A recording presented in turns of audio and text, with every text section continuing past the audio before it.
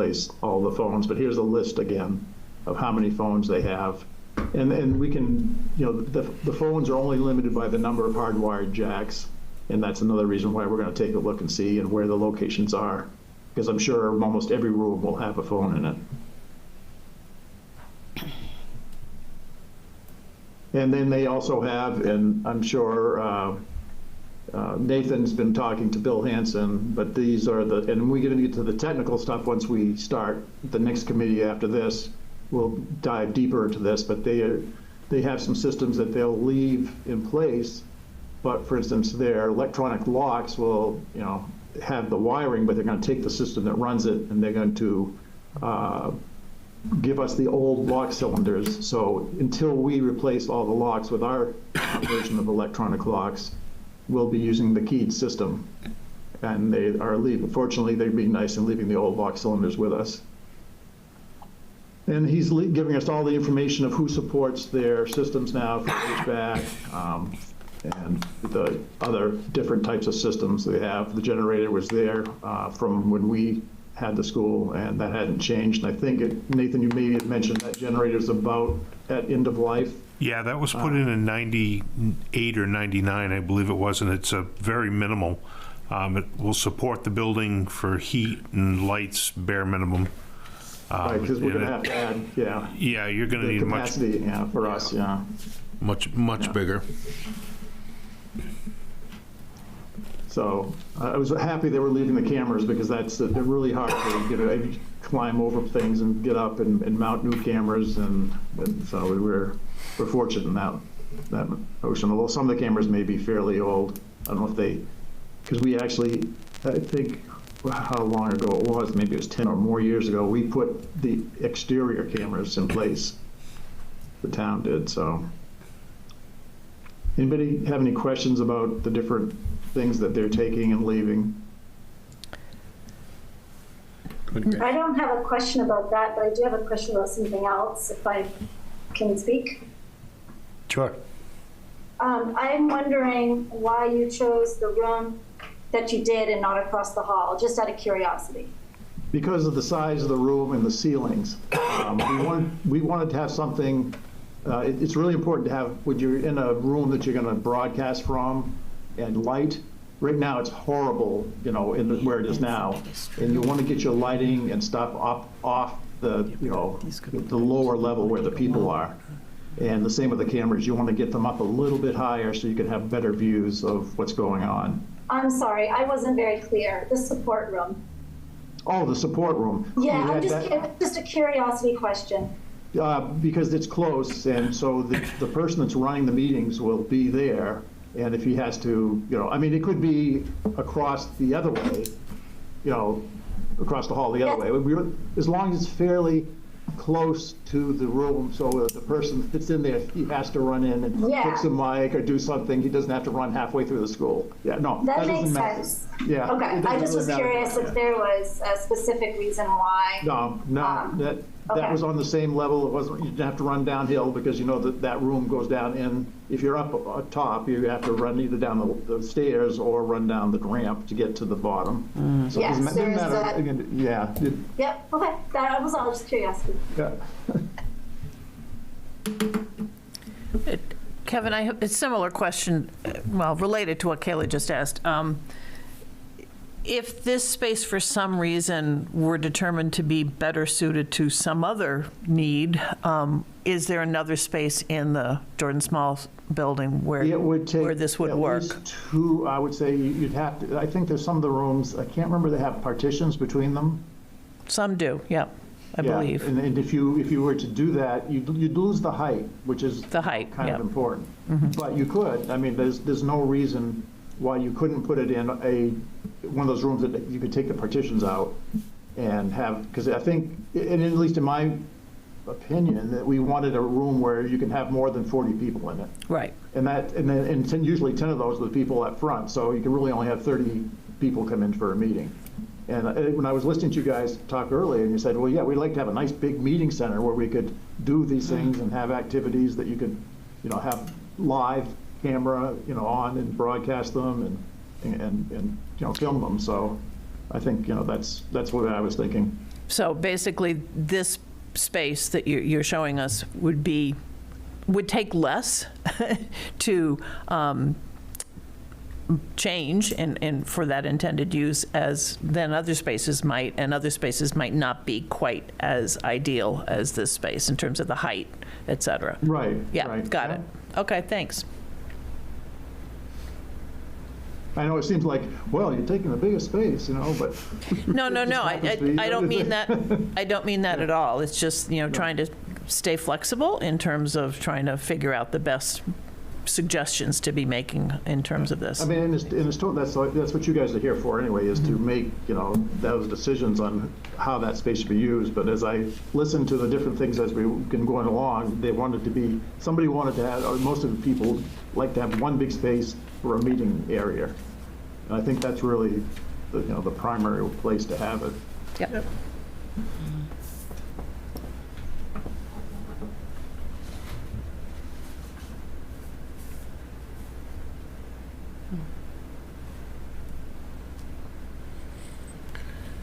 All right.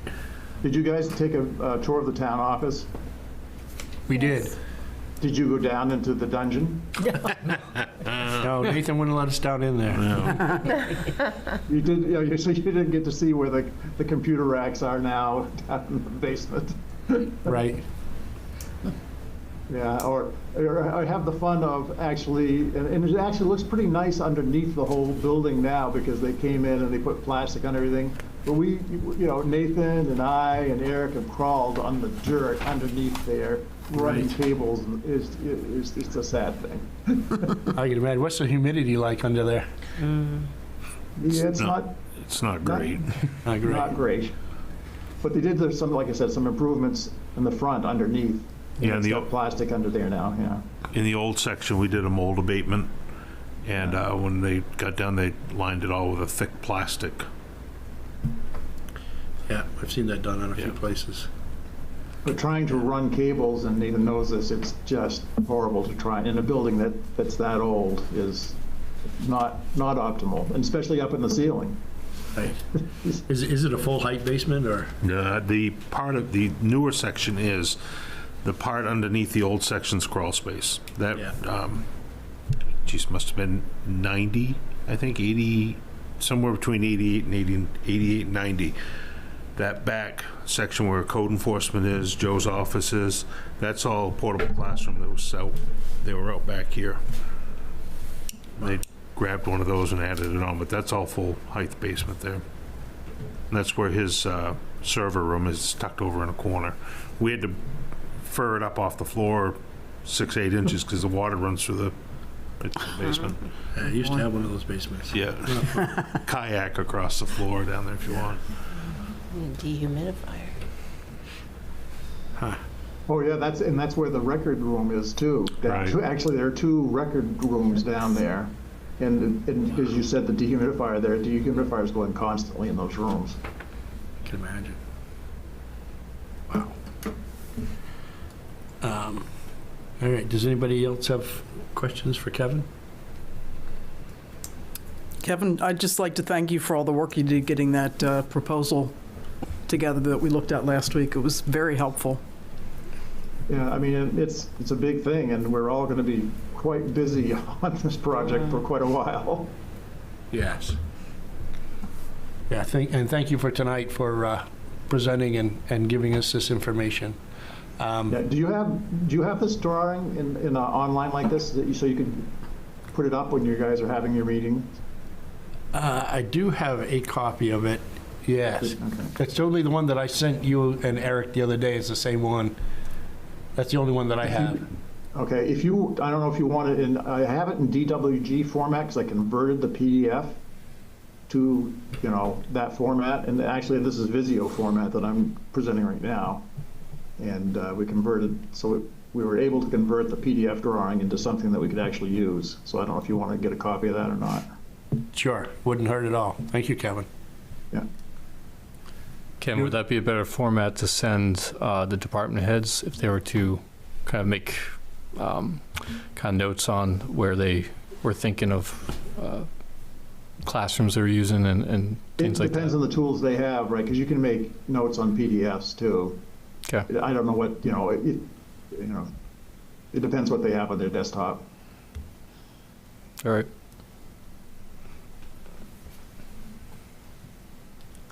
All right. Thank you, Kevin. Ready?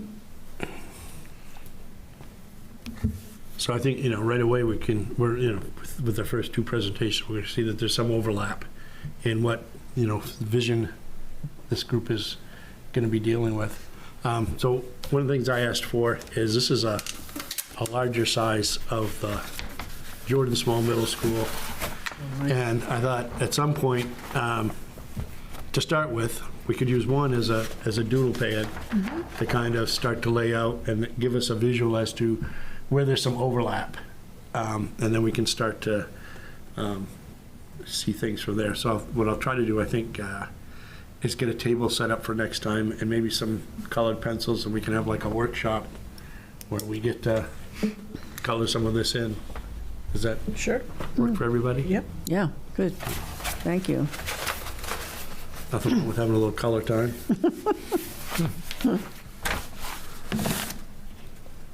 All right. So next on the agenda, Joe, I think this one was kind of for you, to start talking to some of the heads of the other departments and get them to do something similar for us to their visualization of use of Jordan Small. Yeah, I'll send that email out tomorrow. Do you have a preference on how you want that laid out, or does it matter if they do it by computer, by hand? I think either's fine. Either's fine. Because Okay. I think we'll collect what we're receiving so far, like we've got the one for the library and we've got Kevin's now. And when we get to marking up a sheet, we'll just Okay. kind of compile them. Perfect. I'll email that out to the department heads tomorrow then. All right. Do you know roughly how many that will be? 3. Me, Bruce, library, Be 5. 5. Yeah, 5 minus Do we need Bruce? He's kind of standalone right now, isn't he? Right. I guess we could send it, see what he's thinking. See what he's thinking? Maybe he's got something in mind that we don't know about, Yeah. right? I know they have servers as well, Kevin, if you're still here, so don't know if that's a transition for. No, that's, yeah, so, and that's what, in the thing I sent out is, we have we'll have two primary server rooms, and it's really important that we do, because what we do right now is we do backups locally at each location, and then we back up off-site. So if either building goes down, in a disaster situation, we can recreate the other building's servers and files within, a couple of days. It just takes a while, and in the future, like I said in that document, is we're going to try to implement what's called a hot spare. So each building will have a server that's running, duplicating the other server. So if you lost it immediately, within seconds, you'd be able to come up in the other building and not lose any downtime. And that's all because we have this fiber project in place that we're doing that will enable us to have that kind of connectivity. So there's a real benefit for the fiber. Kevin, do you see anything changing as far as the safety building, or would all that equipment stay there? No, that would all stay there. That's actually, I don't know if you've been in there, that's a beautiful server room, and that's what we're kind of hoping it'll look like, when we finish up here. It's, they created, where the captain's office is in there? Yes. So right in that same room, there's another room that they put a wall in, and we've got 2 racks of servers in that room. So. All right. Good. All right. The next item is to follow up on tours of Wyndham and Westbrook municipal centers. I was able to get a hold of Greg Post from Westbrook, and he's very excited about having us come and give us a tour of his facility. His availability is pretty much wide open, so I guess we just need to kind of compare calendars and figure out when we would be able to go and take a look at that. I'm assuming everybody still would like to do that. Yes. We want to try for this week.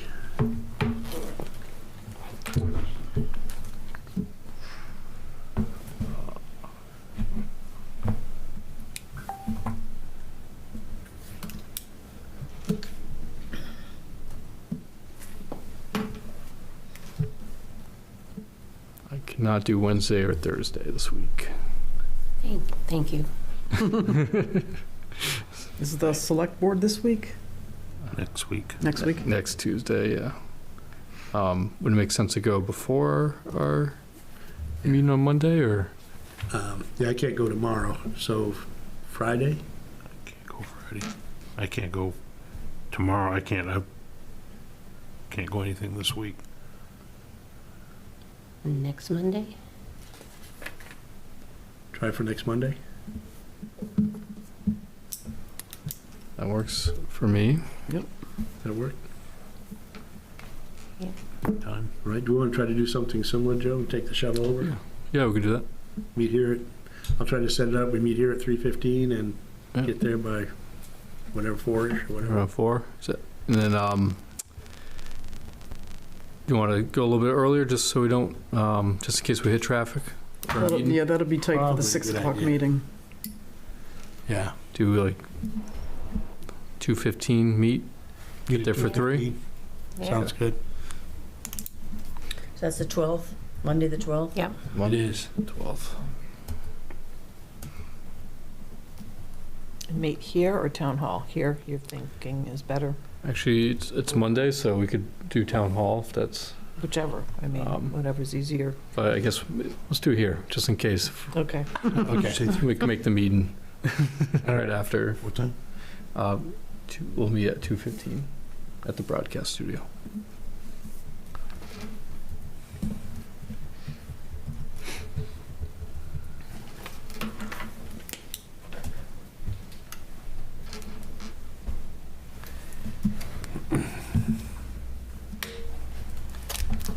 I did also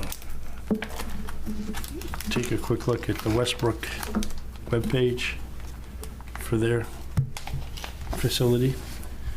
And I just printed it off real quick. I'll pass this around, but these are like all the things they got listed on there. I mean, it's huge.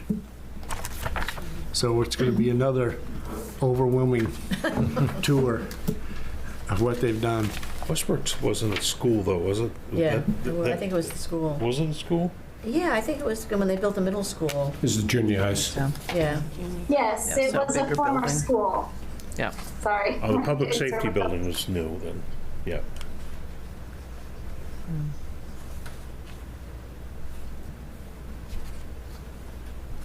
They have a pool there, too. Thank you. And if he can't do it Monday, we still would like to see it before the meeting. Is there literally no time we can all make it this week? Sounds like it would be pretty tight. And I could pass on it, but I can't. I've got too much this week. Is there any day you couldn't meet, Sue? Like if we had to go earlier next week? This week? Friday's wide open. And, let's see. And after 2 on Thursday, the 8th. 8th after Tuesday, all day the 9th. Joe, you said Wednesday and Thursday are definitely out. Yeah, and Tuesday. Right? Tomorrow. I can't do Tuesday either, so Friday would be a possibility. day. I would have to. Well, I wouldn't be. I'd have to check on Friday, make sure we don't have any plans, but I tentatively could do that. Friday. I Grace, can do Friday. Deb, you can do Fridays? Yeah, I might be able to meet you there if it's late afternoon. Okay. In the afternoon, maybe that's the way. I'm down in Biddeford in the afternoon, so. Okay. So we're switching it, the Westbrook to Friday? That's our backup, I think. If he can't, if we can't do, if Okay. Greg Post, Oh, he Westbrook can't can't do come Monday, to my then house Friday. Friday would be our I backup. got it. Okay. Okay. Our rain check is kind of working in reverse from, instead of going forward. It's a good-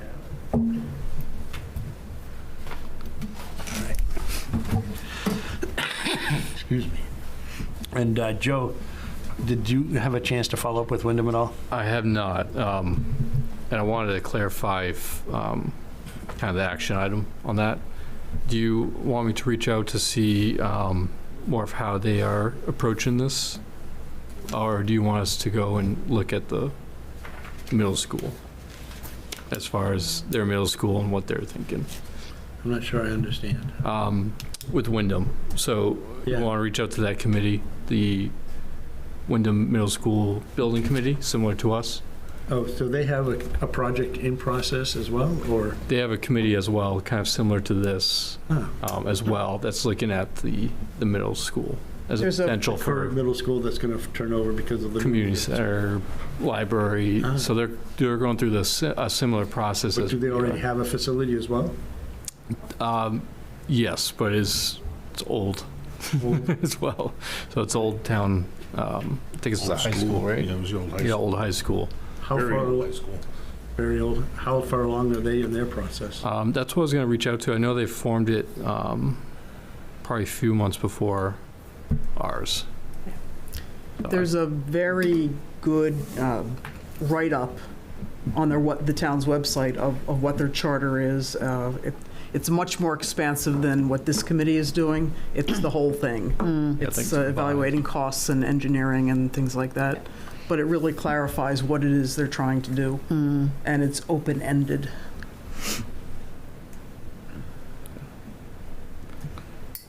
I don't know, I guess maybe would it make sense to actually meet with their committee, Open meeting, yeah. since they're right in the middle of it, or maybe like a month or two ahead of us? Yeah, I think it'd be good I can reach out to their chair and see if we can come to one of our meetings or Zoom in or kind of talk about how they're approaching this as well. Yeah. Any thoughts? Have them come here?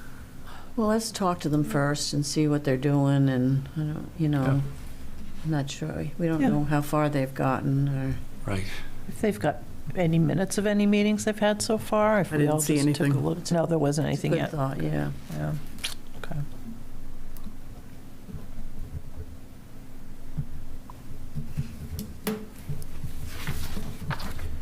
Okay. One of the things that we talked about at our last meeting was getting additional clarification of the Jordan Small Middle School Vision Committee, the task and the mission, such as the use of the Jordan Small Middle School space, and also future use of vacated buildings such as the library. I did reach out to Rolf myself. I sent him an email. I did not hear anything back yet. So I need to follow up with him. I don't know if, Joe, you had a chance to talk to anybody, or... No, not as far as the vacated possible buildings, municipal buildings, things like that. Nathan is our facilities guy, but I don't think we have any definitive plans or... Right. So Nathan, I think what we kind of were looking at is that, our charter basically is to come up with a bunch of ideas, what the vision is for Jordan Small Middle School. But as we started talking, we starting to recognize that maybe our mission is a little broader than that, because the departments that are coming more to the front and looking for space are going to vacate buildings potentially. And we feel like there may be some responsibility on us to include that as part of our reporting out, that these buildings will be vacated, what their potential is. So as an example, like on the town hall, from your perspective, is that if we vacate that building as part of our vision, is there a future for that building as far as there's a resale? Is there repurpose for the town? Is it demolish? I don't think demolished. I think it's I think both of those, repurpose or sale on that one. This building here, demolish. This is sitting on cinder blocks. It was a temporary building they put in here 30 years ago. The library, I would say one or the other, sell or repurpose. Okay. Both that building's in pretty decent shape. The town office isn't condemned. It's just it's kind of at its. I don't even know how to approach that. Well, you scared me a little bit with your Yeah. original description, so that's why. I think that, in my personal opinion, that building's got some potential for some other service, I don't see it as a municipal building.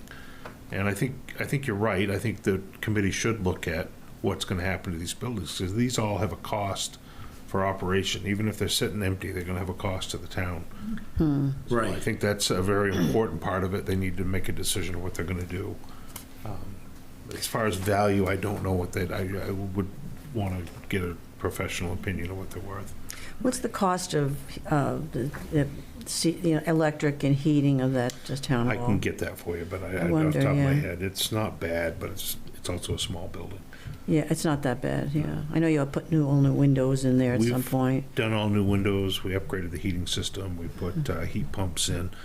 I think the light bill's running in that building around $450 a month, and I think I'm guessing, I'd rather have the right number. Is that what the heat pumps? That Yeah, would include the heat pumps? The heat pumps didn't change our light bill much. The server room sucks up quite a bit of power downstairs. Oh, so that'll be gone, Yeah. so.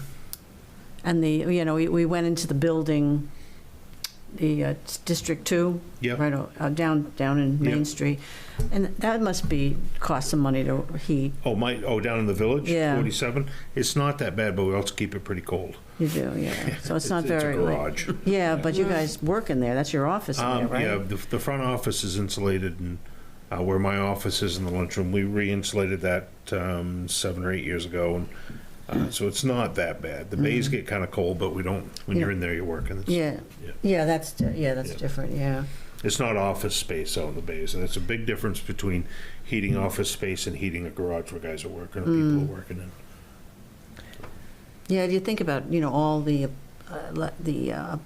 heating and electric for all these little buildings with It'll add up. it does. It adds up. So. And the upkeep and the maintenance on it. Yeah. This building is, yeah. I remember when it was in Mr. Sears' classroom. Yes, it was, yeah. Yeah, we knocked out. Looks like Kayla has her hand up. Hi, Kayla. Hi, sorry, trying to find the mute button. I think I just want to point out that I think unless we get further clarification, what happens to the other buildings is beyond the scope of this committee. I'm pretty sure, and I was just trying to find the application and/or notes from the meeting in which we were appointed, and it was suggested, to the best of my recollection, that we are just collecting ideas and options for the middle school. Yeah, I don't think we were thinking of options for the other buildings. Just wondering. Well, my So I only think thought, that's what you mean by what do we do with the buildings, correct, is sort of a question of what could they be used for. And I just think that unless that's further clarified for us, that's beyond the scope of the work of this particular committee. the only thought I have along those lines, though, is, well, the first thought is, if all of the town offices end up at Jordan Small, or if some of the town office ends up at Jordan Small, and that gives the added space that's needed at the current town hall, is there a way to divide certain services without it being confusing to community members which building to go to? But I'm just even looking at the list again of ideas. That could be the food pantry. That could be the medical closet. That sort of, there's some things there that are not, don't need to be at a community center that would give plenty of storage space. Things like that. Yeah, that's a good point. To suggest that, because I'm just, it feels like not everything that we're thinking is going to fit in Jordan Small is going to fit in Jordan Small appropriately. Yeah. It might fit, but then people will be saying within a year, we need more space, possibly. So that's just sort of my thoughts as far as keeping those things in mind and trying to address, maybe there's a garbage to garden facility there, I don't know, but those types of things. And if that's a part of what we suggest, the select board can ignore that by all means. They can ignore anything coming out of this community, this committee, I suppose. But the idea is we're just trying to give some starting plans, I guess, not in great detail, but just like, this is one possibility we thought of, this another possibility, trying to take in all the feedback that we've gotten and the input from the surveys that have been done to address as many potential uses as possible. Right.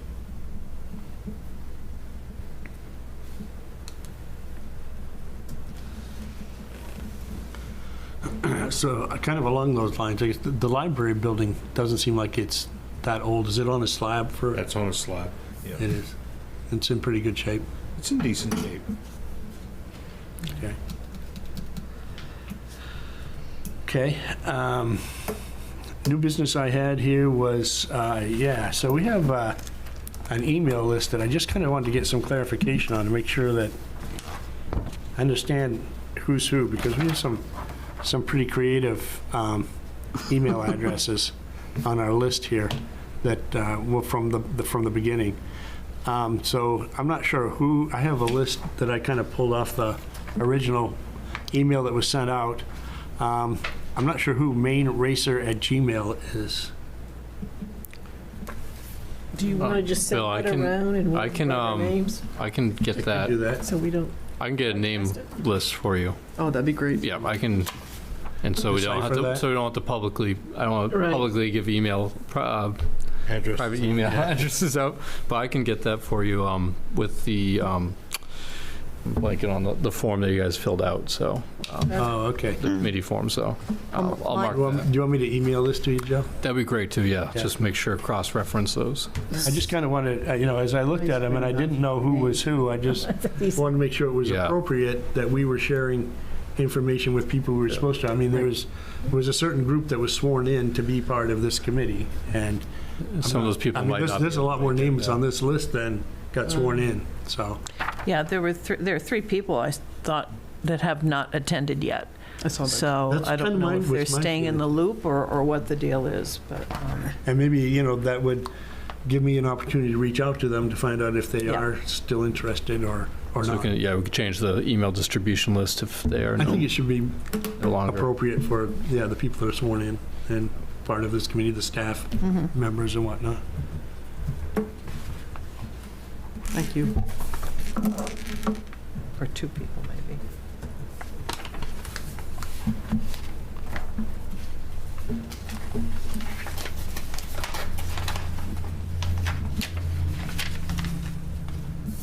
we do a lot in this place. Well, Westbrook just built this state-of-the-art pickleball. All right. Pickleball, I don't know where it is, but it's an indoor pickleball court. Westbrook, have you seen it? I think the next item I had for new business was for us as a group to start to identify duplicating or existing RSU 14 and library efforts with other departments such as Parks and Recreation. I think we got into that discussion some at our last meeting, but maybe we should formalize that a little bit more and kind of put some arms around it. So I did send you all a copy of the ideas list, what the comprehensive plan had put together, then also everything off of the town webpage for government committees. Some are defunct when you start looking at them. I mean, their last agenda was 2012. So we can kind of start to consolidate this a little bit, I think, and that would help us, I think, when we get to actually figuring out how Jordan Small Middle School, what we will end up recommending. Do you want kind of like a list from departments about what activities are being run and kind of where currently, or? I think that would help, Okay. because I know for Park and Rec, you guys are spread out probably as much as anybody, right? From Yeah, we're Camp High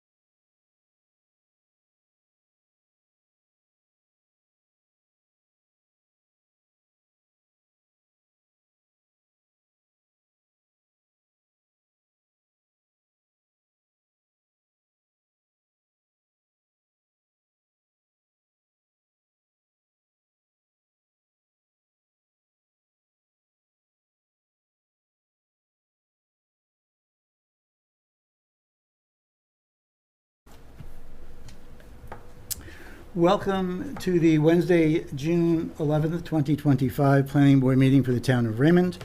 The board will come to order. The board does have a quorum, and we'll start with roll call. Jackie? Jackie Sawyer. Greg Foster. Robert O'Neill. Mark Childs? And Zoom. Kevin Woodbury? This is a public proceeding, and unless the board specifically votes to go into executive session, you have the right to hear everything that is being said and to look at all the exhibits that are presented. Please notify the chair if you are unable to see or hear. The board works from a published agenda and will be considering tonight's items in the following order. We have a preliminary plan review from Brandon Chase, and followed by, for a subdivision, followed by a workshop for proposed new ordinances for marijuana regulation and short-term rentals. And then that's it. In each instance, the burden is upon the applicant to demonstrate compliance with the provisions of the applicable ordinances or state law. All persons speaking, including representatives of the applicant and members of the public, are asked to stand at the microphone, state their name and address, and affiliation with the application. All persons speaking shall address the chair, while any conversations must be held in abeyance until after the board has formally adjourned. After the board votes on the merits of each application, it will prepare a written notice of decision because the notice of decision may substantially affect any appeals rights, and also as a matter of courtesy, the board asks that that those attending the meeting with regard to a specific application not leave until the board has completed its discussion.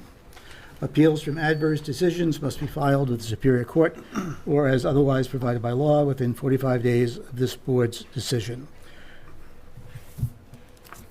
Okay, our first order of business, which I skipped over, is the approval of the minutes for April 9th, 2025.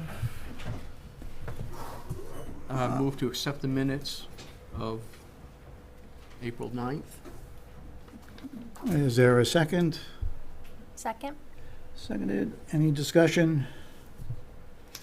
All those in favor? Aye.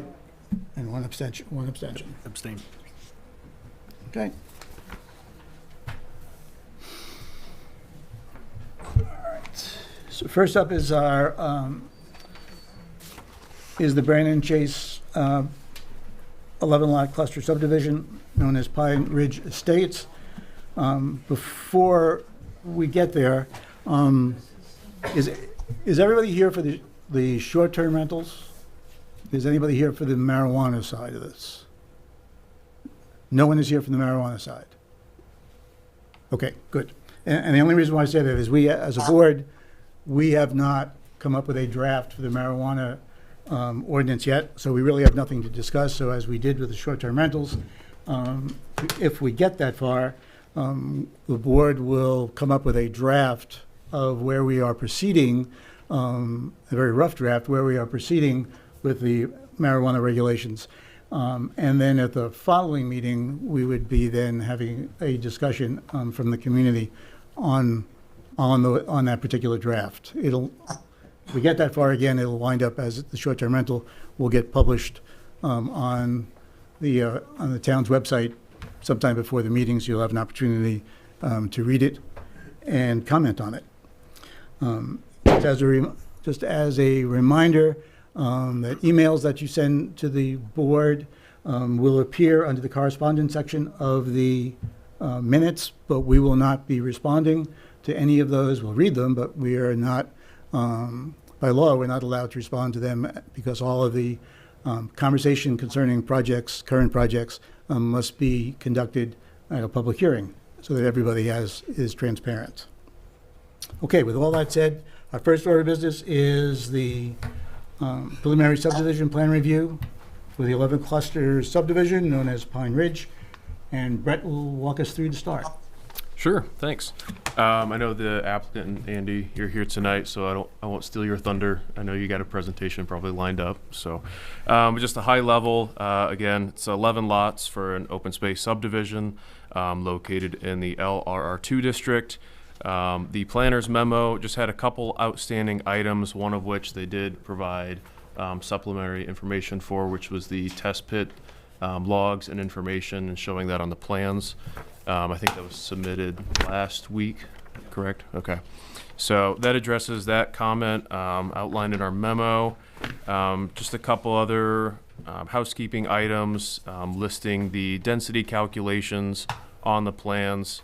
I think there was, it had just shown deductions, and I think breaking that out would just help provide a little bit more clarity in terms of what those deductions actually are, if it's steep slopes, floodplain areas, wetland areas, resource protection zones, those sort of items.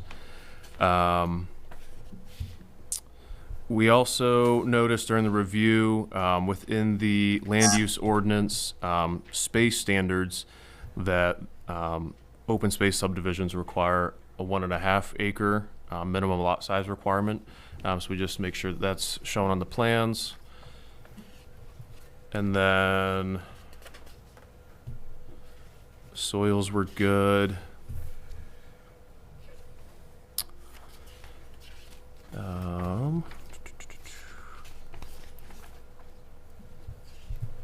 And then just so that the board and the applicant are aware, I think easement documentation, like showing home ownership for the open space, private road, that sort of documentation will be needed during the final plan submission.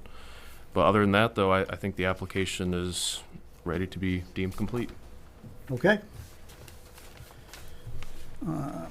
Who is presenting?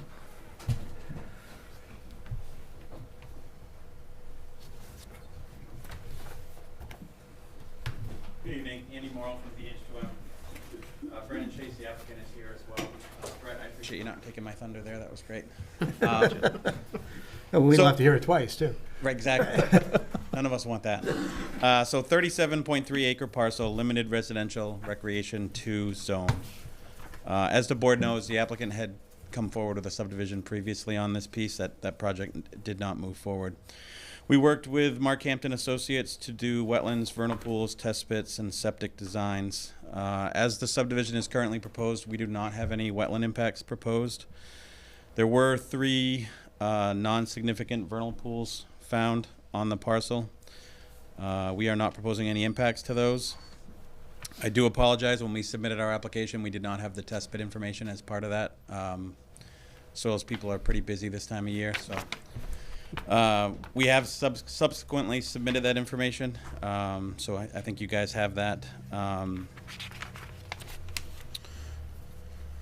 We are proposing an 11-lot cluster subdivision, of which 15.7 acres will be open space, proposing about a 1,467 linear foot road. Lots will be served by underground electric, subsurface wastewater, and drilled wells. Stormwater for the site is relatively simple. Open ditches on either side of the roadway, discharged to one of 2 soil filters. There's 1 soil filter in the center of the cul-de-sac, 1 down on lot 11 on the western limits of lot 11. The project does require a stormwater permit with the DEP because we're proposing over half an acre of impervious area.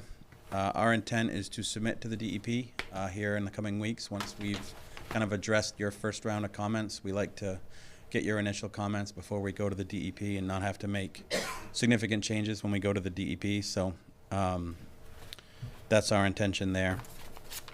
We did receive the town comments. Appreciate that. I guess I agree that, I think there's some outstanding items, but I think they're pretty minor in nature. We will certainly add the deduction summary to the net residential density calculations. I think that makes a lot of sense. There was also a question of whether we could show the non-significant vernal pools on the plans. I'm happy to do that. For the board's information, those are on the back of lots 2 and 3 in those wet areas. We're not proposing any building or anything back there, but that's where those were located. Site distance along Raymond Cape Road, I'm happy to add that information. I will state that we designed the road in the most strategic location for site distance to maximize the site distance along Raymond Cape Road. But yes, I'm happy to add that to the plans. Nitrate analysis, I know that was one other item that was brought up. We are hoping the board would be willing to consider a waiver from the nitrate analysis requirements. The soils are very well draining, hydrologic soil group A, very well draining soils on site. The parcel is quite large. If you look at the sheet 1 of the plans, you can see on almost all of the lots, we're proposing septic systems in the front of the lots. which means they're ultimately in the interior of the parcel, not into the back of the lots near abutting wells and that type of thing. I think with the proximity to the abutting lots, I think that makes a lot of sense, but happy to have that discussion with the board. We will certainly provide homeowners documents as part of the final subdivision process. Also, as the fire chief had recommended, we'll give him auto turn calculations to show that the fire truck can accommodate his cul-de-sac. We designed that to the town standards, so I'm pretty confident it does, but I will certainly provide that information to him. And there was also a discussion about options for fire suppression. I believe the applicant is going to move forward with sprinkling the houses, so all 11 lots will be sprinkled as part of this subdivision. I will be sure to add a note to the plans moving forward that covers that. So with that, Mr. Chairman, I'll throw it back to you. Happy to answer any questions. I do have copies of the new test pit data. If anyone wants that, I'm happy to give you guys a copy of that. Okay. Let's see, so the plan has changed significantly from the sketch plan review. Correct. During the sketch plan review, the board chose to move ahead with an open space based upon that plan. Yes. So considering the fact that it has now changed significantly, the ordinance requires both an open space and a conventional to be reviewed. So I think that the first thing as a board we need to do is to consider whether or not we continue to want to go with an open space without reviewing the regular subdivision. Oh, sure. I We did that think last time. Yeah, it makes a difference of one lot. Yep. Is I have that, no problem with that. I You mean, okay? It looks like the land that's in the open space, a lot of it has wetland sort of features to it, so Yep. seems to make sense to leave that as open space. okay? Kevin, you okay? I concur with that. All right. Yep, okay. All right. That's the first. Concerning the waiver, you've got to meet those requirements on 30 TAC 8.3 for the nitrate waiver. The board has not done nitrate waivers in the past, just so you know. Okay. If it's something the board's not willing to consider, we'll provide it. I just wanted to have a discussion with the board Okay. to see what the board's thoughts were. Yeah, well, I don't think that you would meet all of the requirements for a waiver anyway. Then we'll do it. Okay. All right. Questions from the board?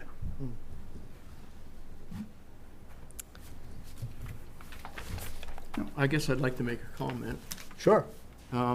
As you know, I like forests and managing forests, and you have some open space, which includes forests, and when you do the easement document, it'd be nice if you could provide some method of performing forestry operations on the open space without the homeowners association being able to disrupt it or make it difficult to do. I don't have any suggestions how to write that, but I'd ask you to give it some thought. Okay. So I'm sorry, can you say that again? You'd like the open space has some forest land. Yep. And it'd be nice to be able to manage that forest land. Yep. And if, I've dealt with forests that are owned by multiple people, and it can be difficult to do good forestry. If somehow you could address that through the homeowners association, Okay. it'd be nice. Yep, I will. And it'd be in compliance with the comprehensive plan. Okay. That would be Yeah, we'll like take a our look at that. resource, and we want to manage it the right way. Right, Peter? I can't disagree with that.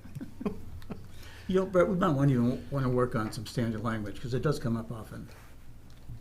For For yeah, what he's for talking about? Yep. Yeah, I mean, I could probably look at some example projects that we've done and see Mhm. if there's any, like resources like that we can share. Sure. I had a question kind of about like the grading of this. If Sure. I recall it's kind of on a hill, right? Like, Yes, it is. Good slope to it. It is. And are these two catch basins, the drainage easements at the bottom, are those gonna be sufficient to kind of catch the drainage coming off the road? Yes. Okay. Yeah, so the majority of the stormwater is coming back to that soil filter that sits on lot 11. So we sized the ditches along the sides of the road to collect up to the 25-year storm event flowing down that hill and across those lots to that soil filter. Okay.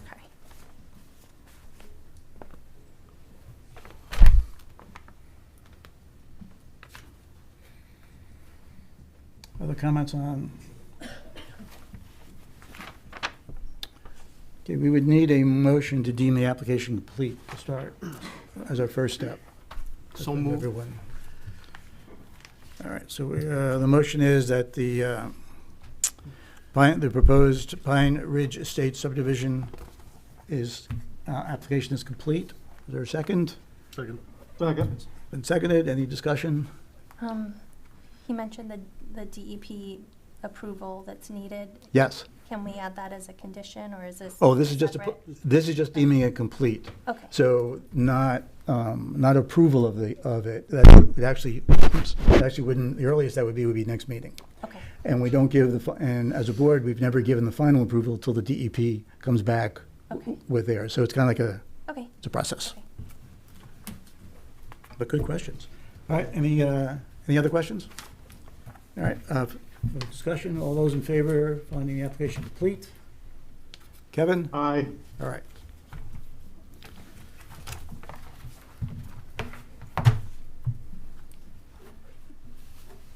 Outstanding items you are okay with? Yeah, I think a lot of the additional engineering comments were mainly housekeeping in nature, and I think the biggest thing, truthfully, was the test pit information, and we have that now, so. Okay, what do you need from us? I think you guys have given us some good direction. I think we'll put some final tweaks on this stuff and then come back to you hopefully at the next meeting. Okay, so the deadline for the next meeting comes pretty quick. Okay. Mr. Chair, the deadline for the next meeting was today. See how fast it comes? Wow. Yeah. You weren't kidding. That does come quick. I was not kidding. So the meeting after that. Right, that sounds good. A few hours. Andy, I'll need hard copies of that last stuff that you submitted afterwards. Sure. How many would you like? The same as usual. Gotcha. But we just voted to change it to 12 Okay. with fewer full-size copies. Okay. I will, are you all right if I wait until the whole submission is together and make one submission of everything that includes the test Sure, bit? sure. I just wanted to make sure you knew that we needed that for the board because they don't just go from the digital copies. Gotcha. Okay, thank you. Thank you very much. And before you go any further, as far as looking down the road is, so we would, considering if everything comes in and everything looks good, the board would vote to approve, pull it based upon the DEP comments coming back. We will not give final approval until DEP Right. receive DEP. So if that all comes in, Yep. we're fine with doing that. Look at it in 2 months. Yep. Otherwise, we wait. Okay. Is there a deadline from when you grant that original approval to when you need to grant the final approval? You mean a time? Yeah, like a No. time deadline? There's not? No. Okay. No. Okay. I mean, a couple of years, I guess. Well, yeah. I hopefully it's not that long, but Right. DEP is a little slow right now, so. Yep. I just wanted to make sure that you're aware that it's. Yep. Okay. No, I appreciate that. Thank you. Okay. All right. Thank you very much. Can you accept a question from the public? On the subdivision? Yes, of course. No, it would be, the public hearing would be at the next meeting. Okay. A comment, Mr. Chairman? Well, actually, in 2 meetings. Yeah, Wayne, I'm sorry. Go ahead. Nope. Just wanted to let the applicant know, and I put in my memo, that the name conflict for EE 911, they might want to address that as quickly as possible so it can be recorded properly on the plans. There's a conflict with pine, the word pine. Gotcha.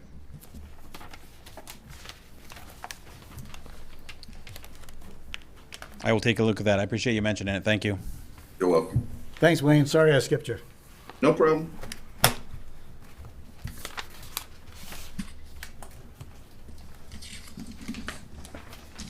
Okay.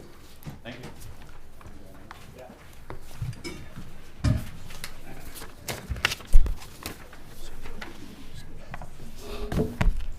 So Sandy, whenever that comes up for the next meeting, would you include it as a public hearing as well? Absolutely. Thank you. You're welcome. All right. We are to the short-term rental discussion.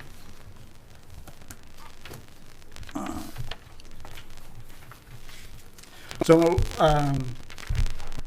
this is not a public hearing on this topic.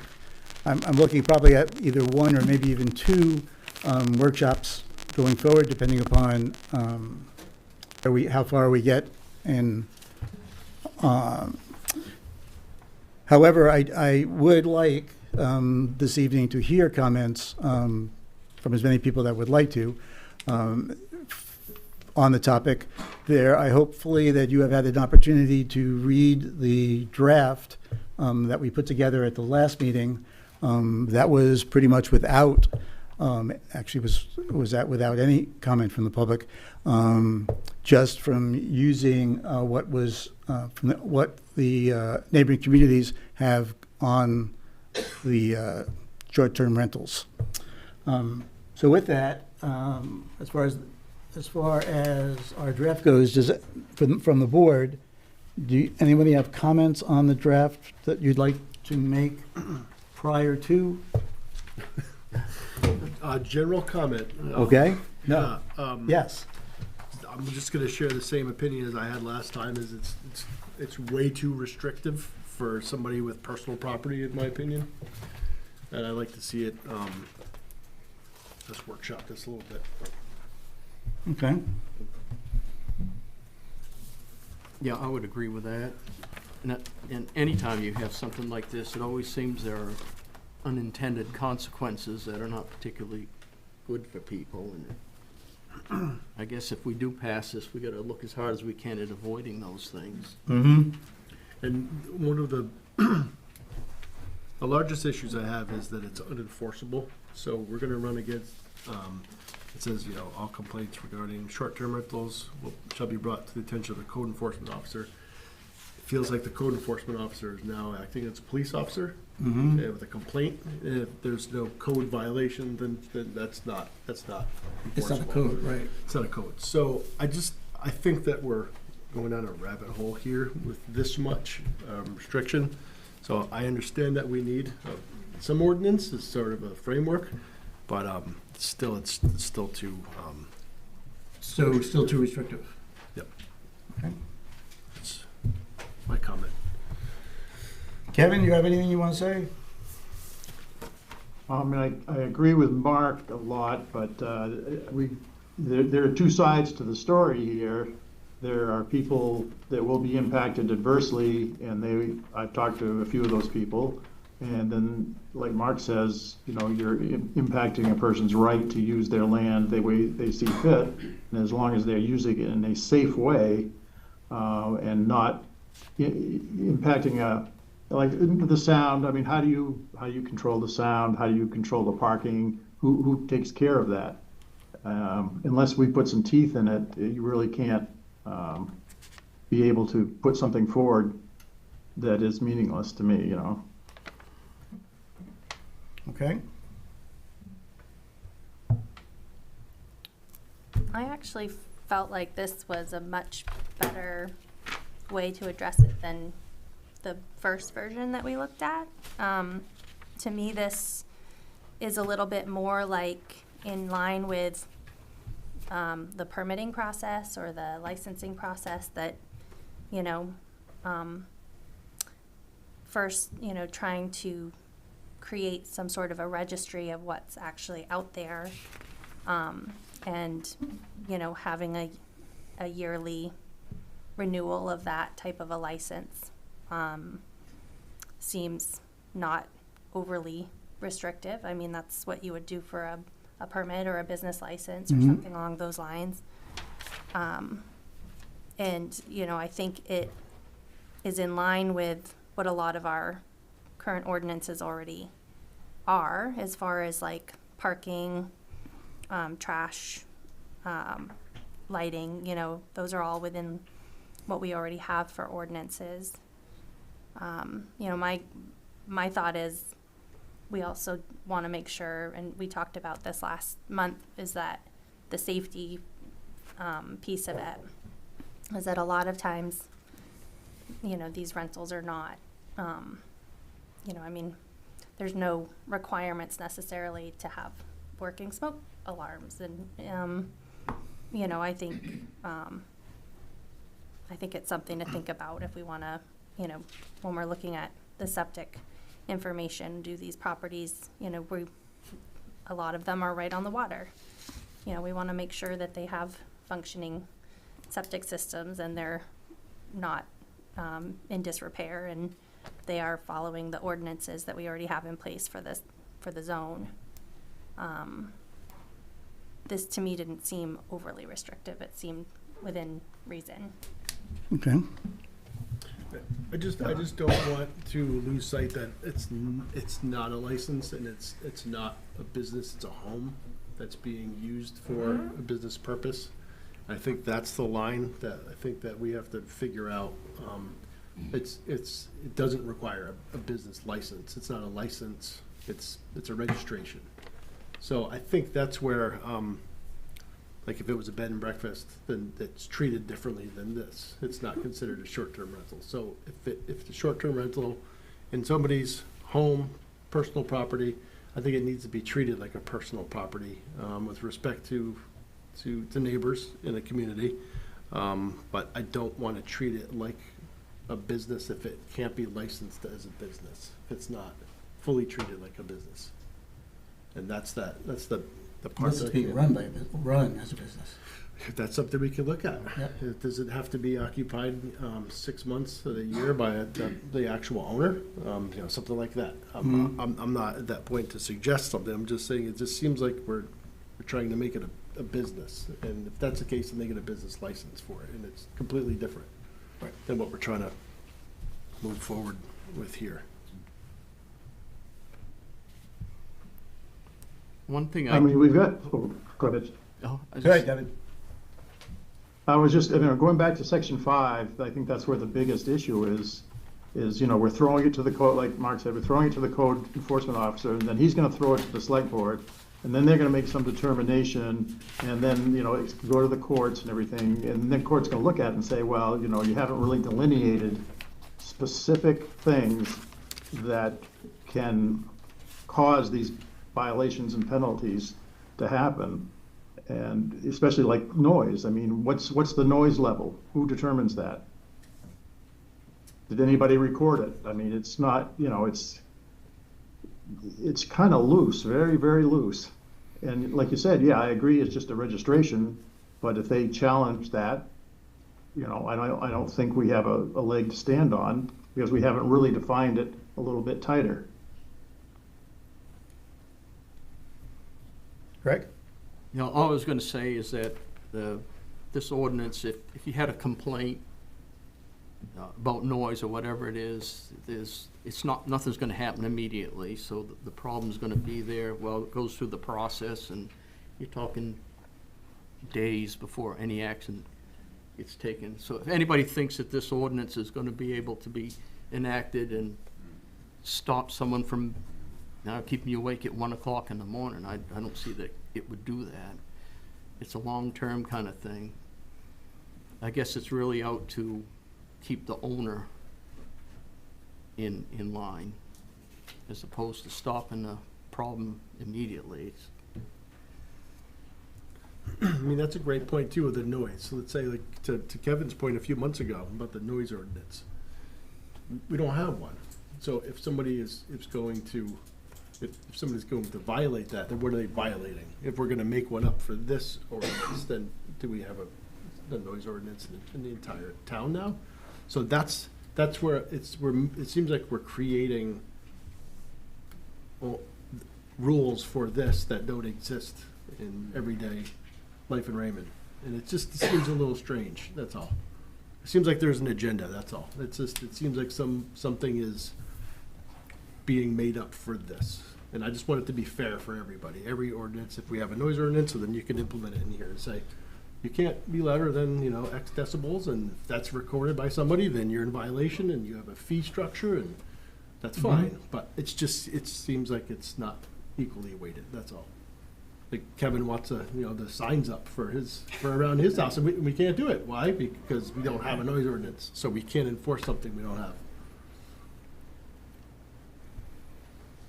There's many people that, have parties all the time and loud music and turn it down after 10. That's going to be, we have to implement that here if it exists. But then again, I go back to the enforcement piece. If you call the Cumberland County Sheriff, they can't do anything because it's not didn't break a law. Just want to be careful with that. That's all. I know there needs to be one in place for sure, but not sure we're there yet.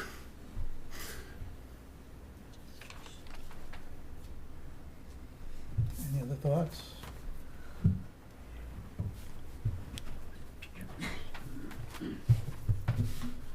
I think in there it required the person to have the occupancy for the permit, is that correct? The occupancy Yes. posted in the building. When did we start requiring occupancy permits for buildings in Raymond? There may be a lot of these camps that don't even have occupancy permit.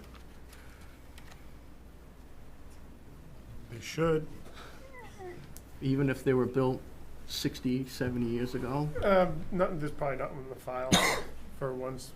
Well, I'm sure Wayne's got them. yeah, I haven't seen too many files without occupancy permit. So, and we determine occupancy on bedrooms, and that determines septic design. So that determines the occupancy number. I try kind of saying that, when someone builds a single-family house, they're not saying 8-person maximum can live in this house. And with the short-term rental, we're saying that, there's an 8-person maximum for a 2-bedroom. Occupancy limits are for businesses, correct? Not homes. Like if you have a Yeah. home, you have your family, somebody can't knock on the door, so you have 30 people.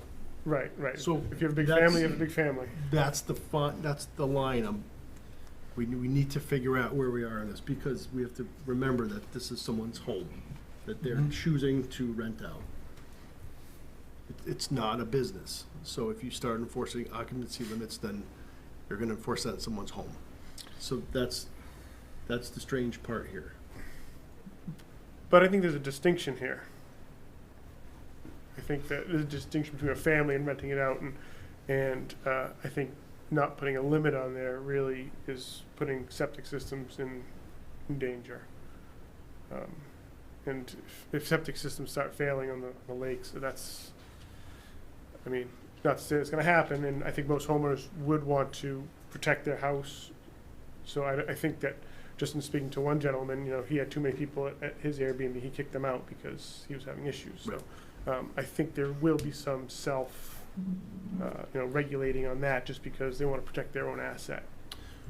Sure. But, That's what I would hope would happen. Right. That's somebody's. I don't know. Even all of the services, Airbnb, and all of the apps that you can rent these through, they have their own.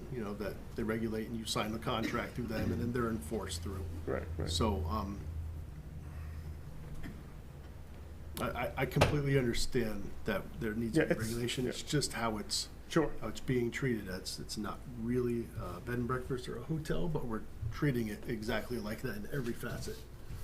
So we want to be careful with what we do. Oh, joy. Okay, I think we all had a chance? Yes, yes, we do. Okay, so I would like to get your comments. You need to go to the mic and state your name and make sure we're on the records. I do have one question that I would like those that do decide to talk to answer for me. It's one of the things that I've been mulling over. You've heard that the board, you've seen our very quickly draft ordinance, and most of the board, I would say, would be fair to say that is leaning towards less restrictions, vice more restrictions that were requested in the proposed ordinance from the community. So one of the things that I would really appreciate if you were to address, and the question is, if there are a series of ordinances, or just a series of check marks that you have to go through, 5, 6, 10, whatever those would be. The first 2 or 3 or 4 are those safety issues, whether or not the septic system is up to speed, whether or not the home that's being rented can support 10, 12, or 2 or 4, whatever that occupancy would be. And then we had a long discussion last time on what Casco had in their ordinance, which basically was be a good neighbor, which a lot of this kind of falls down to is to be a good neighbor. So if you have 20 some odd ordinances and 4 or 5 of them are basic and apply to everybody, and then the rest of those individuals are good neighbors. So the ordinance, a more restrictive ordinance, does not apply to them at all because they're a good neighbor. They keep track of what's being rented. They're careful to who they rent to. They're careful with their septic. They're careful with the numbers. They're careful with their parking. They do all that good. They do all that good neighbor stuff. Then all of these extra ordinances that are being considered or being proposed really are not applicable to that individual that's renting because they're good neighbors. Now, if they're not a good neighbor, then, and you are on the receiving end of that not a good neighbor, then what is your recourse to take? Well, if the ordinance simply says be a good neighbor, how do you then, as we've kind of said on the board here, how do you quantify or qualify or complain that somebody's not a good neighbor? What are the standards? So that's kind of what I'm hoping that those on both sides of the issue could really address for me. If you are a good neighbor, then only the safety stuff is going to apply to you.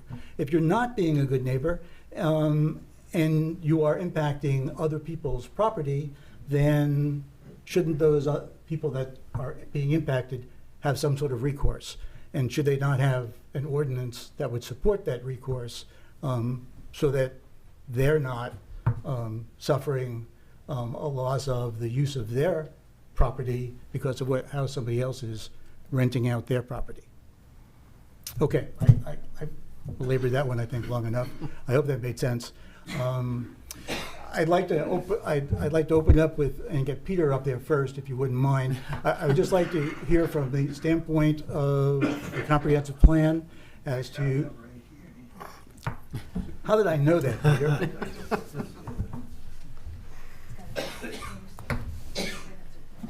Peter Levitt, 2 Levitt Road. So I'll speak first just on the comprehensive plan, just to give a little background to how this all came about from the comprehensive plan's perspective. We've got 2 members of the committee up there that are on this board as well.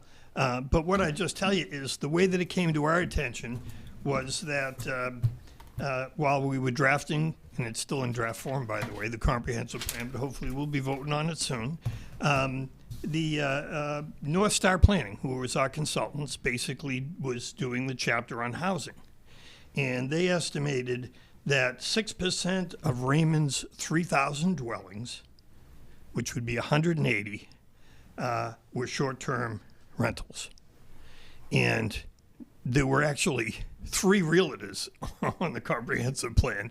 And I got the general consensus from them that they felt at the very least that was an underestimation of how many short-term rentals there are in town. But what it did is it really raised the question, and so it was placed into the comprehensive plan, that we really need to just have a mechanism to know how many short-term rentals there are, knowing that any system isn't going to get 100% compliance. But that certainly the consultants, when they were going to Verbo and the like and trying to see, and what we know in the discussions last month were very clear that at least as many short-term rentals that go through some sort of formalized registry are, people that we've been renting to for 20 years. We don't advertise it. They come up for 2 weeks every summer, 3 weeks every summer, while we go elsewhere, and we have a short-term rental. Well, there's no way to track that unless you had some sort of mechanism for registry. And I know the discussion between license and registry, and I think that the stepping off point for this would first be, can we just get a handle on the numbers? Because I'm sure that everyone in this room, and certainly the people up front here, this isn't the last ordinance on short-term rentals. And my experience has been this, and now I'll talk not necessarily from the comprehensive plans perspective, but my own experience and perspective, which is I've always been an advocate of being proactive rather than reactive. Unfortunately, for most ordinances, in my experience in communities, they tend to be reactive. Somebody does something, or someone lodges a complaint, and then it gets reviewed, and then someone says we need an ordinance for it to cover it, and the like. That's being reactive. And I have always found that being proactive, which is, I believe, what we're doing now, is the reasonable way to go. And others will argue, well, but it's not always best to be the first. Let someone else do it. We'll see what they do. And in fact, that's not necessarily a bad way to go. But I would tell you that people that chafe against the fact that, the state's not going to come in here, or the municipality's not going to come in here and tell me what to do with my property. 25 years on the Zoning Board of Appeals, I can tell you. Every month I came up and basically had to look at the ordinances and tell my neighbors what they could or could not do with their property, which is why I've never held a voted public office in this town. And that's fine. It doesn't make you popular, but basically you'll go with what's written. And words are not perfect. I would tell you that when it gets to home rule or local control, I'm all in favor of that to a point. But if you're not proactive, I'd just direct you to LR 2003. In 2019, the state started talking about, we got to get more of a concentration of homes in growth areas, have less of these single-family homes on large lots being developed in all the rural areas. And we've been asking you for years to develop some sort of local ordinances that'll promote that.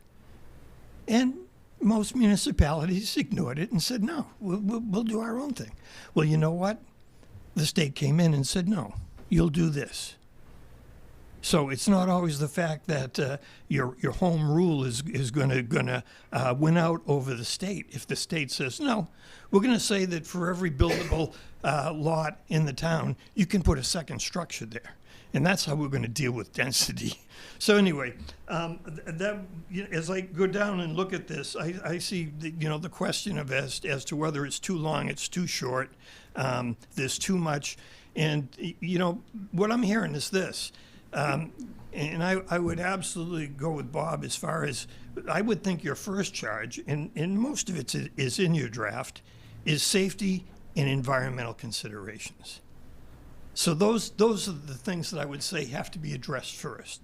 If it's not stated, or we don't have an ordinance for it, I could just tell you, if you look at questions about nuisances or noise. What are the common arguments? The ones I've heard are basically it's trash, it's noise, or it's parking. And what you can do, and I've got it here somewhere, there is no noise ordinance in Raymond. You can pick up the phone and you can call, because there's state statute about basically noise, disruptive behavior, and the like. But that I wouldn't think would be the first way you would go. The first way you would go is what I've read, is that what you do is you go over very politely and ask your neighbor, can you turn it down? and that's being a good neighbor. I don't know if you can legislate that any more than you can legislate morality. I think that's one of those things you can't really, that'd be the first step. You know, if someone's making a lot of noise, you go over the neighbor and you ask them to turn it down. If they don't do it then, you got to have some recourse. And if it's nothing more than simply having a registry in the town where the code enforcement officer says, yeah, I got this complaint, I'm checking that box. They had, and all of a sudden it comes up for renewal and you've set a threshold, 3 strikes and you're out. And then guess what? Then you've got enforcement. Is it going to be perfect? No. The numbers that I looked at as far as registries go, where towns have done this, they estimate they get about 5 to 10% compliance. So, you know, I mean, you got to be reasonable as far as that goes as well. You're not gonna get a whole lot. But I guess what I'd say is, Bob, as far as your comment goes, I'd concentrate on the safety parts of it and on the environmental impacts. So that certainly ties in with how many people can be on the premise, because that goes to septics. And if I had my way, I'd have every septic in the town checked that was near the water, at least. But of course, we don't want to open those can of worms.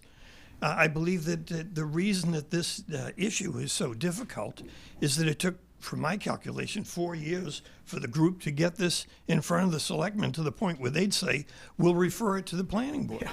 You know? Which was awfully nice of them, wasn't it? Exactly. But it was kind of like nobody wants to touch that, right? Because it is a complex issue. And so, you know, I don't envy you, you know, your jobs here, but I think that basically this draft plan is not bad. I think that there's got to be some teeth into it, but it's got to be reasonable. And if the code enforcement officer is doing nothing more than just keeping the scorecard, and there's been a threshold set for annoyances or complaints, so be it. If it comes to a point where it's a certificate of occupancy, I mean, I still have a lot of questions about cleaning up our language in there, you know? I don't necessarily disagree with the fact that there are a lot of properties that would before we required a certificate of occupancy.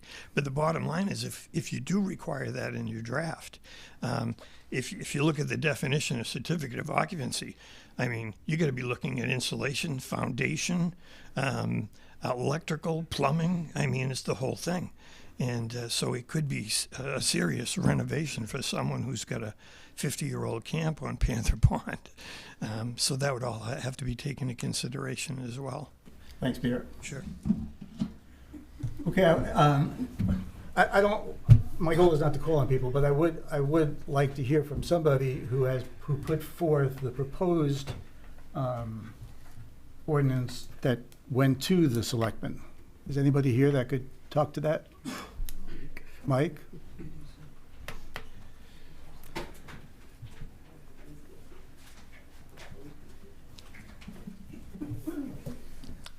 Going to try to wait to the end, Bob, so thank you. Maybe this is the end. So, good evening. Mike Richmond, 15 Cedar Lane. And I appreciate this. I'm speaking on behalf of the group of citizens known as the Short-Term Rental Initiative that was just referred to. And I'll try to be brief, but we definitely have some things, some thoughts to share with you. First, we want to thank the town for putting this together. We realize it's just a draft, but this is a great start. So thank you. During the last meeting, a board member sort of described how they had recently enjoyed staying at a short-term rental with some friends. I think it was you, Mark. You know, respectful, did the dishes, cleaned up, had a great time. We understand that. We know that most renters are respectable, not a problem. That's not why we're here. Our group formed out of experiences, concern for the groups that are not respectful. We are living it. Many of these properties, not all, but many, are non-hosted properties. That means the owner is not around. A group shows up on their own, they enter a code, they get into the house, and it's not monitored. Some of these properties are quite expensive rentals, so you end up with large groups coming in to share that expense. The setup for some of these events that they have there, they take days to set up, then they have the event, then they take days to clean up. Members of our group These are all Raymond citizens, your neighbors, who deal with large and loud events at properties used for short-term rentals, especially on the unhosted properties. There's weddings, loud music, porta potties lined up right on property lines, lots of cars clogging up the road. Bachelor parties, bachelorette parties, large gatherings with music, megaphones we just had, fireworks, right? They bring pets, even if they're not supposed to allow them. They leave trash outside, and they even leave trash out on the ice in the winter. This is why our group has put in nearly 3 years of effort into this. We are simply trying to protect our way of life. We are trying to protect our right to a quiet, peaceful environment. We're trying to protect the reasons that we love to live here. The short-term rental industry is creating issues in towns similar to Raymond all across the country. It is widely published. You can Google it just like we have for the last 3 years. Our research proved that many towns admitted that they waited too long to address it. To Peter's point, let's be proactive, not reactive. And now they're living the consequences and they regret it. Please keep in mind that if you rent out your property for less than 30 days, this does not apply to you, okay? If you rent it out just for less than 30 days to supplement your income to cover the taxes or operating expenses, this does not apply to you. This is to address properties that exist to profit from the short-term rental market. If you own a rental business in town and rent cabins for the summer, and that is how you make your money, you must know that there's a movement in town with out-of-state investors, corporations, coming in creating competition for you. That's why we're here. Right now, they're completely unrestricted in Raymond. It's the Wild West to them, and they know it. So having some guidelines, some strict guidelines in place, will ultimately help protect what we have and what they have, not hurt it. So if you have a long-term, a rental property here and you've had it for years, this should help protect what you have. Because what's happening across the country is crazy. So want to offer a couple quick responses to issues brought up by some short-term rental owners. We've been very open to feedback. First, they've said that this would be the most restrictive ordinance in the country. Not by far.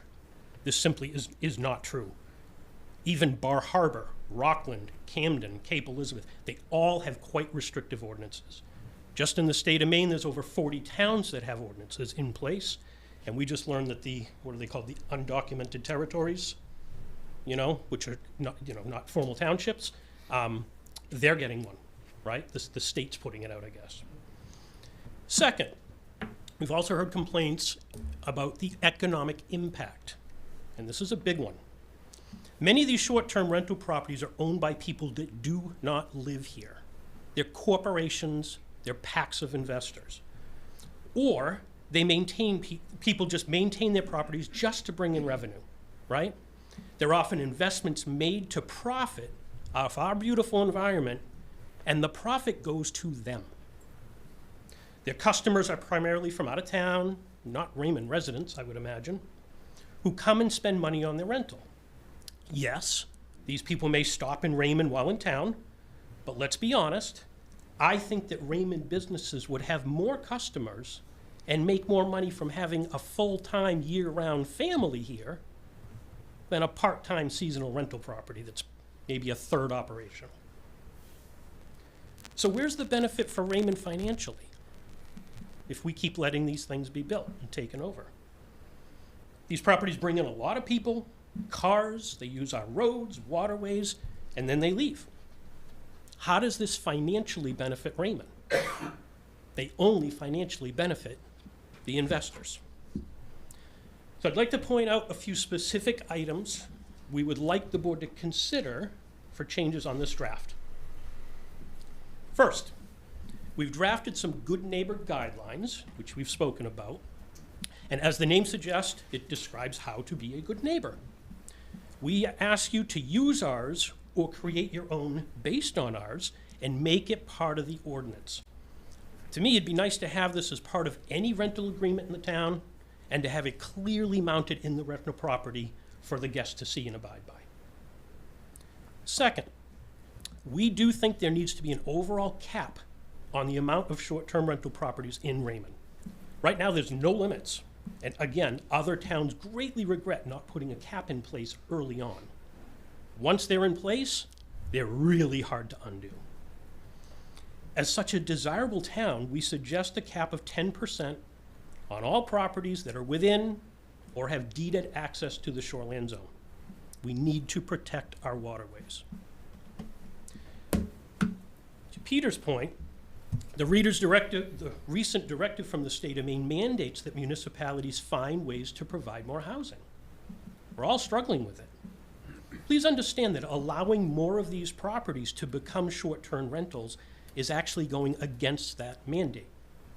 The property next to me, where I live, it's a house. It's built as a house, but it's not used as a home, as no family actually lives there. So it has taken away a potential spot where a family could live. Third, we think there should be a way to protect too many SDRs, short-term rentals, from being built next to each other. Imagine living on a street where there's 3 or 4 of them lined up. It's happened in towns in the Midwest we read about. They call them a dark street, since that area becomes void of families. So we're suggesting a limit of no more than 2 short-term rentals on adjacent properties, including properties across the street from each other. Fourth, occupancy. This draft bases occupancy on the amount of bedrooms plus 2 additional guests. Why would we allow more guests than the septic system is designed to handle? If you designed a bridge for a maximum weight, would you allow more than it's designed for? It does not make sense to us. Please consider capping off the number of guests to align with the occupants the septic system is designed to handle, period. Fifth, we suggest limiting a minimum stay to 3 days to ensure that we don't have groups coming in for an event just for a day or 2. From our experience and research with other towns that are suffering from this, the 1 and 2 day renters, they just come to party. It's a wedding, it's a bachelor party, it's a bachelorette party, then they leave. In addition to that, if you allow for a few days, and then for another few days after that, and another few days after that, it becomes a lot of turnover and commotion to get that done. The turnovers are caretakers coming in and out. Cleaners, trash trucks, people, in and out. We therefore also suggest limiting it to 1 group per week, regardless of how many days that group is on the property. So we understand that a short-term rental owner may not like this, but it is only because they feel like they would not make more money that way. Please consider this to protect us, the citizens that live here and live next to these.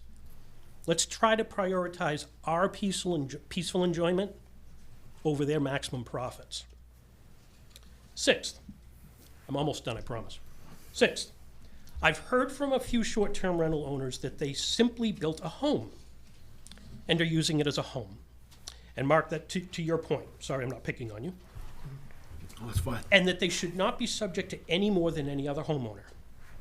But to this I want to say, this is not how building codes work. Building codes are primarily focused on how a structure is used, not just how it's built or what it looks like. For example, if you bought an old mill, and you wanted to make it into housing for the elderly, a whole new rule book applies, right? It's not just the structure, it's how it's used.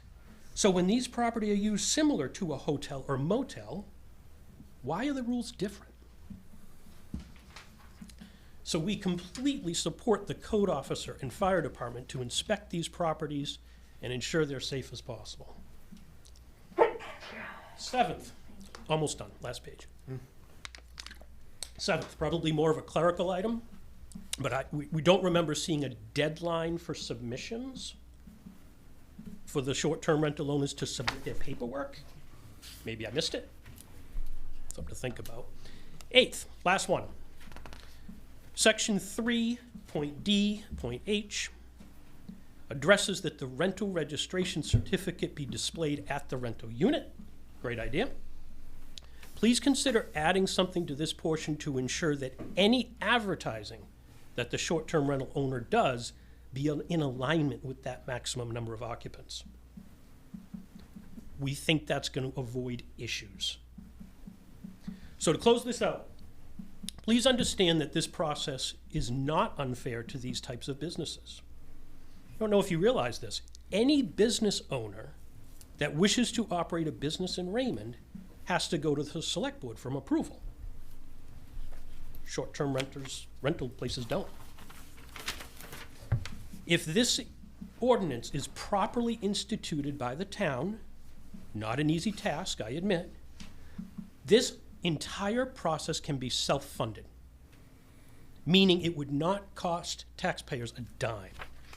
The town would decide on the fee structure and would then be able to use their staff or hire additional staff if it's needed to ensure that it's done properly and doesn't cost the town a dime.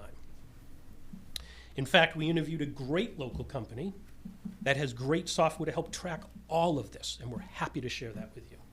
Very inexpensive and very effective. So please consider all of this as you move forward. We've worked on this for years, and we are willing to help in any way possible. Thank you. Is that all off the top of your head, Mike? Pardon? Is that all off the top of your head? I just memorized it. Well, don't go, Mike. I'm sure you're gonna get questions. I would think. I mean, I have a couple. ahead. I know that you had mentioned a couple things like most are unhosted and that most are owned by corporations and entities. Do you have like a data set that you're working from on some of these things, or are these based on like surveys or your interactions with some of these folks? Excellent question. They're based off the people that have joined our group out of frustration for things that are going on next to them. I don't want to say most, I want to be careful with my words. Many of them are owned by out-of-state people, companies, corporations. They're not here. And to further that, that's why we would love this, because we have no idea. Well, I mean, that's kind of why I asked the question, and to Peter's point, I think I mentioned this last time, like, it would be great to have some kind of foundation or data set to, like, know how many are unhosted, how many are hosted, primary residents, non-primary residents, that kind of thing, because I know we break out those definitions, and it's kind of tough to picture without just kind of making up scenarios in our head what's actually existing out there. So I think it was tried to capture that intent inside this ordinance with gathering that data, because I think that's the best way to get it, I guess. Get those registrations in, that way we know, and then, you know, it's probably going to be a living document maybe for a year or two, you know, if we need to change it based on that data as well. Mike, you mentioned the company at the end of your presentation there? Yes, I don't know the name of it offhand. We had a wonderful interview with them, And what do they do? they are from the Scarborough, South Portland area. A couple of guys that have developed software that code officers in town are using to track short-term rentals. I believe Casco is already using it, or Bridgeton, and they're local, and they have some really, really good ideas. Wyndham's considering it. It's STR Enforcement. Was that the name of it? That's the name of the company. STR Enforcement. STR Enforcement. Yep. Happy to share information with you on that. Scarborough definitely has Oh, possibly Scarborough and Gray. So, Okay. Any other questions before we let Mike? Give him 5 minutes off to call him back. Kevin? Oh, that was a good presentation. Yep. Okay, Mike? Just a couple of quick things. Peter, we already heard from you. You only got one shot, Peter. Oh, no. This, really? No. Okay, so what I meant to say the first time, so it's just an. Oh, okay, just to get. The first thing is that in order to get this ball rolling, and from the comprehensive plan's perspective, that was exactly it. What we need is some way to count it. So, because we've got no way to count now, and the estimates don't seem to be, even from a highly paid planning group, we're just kind of picking numbers out of the air. So that's number one. And then, obviously, this will be a living document, and as we get the numbers in, then we can determine things like, is the fee enough, not enough, all that sort of good stuff. For anybody that didn't see it in last week's paper, Newry residents reject vacation rental ordinance, okay? So it's a small place. It's much smaller than we are. I believe that the vote was something like 40 to 15 at their town meeting, and there's only like 400 full-time residents. However, the code enforcement officer was the one that brought it to their attention, and what she was saying is that the well water is in jeopardy, because it's obviously, like us, the population swells, only for them it's more in the wintertime because it's skiing. And so that's why they brought it to the people, and it was voted down. So I'd say, in considering any ordinance that you draft, obviously what I've learned is that that's not the first step. I mean, that's the first step, it won't be the last step. Ultimately, you got to get people to vote for it. So they could easily, if an ordinance isn't crafted, and we've seen this in the past, and there's enough people in the town that are offended by how it was drafted, they'll just vote it down. And then we go back to square one, and it delays the whole process of getting it done. And like I say, my whole focus is on safety and environmental. And secondly, and I'll just ask the code enforcement officer, I believe Chris Hansen told me this once in a discussion, that for years in Raymond, the specs for the size of a septic in Raymond was always built to accommodate one more bedroom. So that was what Chris told me. So when I built my house in '85, it was a 3-bedroom, but actually the field I had to put in could handle a 4th bedroom. And that was just a way of saying, if you're unanticipating and you have another child or whatever, you don't have to change your septic system necessarily, If you're going to have 5 more kids, that'd be a different story. So I'm not exactly sure, but I believe Chris said so that. So you can expand by 25%, but that doesn't include shoreland zone. Shoreland zone is treated differently. They're already sized up in shoreland zone, though. It's 120 gallons per day within 250 foot of a great pond. Yeah. It's 90 gallons per day outside of that. Okay. But you're correct in, most areas, yes, you could expand by that 1 bedroom without expanding your system. Sure. The same rule doesn't apply to shoreline zone. Yeah. And I guess my only other question in here, as far as the draft that you guys put together, my understanding is that state statute says that if you have an ADU, you don't have to have any parking.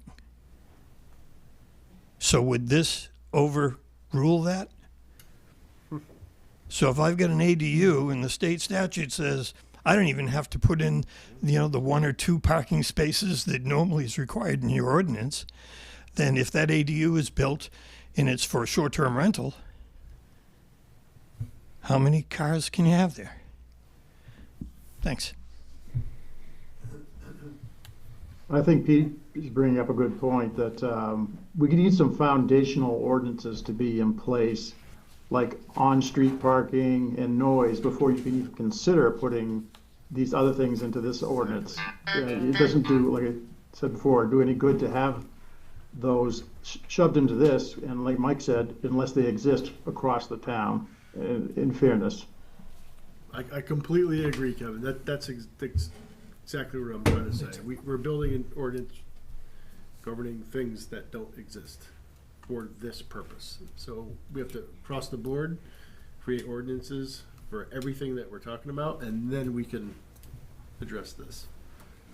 If that's the way we want to go about it, but we're just creating, I don't know. Yeah, well, we can do it at the same time. Sure. Yeah. But that's exactly what Kevin just said. I agree completely. I always thought he slept. I didn't really think. Sleeps with his eyes open. Is somebody here on the other side of the issue that really does not want us to be moving in this direction at all? Hi. Jessica Dobson, 141 Raymond Hill Road. We unfortunately have been victims of the town of Raymond and the short-term rental initiative. Kathy Plummer is our neighbor, and she's worked with these people. And as you've read the letters that she wrote about us, a lot of lies, a lot of fear-mongering. She'd make you Yeah, think but that we were this like... is not the proper place for this. Right. But what I'm interested in are your comments concerning Yeah. the short-term Well, draft, what not they proposed, individual comments. Well, this is why I'm telling you why I'm here. Because we've been a victim of Again, this again. could you address the short-term? Yeah, I will. Thank you. So the short-term rental, I believe, is a non-issue. He was just asked how many people are renting that are corporations. He doesn't even have an answer to that. This has been 3 years they've been working on it, and they can't tell you how many people are renting. It's really a non-issue in this town. There are certain people that are writing this initiative because they don't like their neighbor. And then we're talking about a good neighbor policy. Who's to say who's the good neighbor in the situation? Because we're really good neighbors, but our neighbor isn't. Just because she doesn't like us, she can say that we're not the good neighbor. It's like, how do you do this good neighbor policy? I really think that's just a funny language and something that, if she doesn't like it, that we're hosting a private event, and it's This on is my not, own has nothing to do with, property. that has Like, nothing to how do with does that private make events. you- What was that? There's nothing to do with private events. We're not in the business of private events. This is short-term rentals. This is rental properties. Right. If there are people on my property and there's noise, like, how does that make me a bad neighbor? Are you renting your property? Is that what this issue is? If I choose to rent my property, Do and you, I is that choose to where the have problem people is? on my property, who's to say who's the good neighbor, is what I'm saying. Well, no, I'm asking you, are you currently renting, like, do you have currently a short-term rental on your property? 2, 3, 4, 5 days? We have rented in the past, yes. Yep. Okay. So- And would the safety checks, the environmental conditions would be an impact on that rental? So the safety checks, we live in our home, so our home is to code. Everything is to code on our property. We take care, like you said, we live on our property, Right. so we of course take care of our property. So you disappear for a week and you rent the No, property? we stay around on our property, so. So you have a separate house that you rent? We have a camp on the lake, and then we have our own home. Oh, okay, so you're renting the camp No, we're renting our home. and you moved to the camp? If we stay at the camp, we stay at the camp. Sometimes we stay on our own property, so. But what I'm saying is that this whole short-term rental initiative is really a non-issue because there's no police that are being called to our town. This is a group of people who don't like their neighbors, and they're writing this ordinance because they don't like their neighbors. And now we're spending a lot of time, a lot of energy in this town about it. And I understand that other towns have put forth ordinances, and even Casco, and we've talked with people from Casco.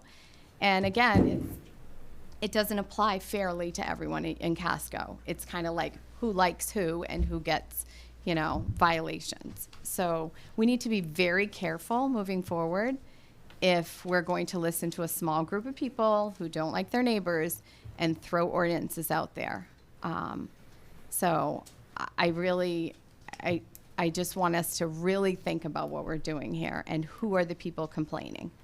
Okay, thank you. But and I don't there think it's a small group of people. I mean, I think I heard there were 278 signatures that were from the town of Raymond that Yeah, wanted this. and how many people are in the town of Raymond? That's a small portion of the town of Huge Raymond. portion of the voting, but okay, gotcha. But a small portion of the town of Raymond, I agree. right? I mean, Yeah, how many people are in the town of Raymond? 4,200. 4,200, and they got 200 and. I don't know the exact number. I Yeah. heard somewhere in the That's 270s. a very small portion of Raymond. And they're an older, group of people who have the time on their hands. There's a lot of people in our town that are busy with kids, and they're not realizing what's happening behind the scenes. So we need to really, make it more open to the public to let them know what this group is trying to. That's why we're here. Yeah, I know. Okay, And thank that's why you. I'm getting up and speaking, All right. because I've been affected by it, so. I just would like you guys to really consider this and consider where it's coming from. All right. Thank you. Thank you. Yes, sir. Yeah, you want me to get your microphone? Are you okay standing up? Okay. He's one of the retired ones.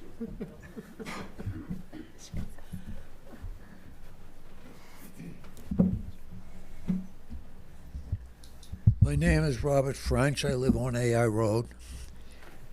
There's an old saying, if it flies like a duck, swims like a duck, looks like a duck, maybe it is a duck. And when somebody's trying to tell me it's a goose, I got a problem.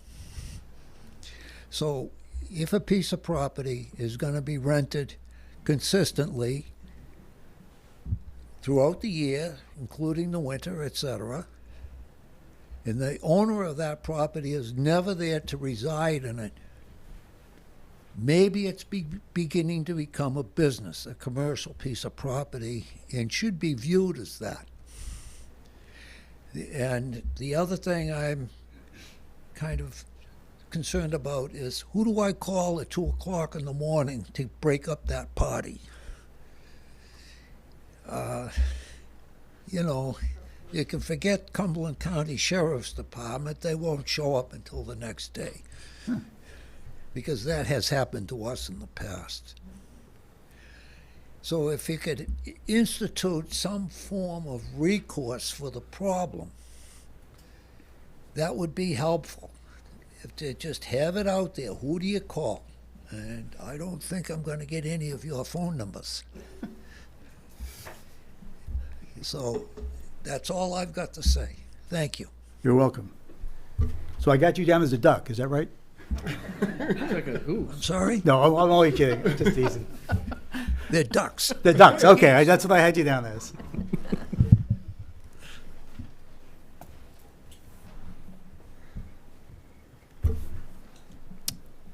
Okay, with anybody else? Yes, sir.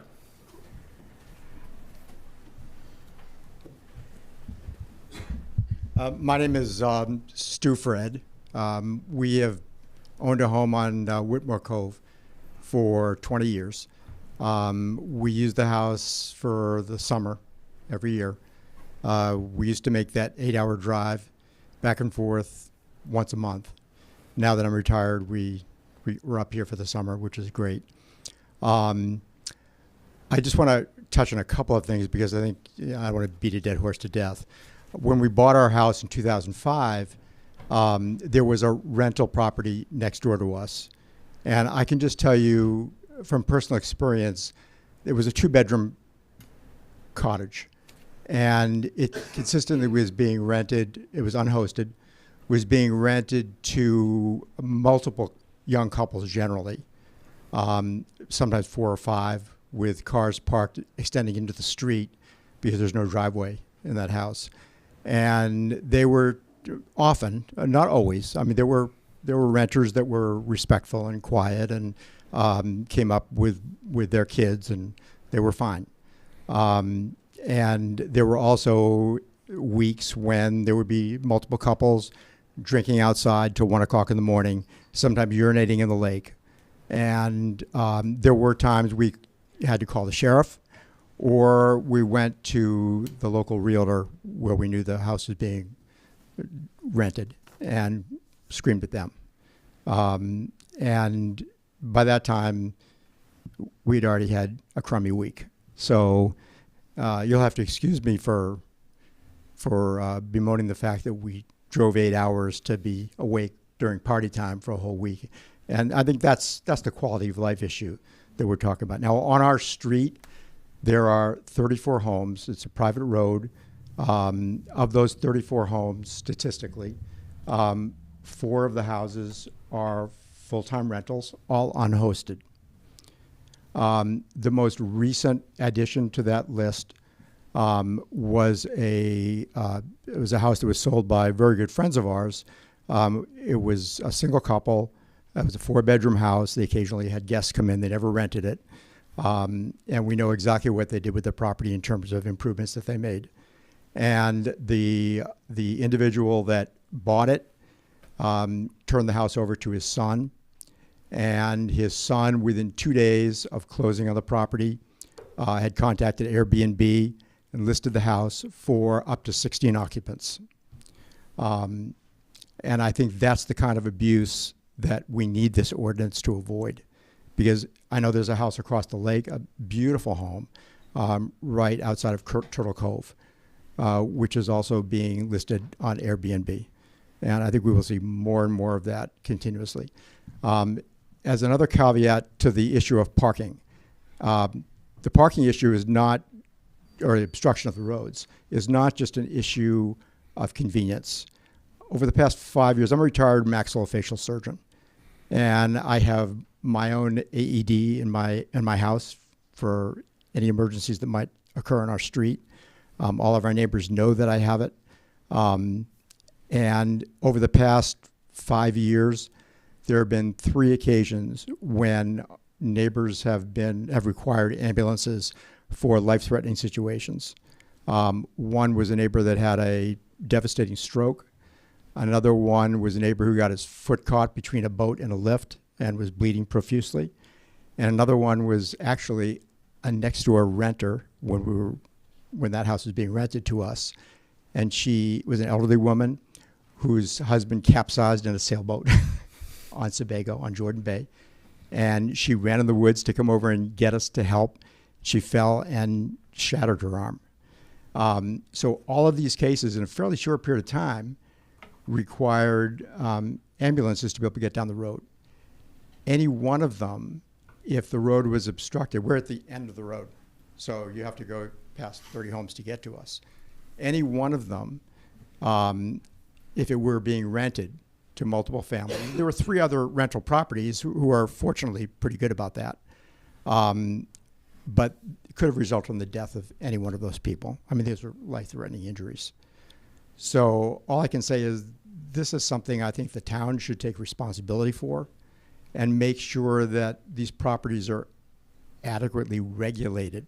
I'm not suggesting that the ability to rent somebody's home should be restricted. This house that has already been listed on an Airbnb, the owner does not live there at all. I mean, this is strictly a business for him. The father bought it for his son so the son could use it as a business to support himself and his wife. And I don't know what they're going to do with the house. We have had no experience with their renters, so I have no idea what it's going to be like. But 16 people in a 4-bedroom house, to me, is a little bit excessive. Plus the 5 or so cars that might show up and be coming down the road. I mean, our road is, if you know Whitmore Cove, it's wide enough for 1 car at a time. People are walking there in the middle of summer all day with their dogs, with their children, pushing strollers. Grandchildren are visiting parents. And it is not a road that's conducive to being heavily trafficked. I mean, we have enough trouble just getting the garbage truck to come down once a week. So, to have that road obstructed in any way, not only can it be a life-threatening issue if an ambulance has to get down there, but somebody can get really hurt by cars that are going too fast. I mean, our neighborhood next to us, Rusty Road and Quarry Cove, were forced to put in speed bumps because rental properties were abusing a reasonable speed limit on those roads, and they were concerned about accidents on the road. So I'm just giving you my personal experience, and for whatever it's worth, I've read the ordinance. I also read the one that was put online last spring or early last summer that I think was distributed to a bunch of properties. Was it STR? Yeah, but this one that I read from Raymond was far less restrictive than that one was. Mm-hmm. And I think only good things can happen if there's at least some regulation of the properties. Thank you.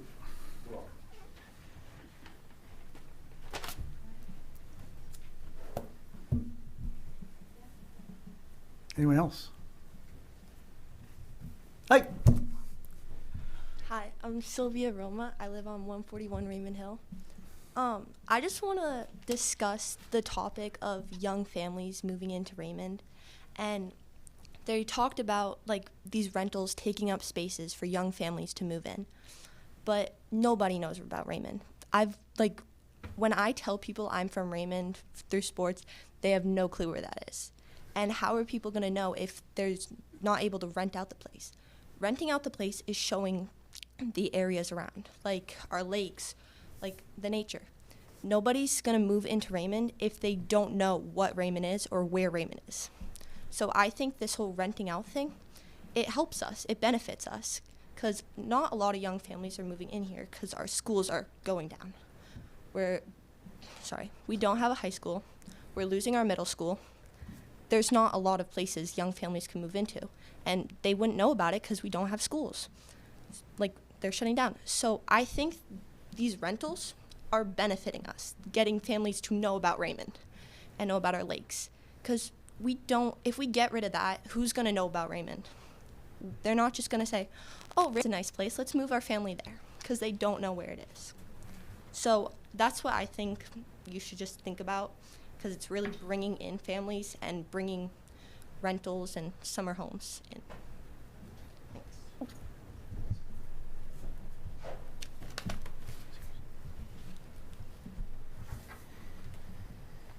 Yes, sir. So David Murch, 2 Canal Road, Raymond, also the current chair of the Zoning Board of Appeals for Raymond. So I'm not really coming to you as the chair, but one of the things that we have to do on the zoning board, obviously, is to review ordinances as people of the town come to us and to make decisions based on what's in those ordinances. And a lot of times there is some interpretation. So I appreciate what got drafted. I have found a few areas that are a little bit vague. I also recognize that this is a draft, so I know it's not a final, but I would like to bring some of the Sure. areas that I Yep, see as please. potential. Because of, yeah. So under section 1, it's purpose and authority, which is laid out very well. I would just encourage us breaking authority out and actually making reference to Title 30A as well as municipal home rule powers. Just to me, that just makes it very clear that the town of Raymond has authority to bring forth this ordinance. Under section 2, definitions, we have dwelling unit, and the definition is shown as coming from the Raymond land use ordinance. There's really 2 definitions. There's one that falls under land use and then one that falls under shoreland. So I want to ensure that we have a definition here that encompasses both. Definitions always get us. Yeah. Oh. Well, the shoreland one, sorry to interrupt, but the shoreland one is state required versus the land use ordinance can be tailored specifically to the town. But yeah. There's a couple of those that I discovered when I was going through comparing them. Under section 3 for registration requirements, under item B for renewal period, this talks about the short-term rental registrations being renewed annually on or before January 1, but they're also under section A, or item A, it talks about them being valid for 1 year from the date of issuance. So just simply, I just found the on or before January 1 to be a little confusing, and that's all I wanted to bring up to there. Also, under section C, item 2, it says registrations completed under this ordinance are not transferable to a new owner. Any change in ownership shall require a new registration. I just feel that it would be clarifying to just say in there that any current registrations would then also be terminated. I know it's sort of referenced in this, but adding that clarity, I think, would help avoid any confusion.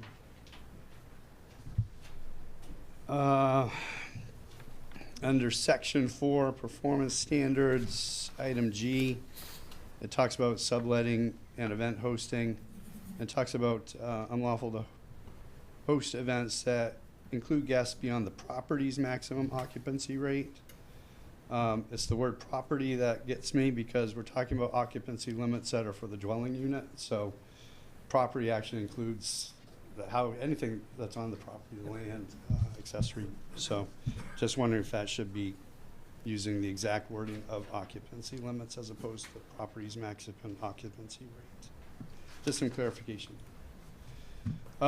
Section 5, item C, it talks about violation of enforcements and resulting in the issuance of a notice of violation from the code enforcement officer. I don't really have any, call it an issue there, but if we go to section 6 for appeals, it just talks about decisions of any town official under the ordinances shall be appealed to the select board within 30 calendar days. Our ordinances say that any notice of a violation should be appealed to the zoning board. So it seems to be just something there that might need to be considered. And that's it. So you want all these things coming to you, huh? What's that? You want all of these appeals coming? No, Look at the business? If they do, we're welcome to hear them, but I want clarity in what we should be deciding on, so. Thanks, David. Okay, thank you very much.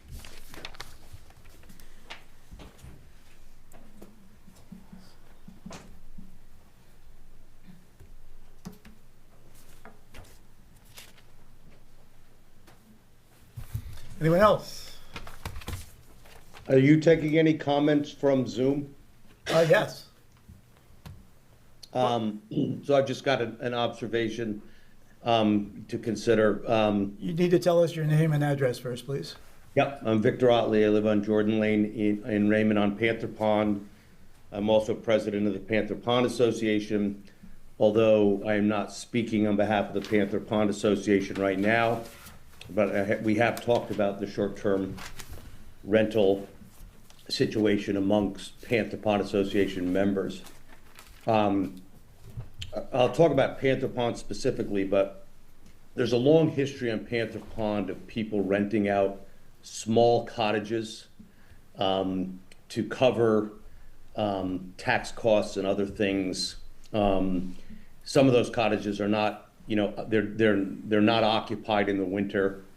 They're just occupied in the summer, and some of them are not occupied all summer and are just rented, periodically.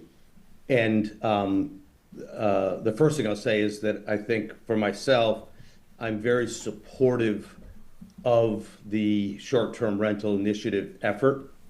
I've witnessed in my travels communities getting destroyed by lack of ordinance and regulation of short-term rentals, and I can provide examples if anybody's interested. But the one thing that I've shared this with the short-term rental group is I think that seasonal cottages that are shut down in the winter should be considered differently than year-round cottages that are clearly run as for-profit businesses. And this may sound like not a big deal, but I think that the 30-day limit is a very arbitrary limit that's been established to provide exemption from short-term rental. And if you look at the math, and I have a short-term rental cottage that is seasonal. If you look at the math around renting these small seasonal cottages, what I think is imperative is that we allow those owners to cover their taxes, but also create monies that would be used for maintenance, and specifically for failing septic systems. And failing septic systems is one of the biggest threats to the lakes. We just did, Panther Pond Association just did a full watershed survey of our watershed, and I think we've done a good job of doing what we can to mitigate phosphorus and other things getting into the lake, but we have no way of looking at septic systems as a source of phosphorus and issues running into the lake. The math that I've shared with the short-term rental group, which I'm happy to share, further, to me suggests that 45 days of rental and potentially 60 days of rental for seasonal properties would provide enough income to the property owner that they could cover their taxes and fund dollars to support new roofs, new septic systems, and things like that. So, although very supportive of the initiative, I just ask people to think about the difference between a seasonal cottage that's being shut down in the winter and a year-round home that is designed to accommodate a large number of people. And I would hate to see the seasonal cottage owner have to pay $500 a bedroom, and then when they're really their rental season is like 6 to 8 weeks, for the year. And I think it's really important that we allow them to be able to not just pay their taxes, but also to be able to replace septics, to replace roofs, and to do other, repairs on the properties. And I think 30 days is too short. Thank you. So 7 to 8 weeks, 6 to 8 weeks is what you would think covers those costs? Yeah, I think if you can rent for 6 weeks, I think you get enough income to cover those costs. I've suggested to the short-term rental group that you exempt seasonal cottages, of small occupancy, four, 2 bedrooms or something like that, that you exempt it for 60 days and treat it differently than a year-round property or a property that in the original ordinance draft was just defined as a resort. Okay. Thank you. Thank you. On my 4th page.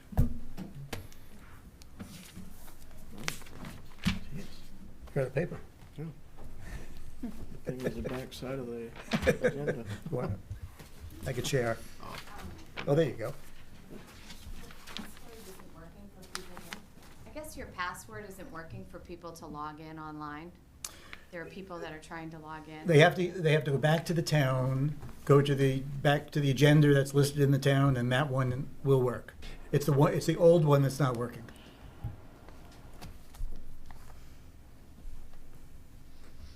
I'm Marilyn Westcott, 172 AI Road.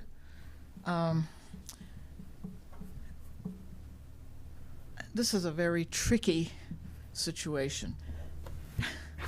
And there's so many considerations and things I don't even know, such as if the town sets up specific ordinances for short-term rentals or anything else. If things are not done, are we as a town opening ourselves to liabilities and suits if we don't cover things properly? I think in addition to short-term rentals, we need to have clear, regular ordinances that apply to even long-term rentals. There are issues, we've had to call the sheriff for noise and disturbance, and it wasn't a short-term rental. So there have to be avenues for us to have resources as residents of this town to be effective, and we can call an officer for a rabid dog or whatever, but we don't have in this town a lot of easy avenues that we can use just to have it enforceable. I think we need to have something that can be enforced. If we aren't proactive, we will end up in a much dire situation. I applauded way back in the 80s of the Luneco Land Trust setting up as a proactive situation, because if they didn't preserve some of the land in our areas, the Lakes region, it would be all developed by now because Portland was expanding outward. And so we do have some chance, and it was caught early enough to preserve. And I think we're trying to preserve a way of life. And if I live in a residential zone, I do not expect to have businesses next door to me. And when something, I applaud Mr. Otley's idea of extending it beyond 30 days, because when they doubled our taxes back in the early 2000s, we couldn't pay them without renting to friends, and I called my insurance company, and they said, without adding more premiums to your insurance, you can rent by your coverage up to 6 weeks. And so we only did 4 weeks, but it cut the taxes in half. It helped. And we then did it for 3 weeks after because we wanted use, and we are a neighborhood where we live. And I think we need to define when something becomes a business. Now, is it a business in here? In the draft, I applaud this revised draft. I think there has to be some latitude, but I think we have to have some specifics, and it's tricky. But is it then, if we say 30 days or 45 or whatever, once it's rented for more than that, does it become a business? It's going to be very hard for any of the people having to enforce something to go and count how many kids are sleeping on a couch, or are there more than 2 in a bedroom? Are there whatever? I think if we had an ordinance that could have people have to have their septic systems tested, and if they're functional, whether they're renting or not, but we don't really have that I know of. We live on the lake and we're very concerned about the quality of our water. And if we don't know what's leaking, and I've been over in Keyser Lake and seen where there's every 50 feet there's a cottage and there's algae all growing there, because I do a lot of work on invasive plant inspection. When I go to where there's no development, there's no algae. So somebody's system is leaking. We don't know who or how, because there's no way to go and do that. So it's a balance between specific requirements of all of us as citizens and allowing some latitude and freedom.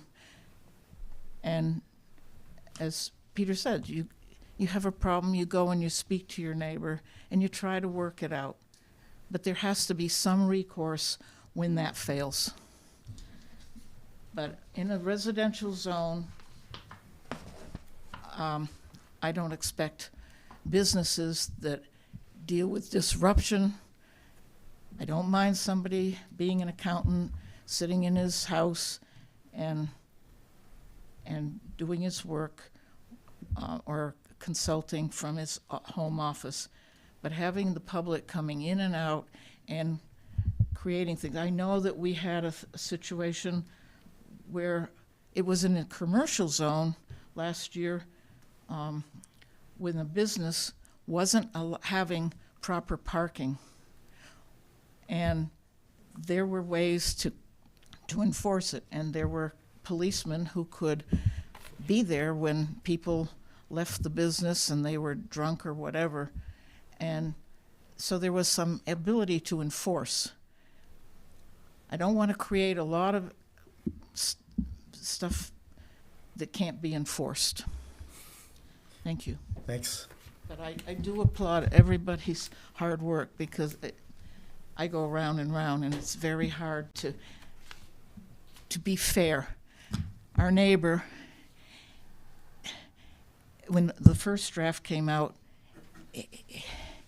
he is sitting next to a short-term rental. It's constantly rented year-round, and we're now facing the possibility that there's got to be, because the people are on the other side of him, but they're not two in a row. He's sandwiched between one short-term rental and one about to become that. So you can't easily define it. And what if he ever wanted to rent his? He can't. He loses his rights. So it's difficult. Thank you. Thanks.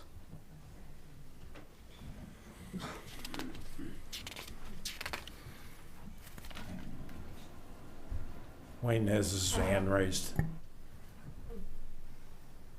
No. What was that? Wayne? No. Wayne, oh, Wayne, go ahead. Oh, there he is.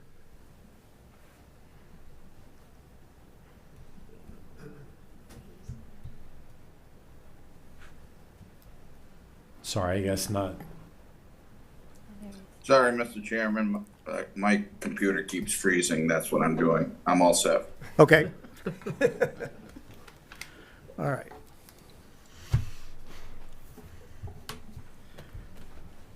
So thank you for all those comments.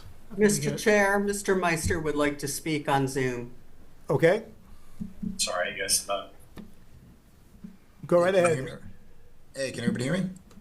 It's freezing. That's what I'm all set. Okay. Hello? Can everybody hear me? Yes, we got you. Awesome.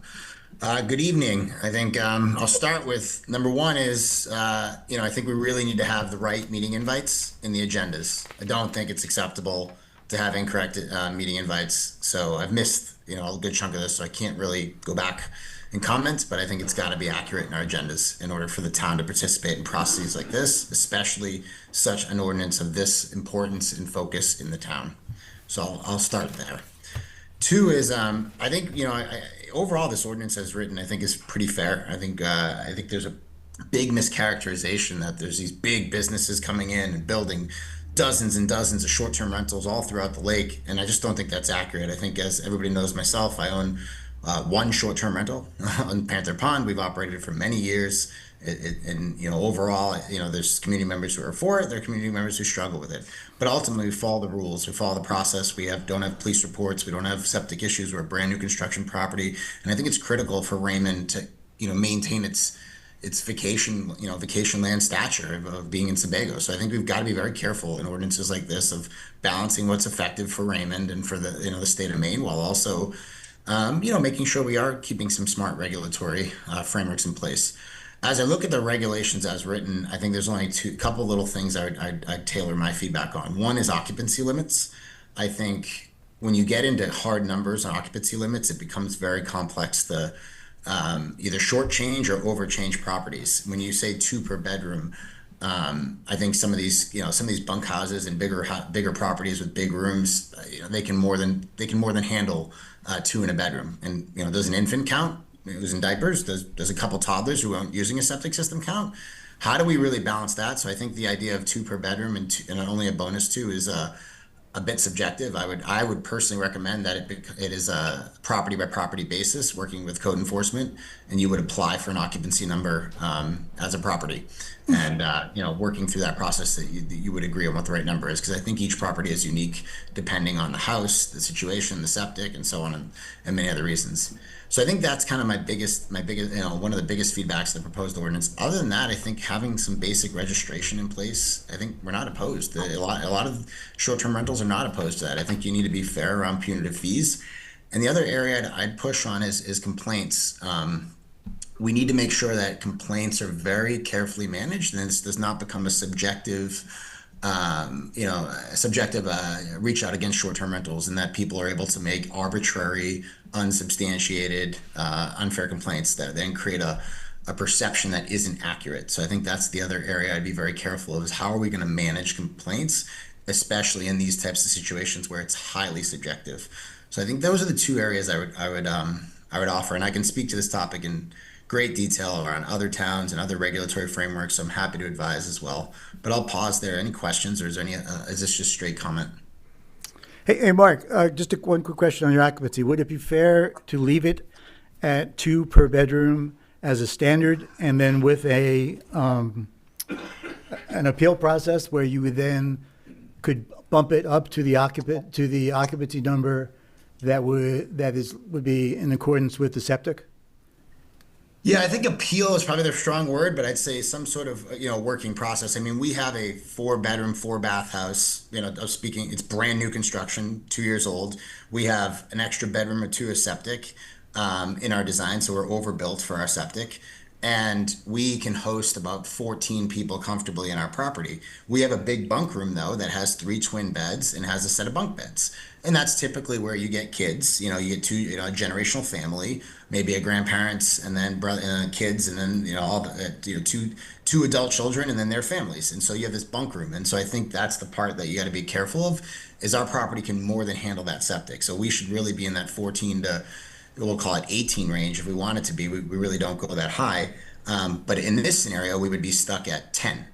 And we can more than comfortably host more than 10. And again, I think that occupancy gets really complicated. What does an infant count as? What is a 2-year-old? Does that count against your occupancy? I mean, so I think there's got to be a little bit of give and take there. And I just also don't think it's that enforceable either. I mean, this is also an area where we can put whatever we want in an ordinance as a community, but then, and what my fear is, we're gonna have neighbors saying, oh, I saw 12 people versus you're only supposed to have 14 and you're average, we just have to avoid this kind of very he said, she said model. Thanks, Mark.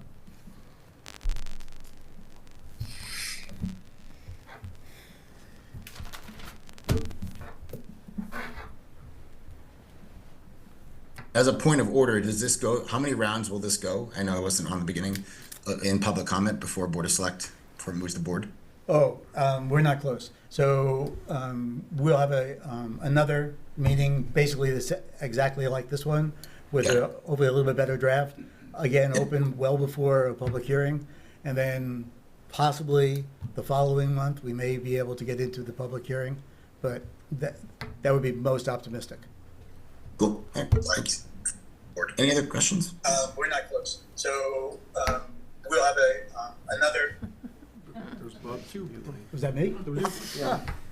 It's an echo. Oh, is my echo? Yeah, you speak too loudly. I mean, how would we go about, thinking about this and looking at, the kind of points a few people have made about, just our basic ordinances needing some beefing up. Are these things that we can do in conjunction with each other? Would it make more sense to focus on some of these items that are the hot topics and the problem areas, and focus on our ordinances that address those issues first before we try to put something else in place? You're talking about the noise and the on-street parking? On-street parking, noise, events, trash, occupancy limits. Are those things that we can address within our standard ordinances that already exist that would alleviate a lot of the issues we're trying to resolve with this? On-street parking, we certainly can address. Noise, we have beat that one around and came up with no, but we certainly can look at it again. And I'm not sure we need something on trash town-wise. What about events? I know I'm scared to even venture into this, but I don't think, yeah, that, I don't think that's in the short-term rental world. the No, I events. don't think it is either, but I think it is an area that maybe could be addressed, or that certainly seems to come up as a consistent issue, especially with some of these larger properties where, We have addressed events already. No, I was We just not? thinking it could be similar to like how this past round of ordinance changes, like we did with solar, providing more of an accurate definition for the different types of solar. It could be something as simple as looking at the land use ordinance, adding a definition of events or whatever. Mass gathering. Mass gatherings, those kind of things. And then maybe adding, you know, if it's permitted use in some zones, conditional use, prohibited, those kind of things. Like we can include that in maybe the next round for 2026. yeah. I like that. That will That makes sense. solve a lot of problems. Yep. Yeah. Oh, yeah. Things like that. And like I know the community where I worked before, it was a very suburban town, but like their off-street parking standard was minimum 4 spaces per single family. You know, like standards like that could be incorporated in the land use ordinance as well. I'm not saying that's the right number, but No, but that could like easily- things like that, you know, that could be incorporated in that round for discussion. One thing about that, and I think maybe Peter brought it up about the ADUs not requiring extra parking. In the last few years, the state has been passing laws that are kind of taking away some home rules, so we're not allowed to even put some of these ordinances in. I think it's something we're gonna have to keep an eye on. If they, I mean, there's one even that says may be able to have 2 ADUs on a lot, and we wouldn't be able to stop that. So But we could control the parking on the road, though. potentially, they're sometimes with the ADU, we can't require extra parking for an ADU On the property. on the property. Right. But if the parking, I think we were saying, for the ADU rolls out into the road, you can't enforce that because that parking is for the ADU. I mean, That's- right, and we don't have anything, I don't think we have an ordinance about can't- blocking the road, which we definitely don't want to happen. That's, Right. you know, that's a safety issue. Right. So, you know, I think that's something that I needs to think be we got safe weighed. grounds there. Yeah. Keeping the road accessible. Yeah, I think Yeah. I like that. That's the way to address it, I think. Those, okay, so we do off-street parking, we do noise somehow, and we do event. As separate from our, and the definition is separate from our short-term rentals. Yep. And then the rest of the stuff with the short-term rentals, we just ignore it, just move forward. Right? Is that okay with That's not everybody? Problem solved. All right, so how do we want to proceed? I think there's a lot of good, we got a lot of good stuff. Yeah, we did.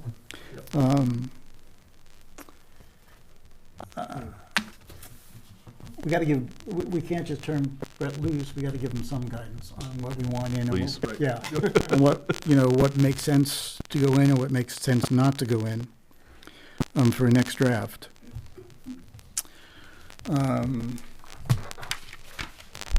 I think we do kind of need to identify the difference between, you know, that the nature of the short-term rental, you know, it's not, Whether it's a business or a non-business, run as a business Yeah. or run as a non-business. yeah. I mean, supplementing your taxes and supplementing, you know, maintenance on your property and your income, versus running it full-time year-round as a business that you Right. never reside in. You know, those are different. Agreed. Anyone else Yeah. not disagree? Oh, agree. You agree? Agree? Okay. Semi, I agree. Of course, it's me. You. Yeah. Well, It's, All right. you just be careful. It's because always- Well, let's if let- one is not occupied, the same amount as the other is unoccupied by the owner, then it's the same definition. It's a building being rented that is unoccupied by the owner. Right. It's the same exact definition, but we're going to divide it by how much, where the owner slash business owner resides all year round versus where they reside all year round, if it's a Maine resident or if it's from New Jersey. So that's the difference I'm hearing, is if it's a corporation, no. But if it's somebody in Maine that doesn't live in that cottage, and only rents it for 6-7 weeks a year, that's okay. Yeah. That's just, that's where I go back to. I'm not sure if that's. Let's see what Brett comes up with on this. Yeah, it's up to you. Just figure it out. Yeah. So I just had that why as I'm one here. of No my, pressure. my asterisk notes is that, any home not occupied by an individual must be owner occupied for 6+ months. Right.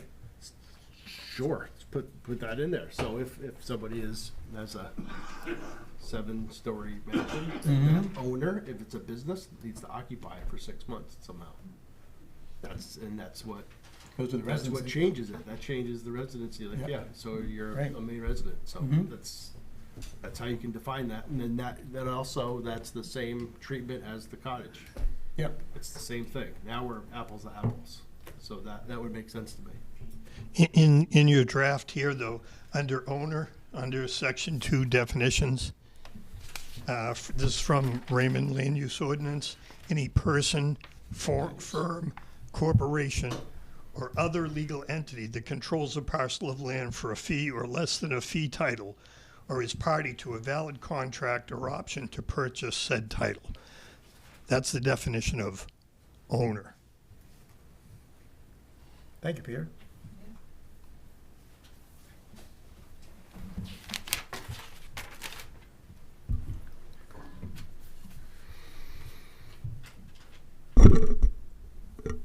Okay, I'm gonna work backwards, and you guys let me know what, I don't mean to cut it off, but I don't want it could go on for a really long time. We have a lot of information here, and I don't want to lose any of it. So what I'm proposing is that we I'm gonna go through your comments. If I miss some, please, get my attention. The board then will kind of give Brett a little bit of guidance as to, we want you to figure out how to get that verbiage into the ordinance, or, that's something that we're gonna leave for discussion for the next time. My plan has not changed from the last time, is that, we're gonna give Brett guidance on what we would like to see him get into an ordinance. He'll get that done probably in a couple of weeks, right, Brett?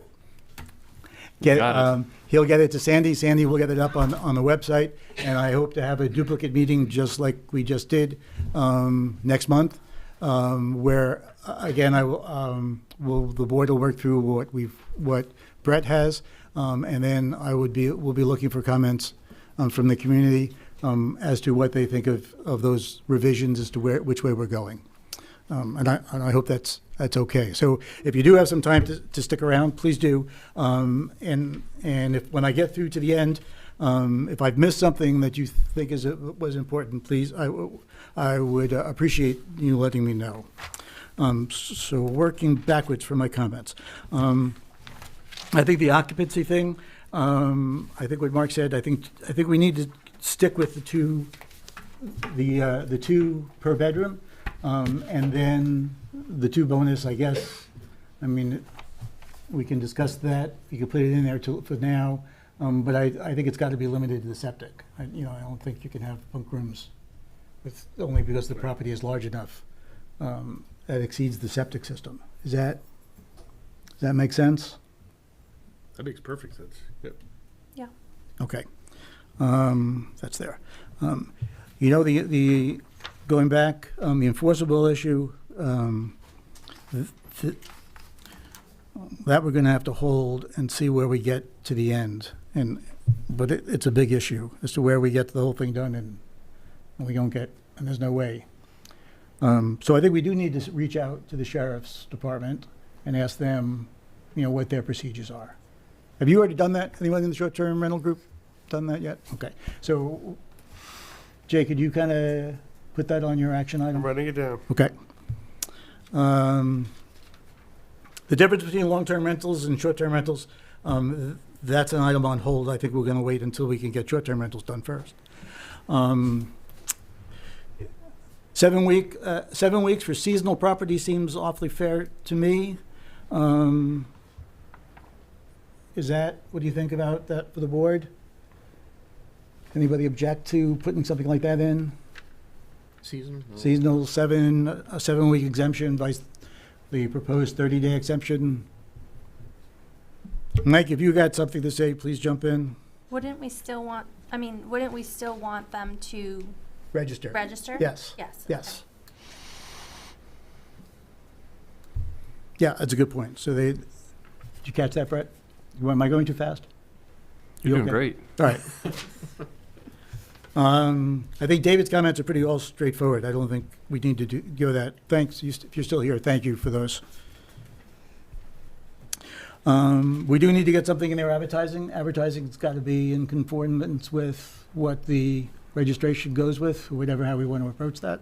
Mm-hmm. Is that okay? Parking, that's what we're going to have to address parking separately.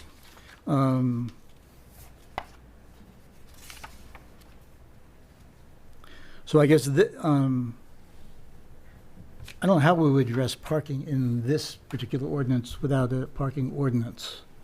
No, I mean, there's a couple things we could do. I mean, we could refer to the land use ordinance if we do end up doing or implementing something within the next round of ordinance changes.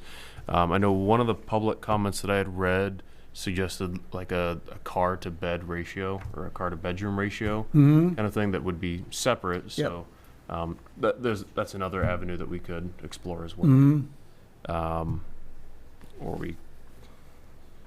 I imagine we probably want to have some standard based on the comment received tonight. Oh yeah, we definitely want to have some comment. But I mean, to Mark's and to the enforcement issue, if we don't have anything on parking as a issue in our ordinances, it's going to be hard to put one into the right. So I think we need to branch that off into two, or somehow address parking. Sure. Separately. Yeah, I think we need to have something as safety, addressing parking. Take Egypt Road. There are no shoulders in Egypt Road. There should be no parking allowed at all on Egypt Road. So, and there are a lot of roads in the town that are like that. And that's a pure safety issue. It's not an annoyance issue, it's a safety issue. So I think we gotta address that first. That would be for all roads. For all roads. Yeah, for all roads, absolutely. Yeah. Unless there's an adequate off-road shoulder parking, it's restricted. So all right, so the unit, what about a minimum of one off-street space per bedroom rented? Is that too much? Because it's you're providing one space per bedroom, and so if you have a 4-bedroom, you need 4 spaces off the road. Off the road. Oh, and then we don't need it. Then you don't need it. Yeah, you wouldn't need it because it would be the property owner's responsibility to create that parking space on the property. Yeah, I like what he said. Yep. Some of these places might not be able to get 4 parking spaces. You're gonna come into lot coverage issues with something like this. It's the nature of some of these smaller lots. It's gonna be. You could the way this waiver. Very there's difficult. ways to, but if you have a 5-bedroom home, you should be able. We're gonna probably have to allow Five. parking on the grass. Right. Type of thing. They're gonna park on the grass. Sure. Yeah, I the think that's gonna be spaces. They don't need to have. Care how the they don't need to be spaces- gravel paved It's spaces. But again- they need to accommodate them on. That's on right. Site. Again, because it's not business. Right. It's not commercial zoning. yeah, So yeah. sure. Whatever keeps them off the road. That's right. It's their grass they can ruin. Yeah. Brett, it's- we need Not on to- the septic. Right. Yeah. Leachfield. He is. Don't drive in. We need a waiver section. Sure. Okay. And I think I heard, and I have it written down, David volunteered to hear all of those waivers. Yeah, I think you did say that. All right.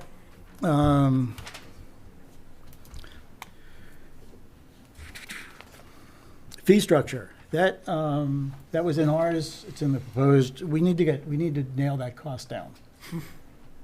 I'm going to give that one to you. Well, we'll see.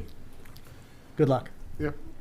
Well, I don't think it should be that difficult. I mean, it's our time. No, Wayne's time. Well, if they're gonna have a septic inspection, that's gonna be on them. That's not gonna be the town's cost. Right. It's gonna be going through and testing the smokes, making sure that egress windows, and it should be.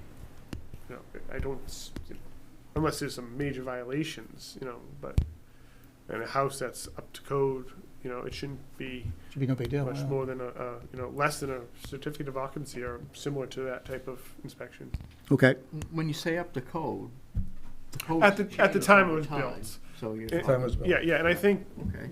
to be addressed, it's going to be, smoke detectors and egress windows, where, Yeah, we defined that, yeah.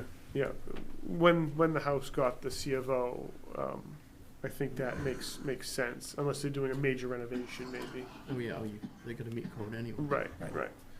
I have two things on that. One thing that I'll probably do, just so the board's aware, is I'll probably refer back to the town's adopted fee schedule rather than outlining specific dollar amounts in here. Great idea. That way, Yes. in case it changes or goes up, whatever, we don't have to go through and change this whole ordinance. Perfect.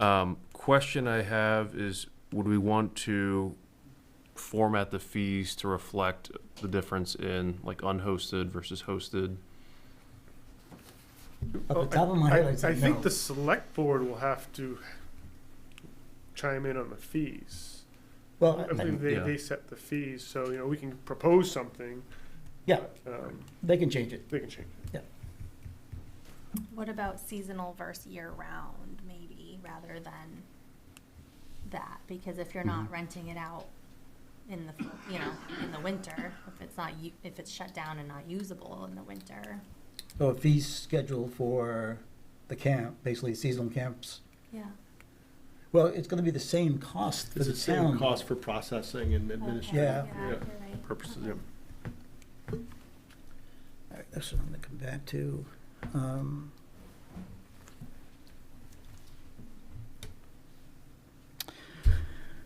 So, building codes, how the structure is used. I think we're going to address that with the business. Is that what you, Mike, is that what you? Yep, okay. Limiting stay, 3 days, a minimum of 3 days. One group per week. So it's not, I don't, maybe, I Wanna want to come make back to it, somebody or- have to rent 3 days, if they're coming up for a weekend, but maybe they can't rent more frequently than every 3 days. Like, maybe you can't, so one rental per week, one group per week? No more than one group per week? I don't know if I really even want to limit that. I don't know. That feels, All right, I'm Should we look circling at it this for one. the reason of why they wanted it. It's people cycling in and out. Right. Oh.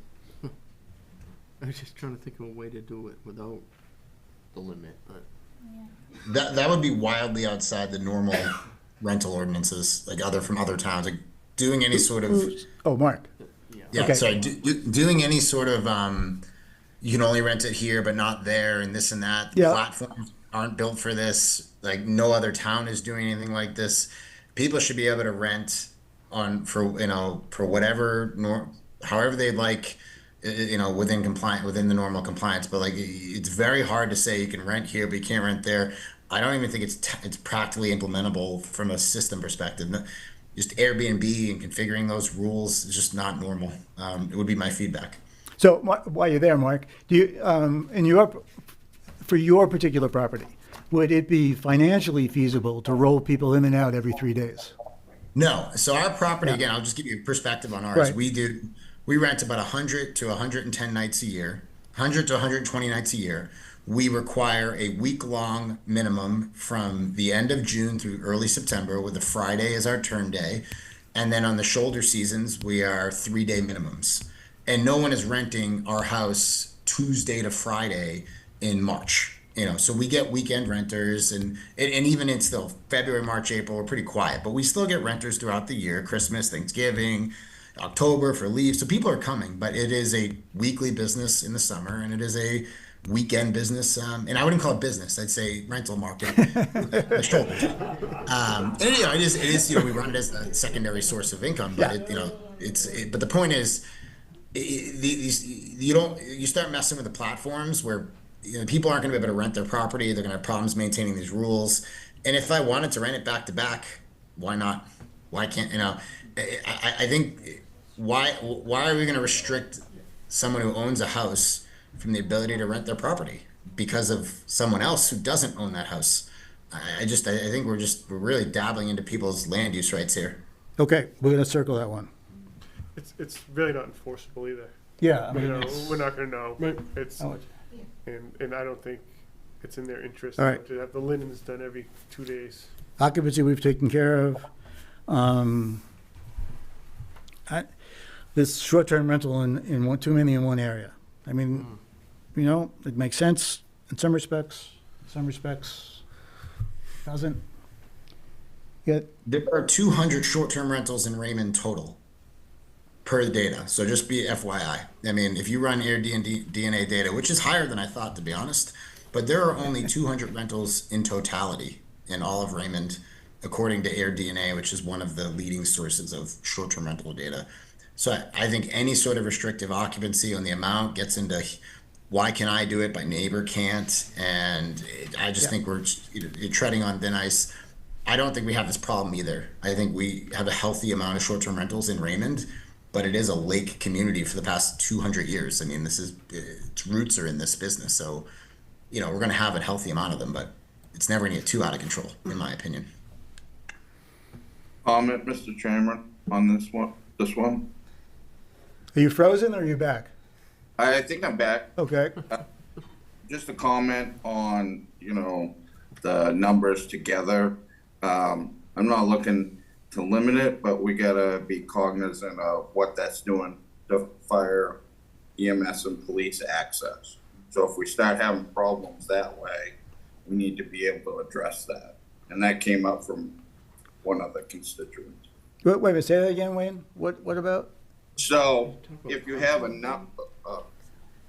number of short-term rentals all together on one street. Okay. Street, you need to somehow be able to maintain emergency vehicle access throughout the street. So that might become an issue, just something to be aware of. That's something that I was thinking about when you were discussing this. Okay. But they won't be able to park on their street, so. Right. So we're okay there. Cap on short-term rentals. I'm going to circle this unless anybody really is good. I'm circling that one. Give us something to talk about next time. You know, we don't have to. Good neighbor draft. You know, making something along the. Can we just go back to the one? Yeah, once I go past, it's gone. Did you mean per owner, person, or? What are we talking about now? Cap is maximum in town or per owner? Like if per. Oh no, that's maximum for the Like an town. owner can rent 3 No, buildings that was out. max Okay. I didn't rentals. know. Maximum 10% of rentals for the town. So one corporation or one person can own 30. Right.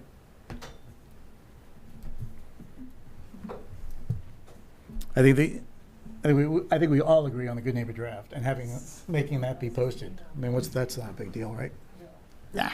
One Right. idea that I had in Put that terms in of there. this one was on the actual registration application form that'll be made for this ordinance specifically, just including that with As- the application form. As they're filling it out, it's just including that documentation they should be already reading.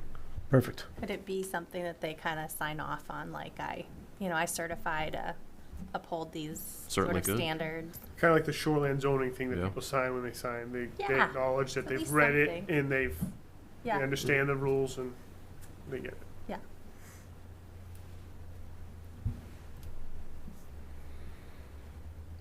Okay.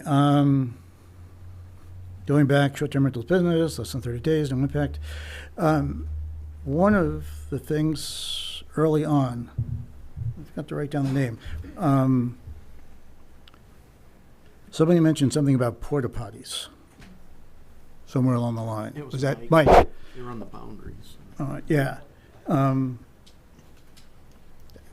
You know, I think that, I mean, if you've got to have porta potties, I think that goes into event planning, not into your short-term rental. Yeah, well, I think it questions again, what's the septic able to Right. support? And if you have to have porta potties, then you're probably having more people than Then- your septic can support. Yeah, so, yeah, let's get, There's that, yeah. somehow let's get Events. let's get that in there that no can do.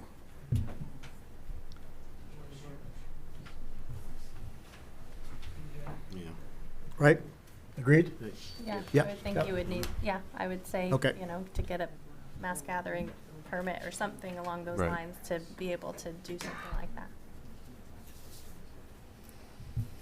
Okay, so on my little sketch here, the items that I said I was circling, they're not out. We're just going to kind of table them for discussion.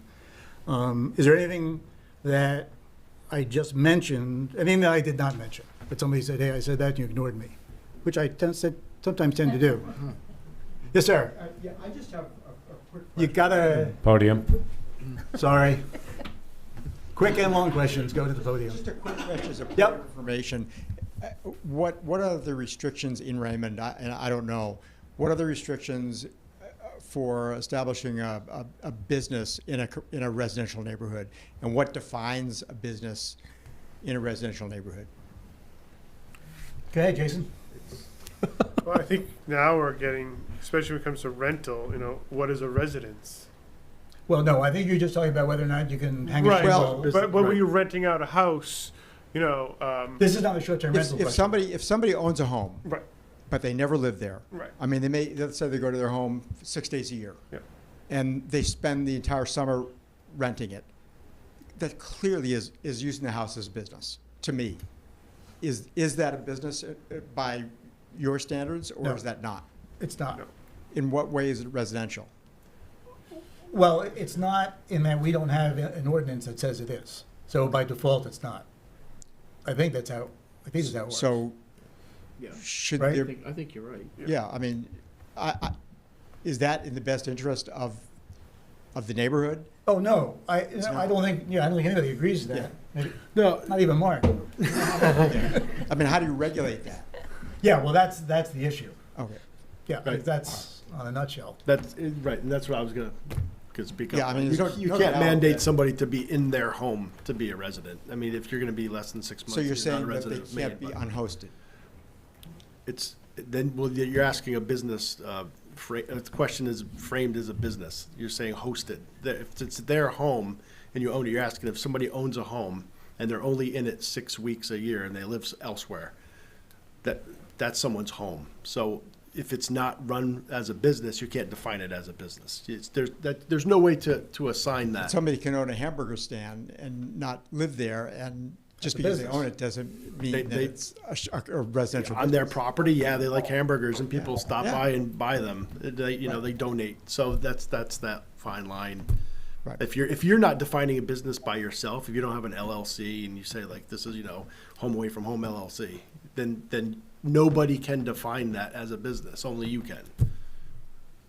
Okay. So if you're renting, if you're only in your home for 2 weeks a year, then You own the home for income purposes, period. sure. But if you're not, Doesn't Raymond have a definition of a resident of Raymond? Isn't that, you're only allowed to vote as a resident of Raymond if you live in 6 Raymond? months, isn't it? 6 months. For 6 months? Yeah, right. So there is a legal definition of resident. Sure, resident, Kevin, but not a homeowner. Well- You don't need to live in your home Well, but for more than we're 6 months. to be a we're homeowner. throwing around the term resident a lot versus Sure, homeowner. That's accurate. Right. Household. Homeowner. Building, yeah. Well, it's not your home. That's right. So I think we might want to clear up some of these definitions because they're kind of squishy. Generally, owning a vacation rental is not a business in at least the vast majority of the U.S. No other ordinances in other towns, owning a vacation rental is a very common thing. It is considered passive income. It's not active income. It's, you can't classify from an IRS perspective as active income, except under very detailed circumstances. So generally, owning a rental property, regardless of whether it's vacation or permanent and long term, is not what we would normally call a commercial business. Well, I think we have to make that definition clear then because it's not real clear. Yeah, again, I repeat that owning a vacation rental is passive income. You are not able to claim it as active income for most use cases unless it is your full-time job. Well, that from Raymond's legal standpoint, though, we need to make a clarification whether that's true or not. It doesn't have to be true in Raymond. As like you say, you can't vote in a Raymond election unless you live here as a resident for 6 months out of the year. So I think we need to make some clarifications on that. Okay, Bob, can I just say something real you're quick? fast. Jennifer Danzig, 38 Pulpit Rock Road. So I will just say, as an accountant, though, if you have a rental property, you are required to file a Schedule E on your 1040. So that is a business. You're also required, if you have a rental property, to pay what is, I think it's like 9% tax to the state of Maine. So it is a business. You can't say it's not a business when you're filing taxes. Thank you. Okay, so back to my original question. I'm assuming the points addressed captured what mostly everybody was, okay. Then, thank you for everybody for coming. You're welcome. Guess we'll see you all next month. I mean, you can stay, we're not adjourning, but you can stay, but we're done with the short-term rental discussions. What's next? With the marijuana, well, it could be, they go real fast. Can I address one more thing? What? Oh, yeah, I'm sorry. Yeah, under section 4F, it says signage and lighting. Yep. I think it probably should say signage and signage lighting. That suggests lighting Oh, of the that's whole true. house. Yep. It's a wordsmithing Okay. thing.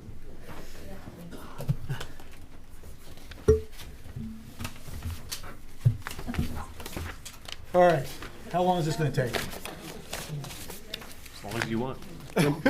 10 minutes. You can do it in 10 minutes? Sure. I'm going to be very brief. All right, Yep, so. you got 8 minutes. So, yeah, I'll be 3 tops. All right. I spoke with Vern Malik from the state. Yeah, He said that, we don't have to opt in to craft any ordinance. He says some towns actually, if they do put something on the books, they'll reference directly that the town does not opt into the state's program for any type of medical or adult use stores.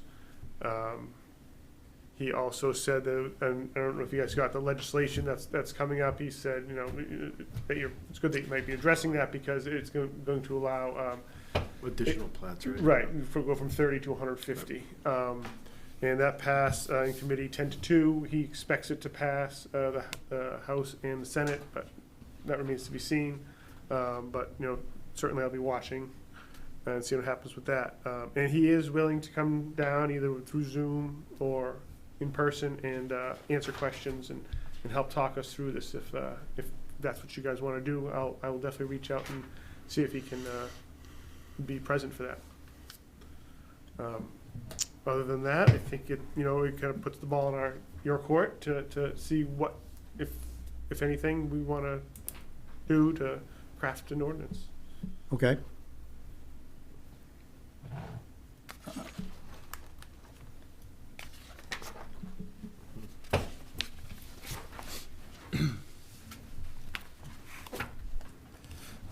I mean, I think I said last time, some towns have just single line, strictly prohibited, not allowed, What's not allowed? outdoor cultivation. Oh, yeah, right. You can do setbacks, you can say it also be enclosed. Odor. What was that? The purpose of that is to control odor. I imagine, like I said, like the one town just says strictly prohibited. Other towns do say, talk about, it has to be controlled and odor needs to be controlled. I know Hollis does. Yeah. Yeah. An odor is a difficult thing to enforce again. If somebody's downwind of it all the time, they're going to smell it all the time. If they're upwind, they might smell it very rarely because outdoors, growing season isn't all year round, so there's only a window where it's going to be, there. Would these count as outdoor? I mean, they're open on the ends, but they're buildings. Rolling tunnels. That's a I mean, one of those. Is that a greenhouse or not? Is it totally enclosed? And if it is totally enclosed and it's a structure, it needs to meet agricultural setbacks at the very least, which is would be 50 feet. yeah.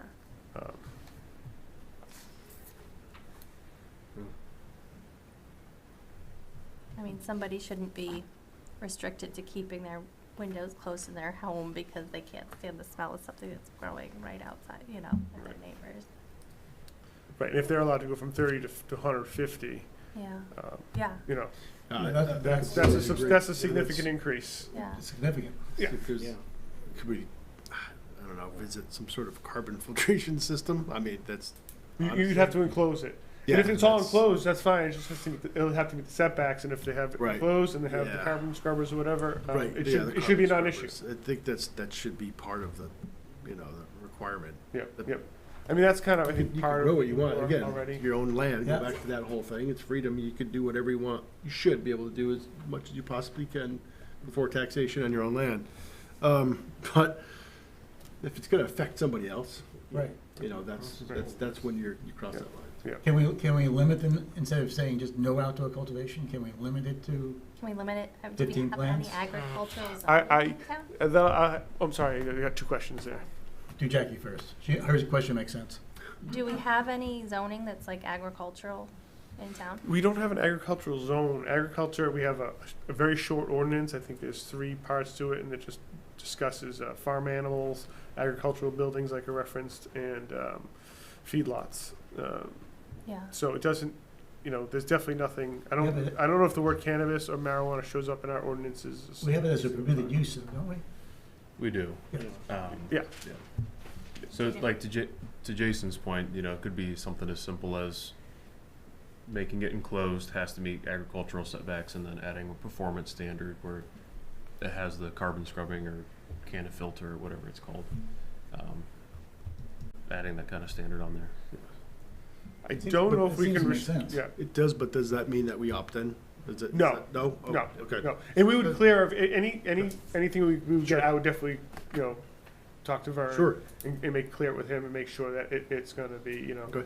because, and we, like I said, we can, right at the start, just say Raymond does not opt in.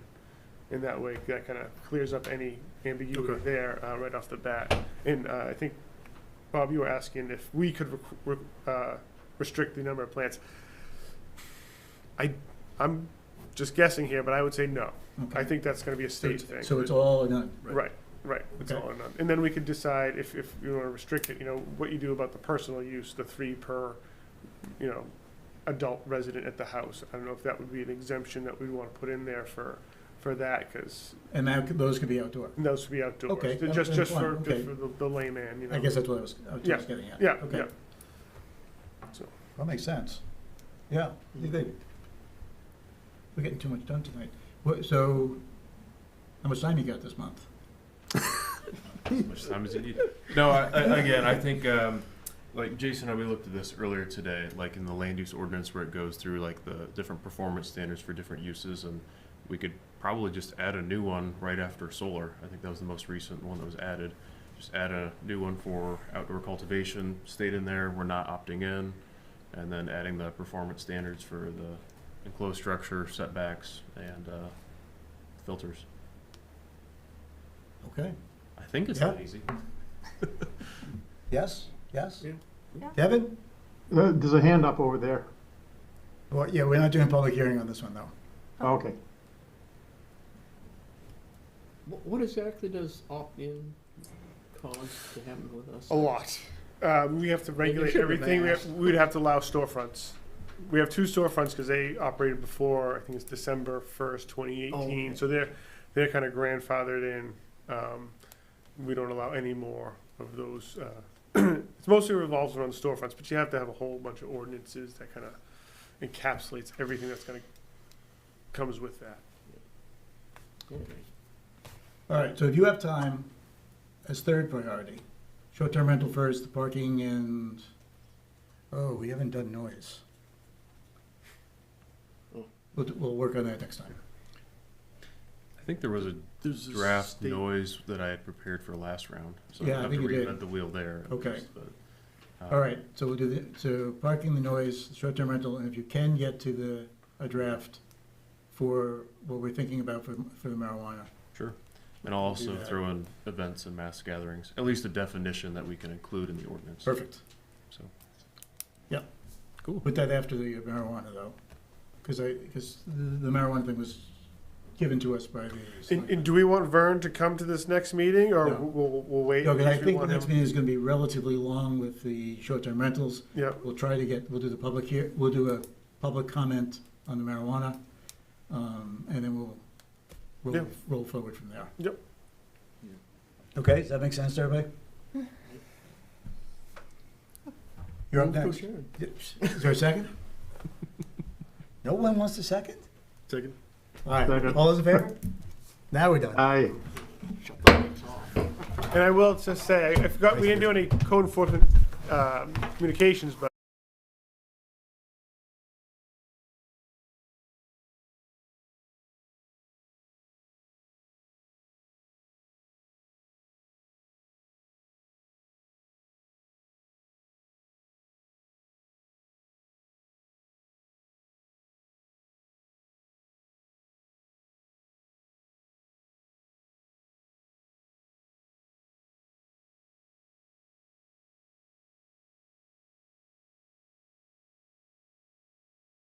Point, were we to take our time with this, where there had been a little bit more sunlight thrown on this process as far as what does the contract really mean, then what would that, my understanding in business is that what's that word when you're talking about pricing and contracts and a vendor? Oh, it's negotiations. So how about a negotiation where what you say is, we want this service, this mini van line. But what we want is we want you to tailor it in with the fact that we'll also be on your bus line. Well, I don't know if we can do it. Well, we'll give you 5,000 more than the 67.5. Well, maybe I could do that. But I wouldn't recommend you do that if it's not going to really sweeten my pot at all. So that's negotiations. That's what you do. It takes time. You individuals all have a background in business. You know about that. What was the need to get this at this point in time when I've heard for at least 5 years the select board saying the reason that we're not going to pay that premium to Western Maine Transportation or whatever you want to call them is because the ridership is low and we have to pay the same fee as someone from Westbrook, and that's not fair. So that's our reasoning why we're not going to fund this. And I'll tell you right now, you don't have a clue, or the town doesn't have a clue, what ridership is going to be with this plan. And I don't know, maybe you know, because you guys had conversations with them, although I don't know that they were contractual discussions, about saying, well, is this going to be prorated? If after the 3 months we've had 3 people use this service, are you going to prorate that $76,500 to 3 months of service? Do we have that assurance? We did. Yeah, we asked them during that. It would be great to, I'm not saying I like to stay up at night and read contracts, but I think that there was a little bit more information that the taxpayer needed to have about this before you go forward with it. We had that discussion because that was one of my problems with it, is that it's a big number to have for a full 1 year service. And if we find out that there's 3 people riding it after month 1, 2, or I said 3 or 4 months just because in the first month maybe people don't know about it yet and get some traction. This wasn't a verbal contract, right? This is on paper. Well, we have to go back and forth with them and ask their questions before we can decide what we're doing. So our questions to them were that same exact proposal. Like, if we only get 3 or 4 riders after 3 or 4 months, can we now get out of this and stop the service? 3 or 4 Yes. months. And the answer was yes. That's good to know, and it's good to know that that's contractual. I'm just asking these questions. I agree with everything that Grace said as far as paying your fair share. I think that the excuses that have been used that got us out of the transportation with the bus in the first place, in my mind, weren't valid. They were used because there were a couple of people that didn't like how the presentations from Western Maine Transportation went or whatever. And I talked to Mr. Kelly's former board member who he happened to leave that office about 6 months ago. So Mr. Kelly is new to the business as far as that position. And I believe, when someone comes in new and they want to impress everybody, what they do is they negotiate. But if someone's not going to negotiate with them, why wouldn't you just say, okay, thank you? Brian Walker, 12 Rolfe Road. I don't want to belabor this too much, but the logic of having a private vehicle come, and first of all, is there any needs assessment done on this? Any age? Anybody? Could I or could my daughter use it to? I think it was as long as they're above 16. Yep. Okay. All right. So if everybody does what Raymond does, there is no bus service. So that's the first thing. Now you don't have a place for a private vehicle to drive somebody to pick up the bus to go into Portland. So that's the first point that I would make. If every other town does what Raymond does, there will be no bus service. My family uses the bus service probably 15 to 20 times a year. Right now, we are driving to either Casco or Wyndham to either start our trip or my daughter coming from Portland to get off the bus. From an efficiency standpoint, it seems that an allocation to the bus, if we're going to do this, and I understand what they said, and I don't know what their mindset is when they did this, it makes no sense to not take, to me, a small portion of $67,500 and allocate it to the bus and be a community member, a member of the Lakes region, and do our part towards something that if everybody else didn't do it, there would be no bus service. And then it all comes tumbling down, because if you're trying to get to Portland for a doctor's appointment, if you're trying to get to Portland because you're visiting, it suddenly doesn't work, because then there's not the mass transit. I don't believe this service would allow you to travel in a private car all the way to Portland, correct? It would not. Okay. So I would really urge on the bus. I do think that there is usage of it. And anyway, that's enough. I think personally, again, this is the first time the public's talked on this level. And I would say that the fact that 5 of us didn't think of the idea of saying, could we put 15 or 12 towards the bus service, is on us. It didn't occur to me. I was with Derek thinking, what if it doesn't work? We have $67,000 invested. And at that time, I'm thinking, well, we could always use that for the bus instead of canceling. However, that said, there's a bit of time between now and then. We certainly have a town manager that could call up and say there was an issue raised, and if it's not too late before the next meeting in the vote, it would make it more appealing and probably a stronger vote if we could shift some of the funds into the bus. It would also save you money and gas going to Wyndham 2 or 3 times a day if you don't line them all up, because the goal was to line up common riders at the same time.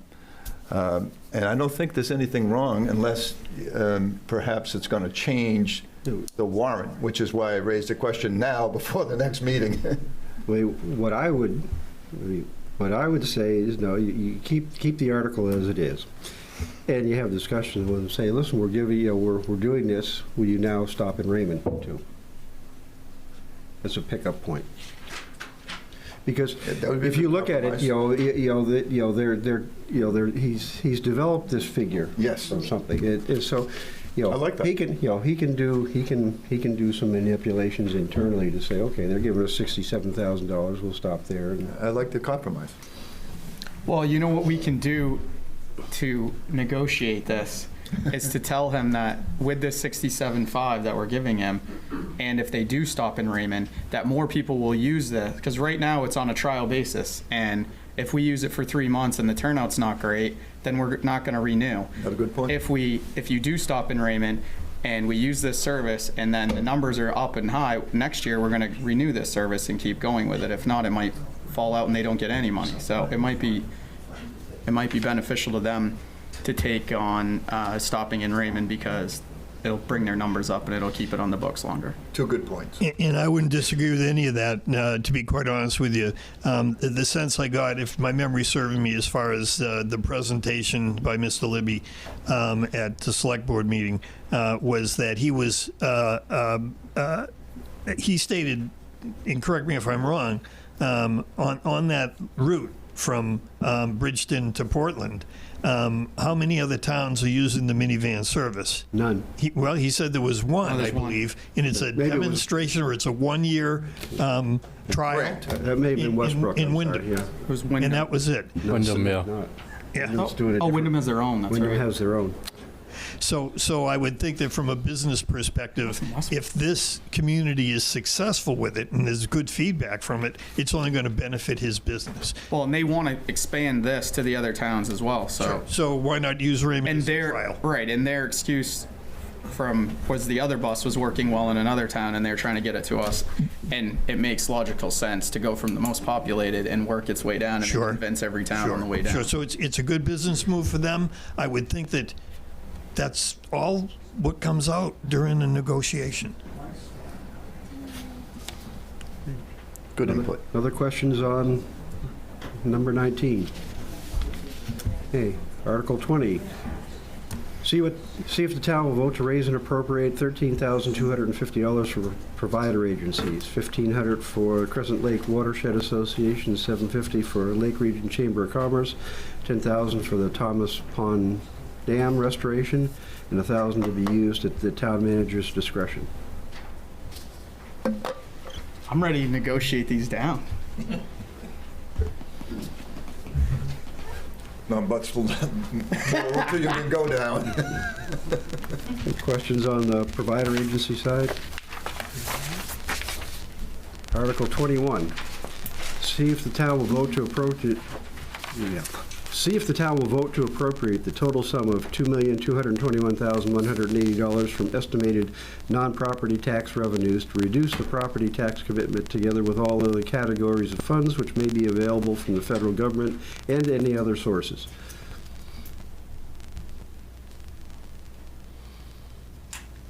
That's our "we'll take your money" article. Article 22.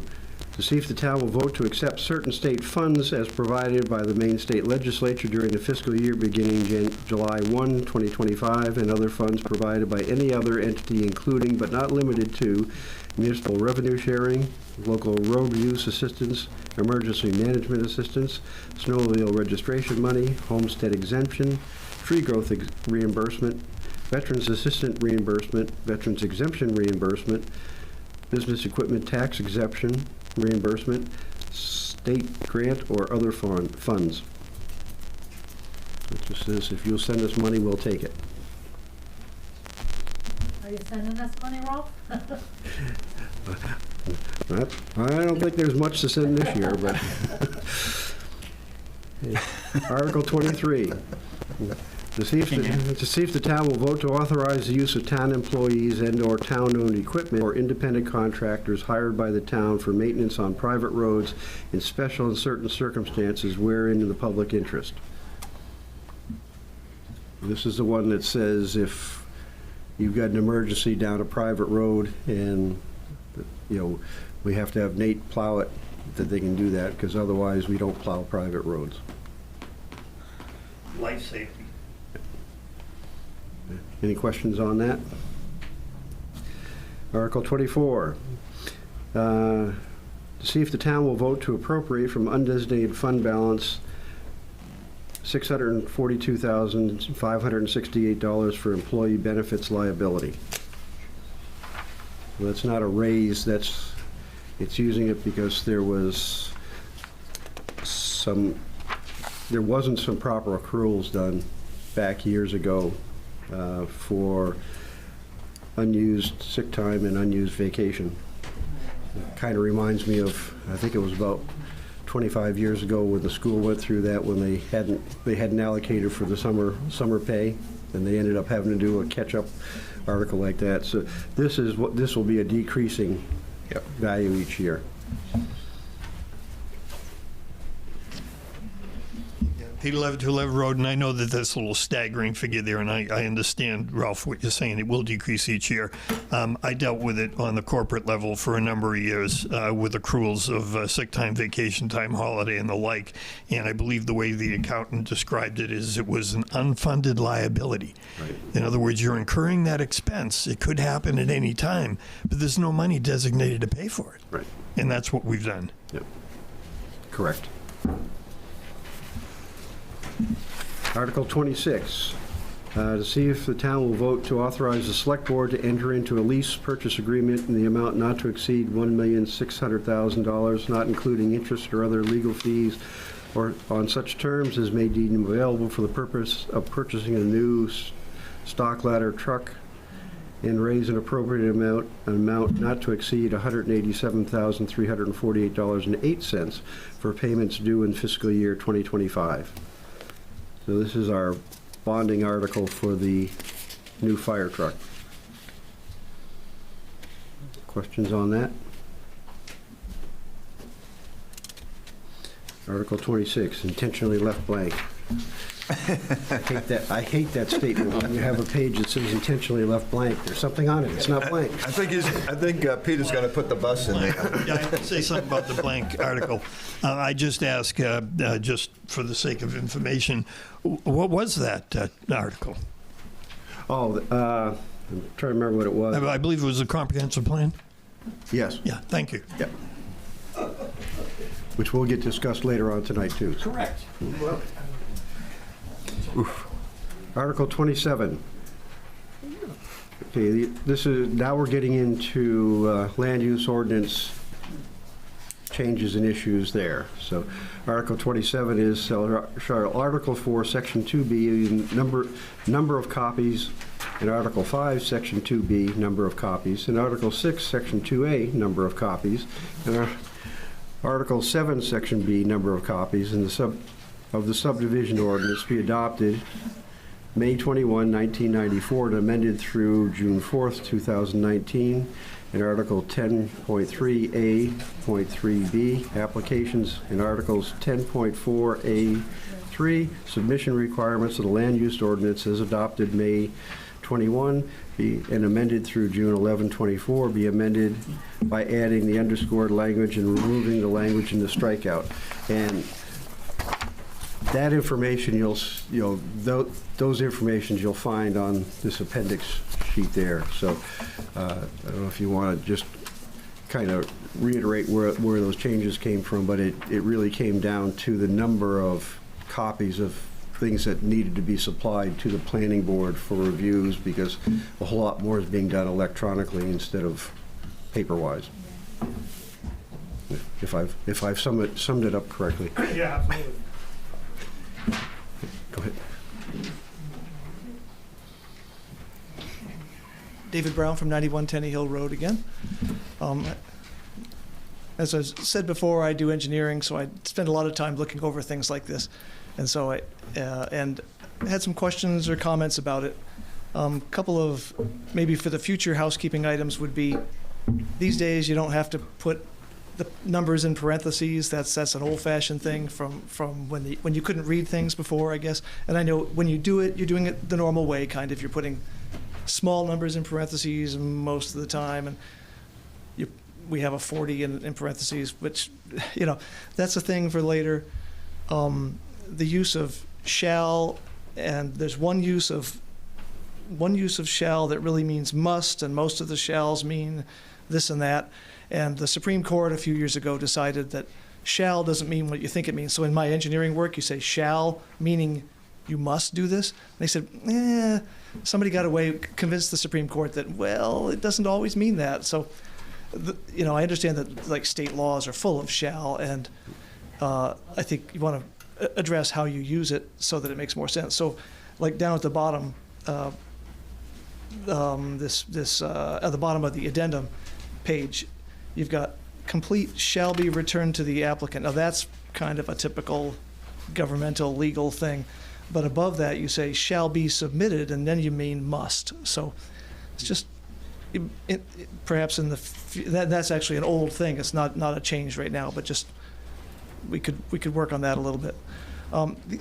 My main question though was, each one of these is talking about copies, paper copies, PDF copies, electronic copies, and each one of these addendum items, well, there's a wide variation in how those are worded. So you've got some that say 12 paper copies. So the first one says 12 paper copies, including some paper copies and a digital copy, and the way it's punctuated, you would think that the digital was part of the paper copies.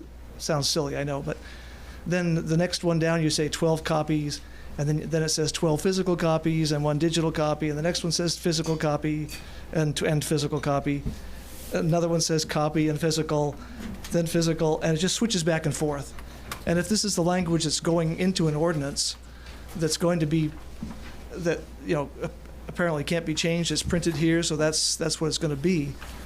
It's kind of too bad that, you know, that it gets into this point and you've got all these different formats. So I don't know if there's an opportunity to clean that up before it becomes an ordinance, but I know we've said here before you can't really change something once it's out to vote. So I guess I just wanted to bring those things to your attention, that those ought to be cleaned up.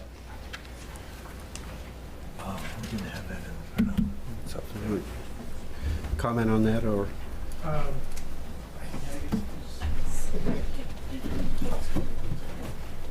So I don't want to put words in his mouth. I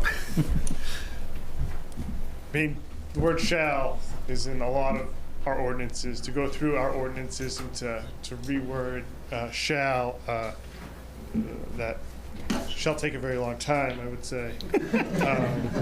Shall take a lot of time. I mean, I'm all for trying to clean up the language. I guess I could invite you to come to the planning board ordinance meetings when we're doing that, and we can kind of, you know, parse the words and figure out how to make it as clear and consistent as possible.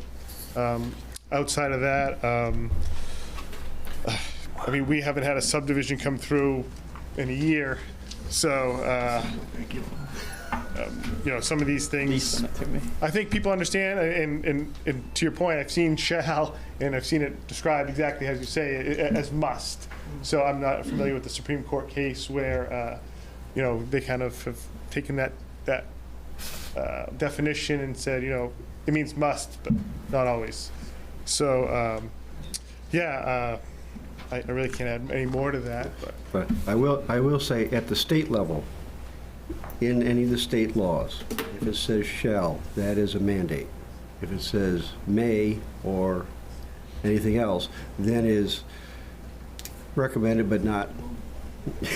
But if it says shall, that is that is an absolute, and that's any of this, you know, any of the state laws that are written now.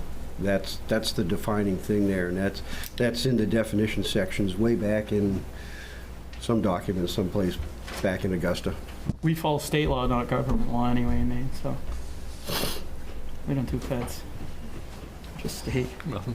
You know, and 211 Road, I would assume that all language on ordinances is reviewed by the town attorney. Correct. Yeah, because he's the one that's going to defend it if it ends up there. So, other questions on 27? Article 28. Shall Article 10.3A 10A, expiration of approval of land use ordinances adopted May 21, 1994 as amended through June 11, 2024, be further amended by adding the underscored language and removing the language in the strikeouts. And this is a administrative clarification on the standards for approvals on extension of permits. Questions on that?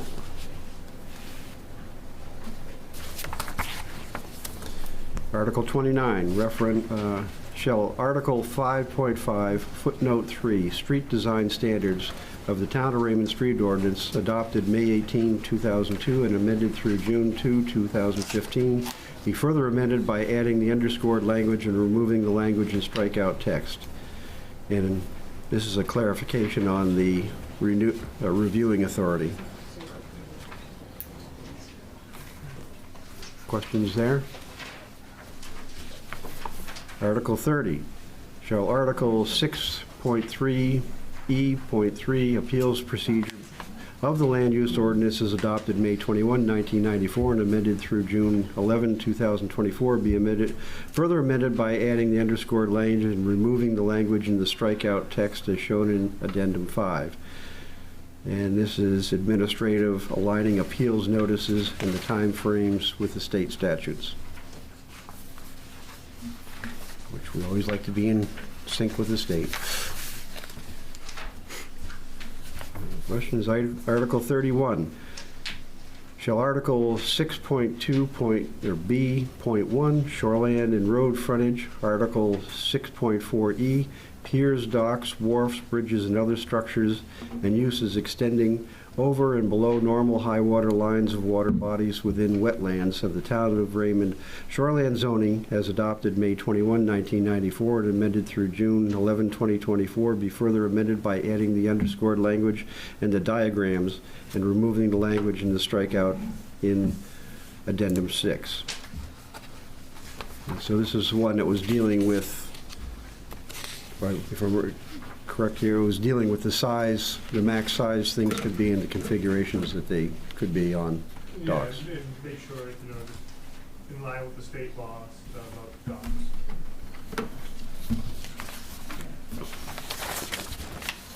Article, Question about that. Yep. This is, we're on question AC, right? So make sure I didn't get Yeah. lost. Yes. Okay. This one, I was concerned, I wasn't quite sure that the language was absolutely clear, even though you're working on it. But it says, shall separately meet or exceed the following minimum frontage requirements for both shore and road frontage.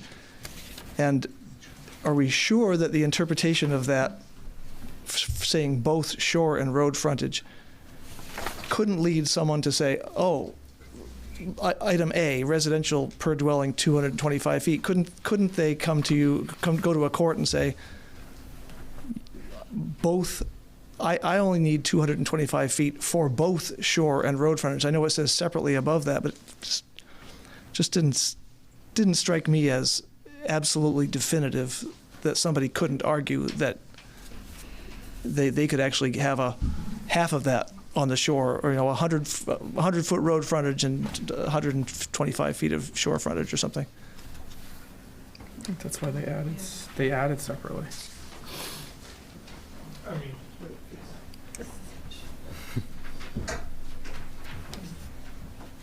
so I guess what you're saying is, say somebody had, if the minimum lot size would be 225 in the water, 225 on the road is what you need for a lot.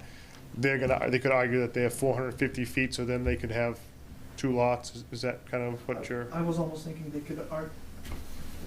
Yeah, please. Yeah.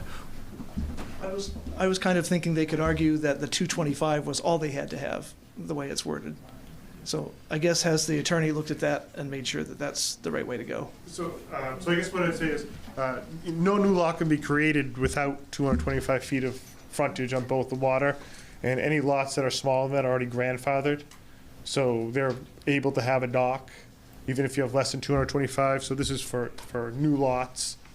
And you couldn't create a new lot that had less than 225 feet of frontage on either of them.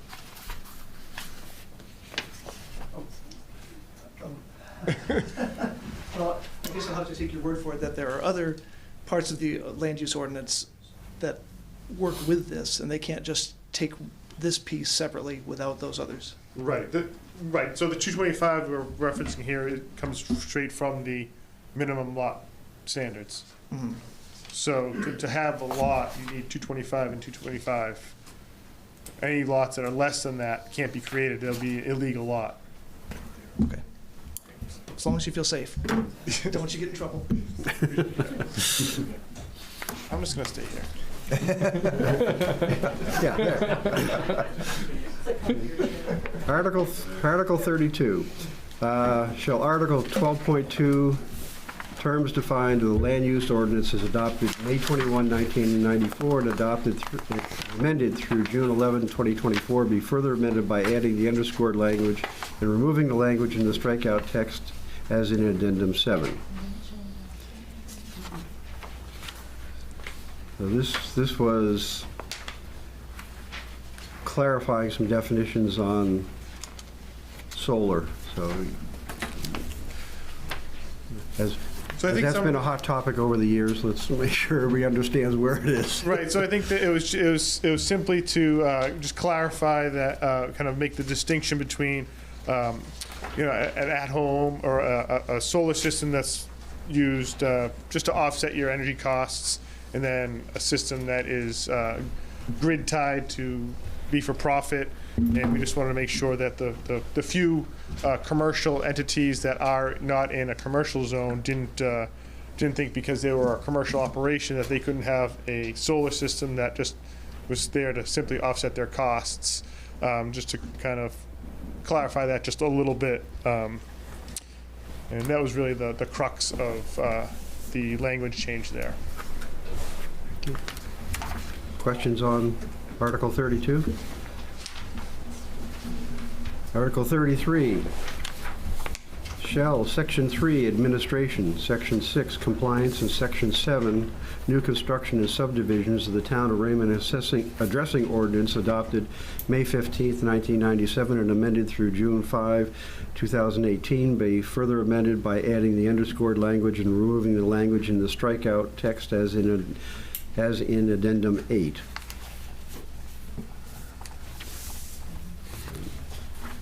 This is clarification of reviewing authority on that. I thought that was the one also that changed the size of the letter. Last chance. Yep. So Yeah. this one here, I might have some recommendations for you, or if you wouldn't mind, but not today.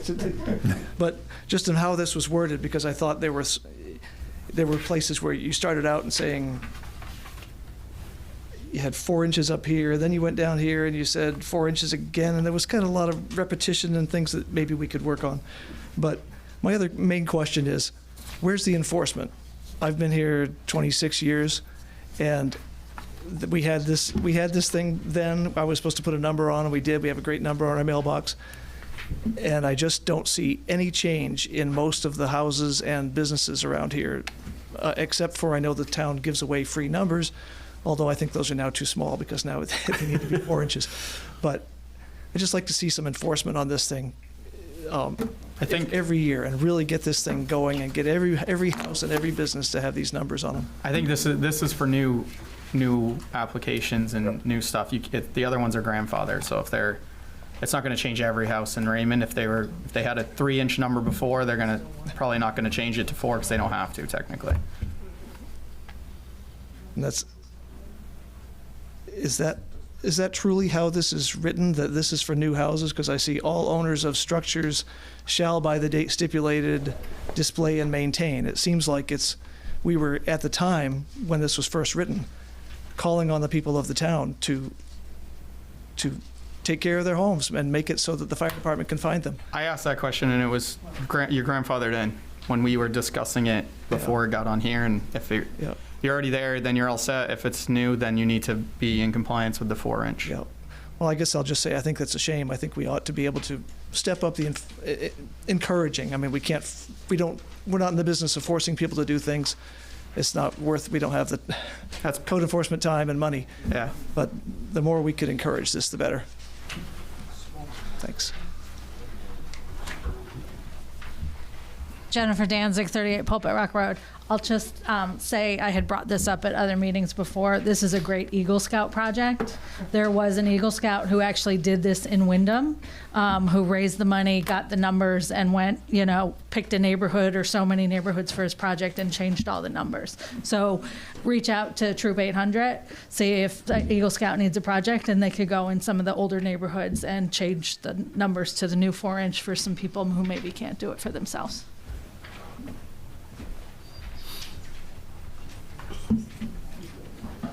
Peter Levitt, 2 Levitt Road, and as far as enforcement is concerned, after 25 years in appeals of zoning ordinances in the town of Raymond, what I can tell you is most of the times that we got notified of a violation, it was because of a neighbor. So I would say, basically dropping a dime on someone, as the term was called. But the bottom line is, I believe enforcement would be whenever there's a difficulty of a town service to locate an address. There'd be a mechanism to report that and to say it's a violation.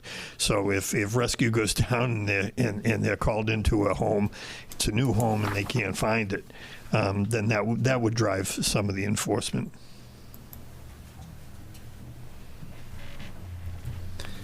Okay. Any other questions on things on the warrant? Seeing none, we will close the public hearing. Move into the regular select board meeting. Next item, consideration of supplemental assessment. Kurt, you're on.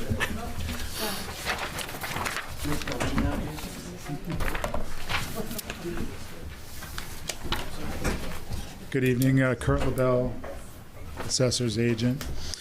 So I have one supplemental tax I'd like the board to consider. I have a property owner who's enrolled in the tree growth classified land program who wishes to voluntarily withdraw 3 acres of classified land out of his 23-acre total.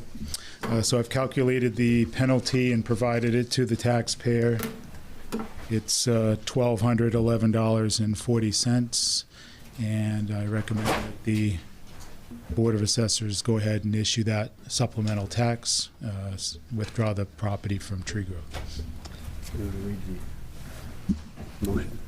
You got One question? Yep. Kurt, I'm just curious what the valuation of that lot was when you, is this a fine or is that the tax for the lot like it was a building lot?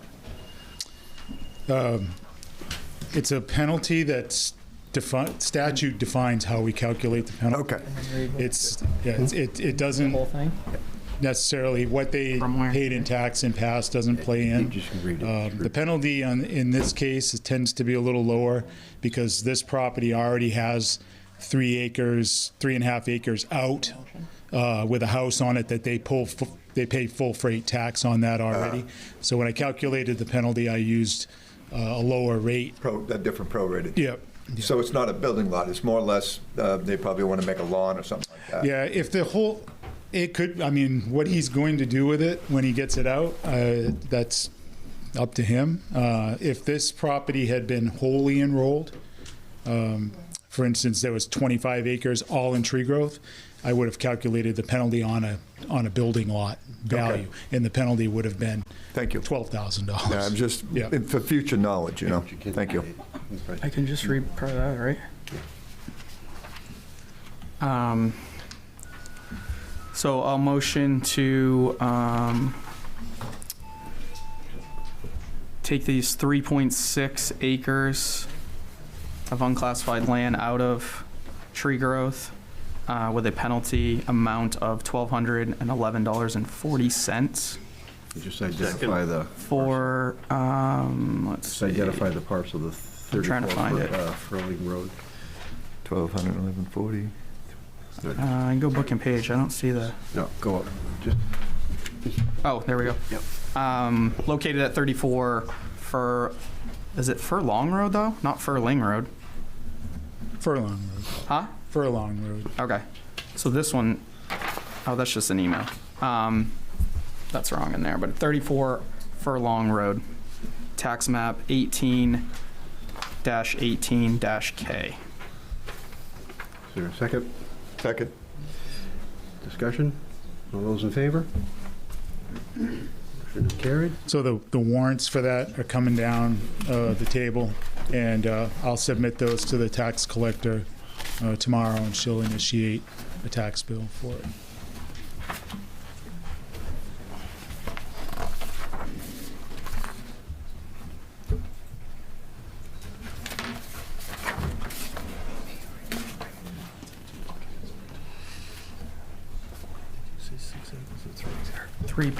.6. Okay.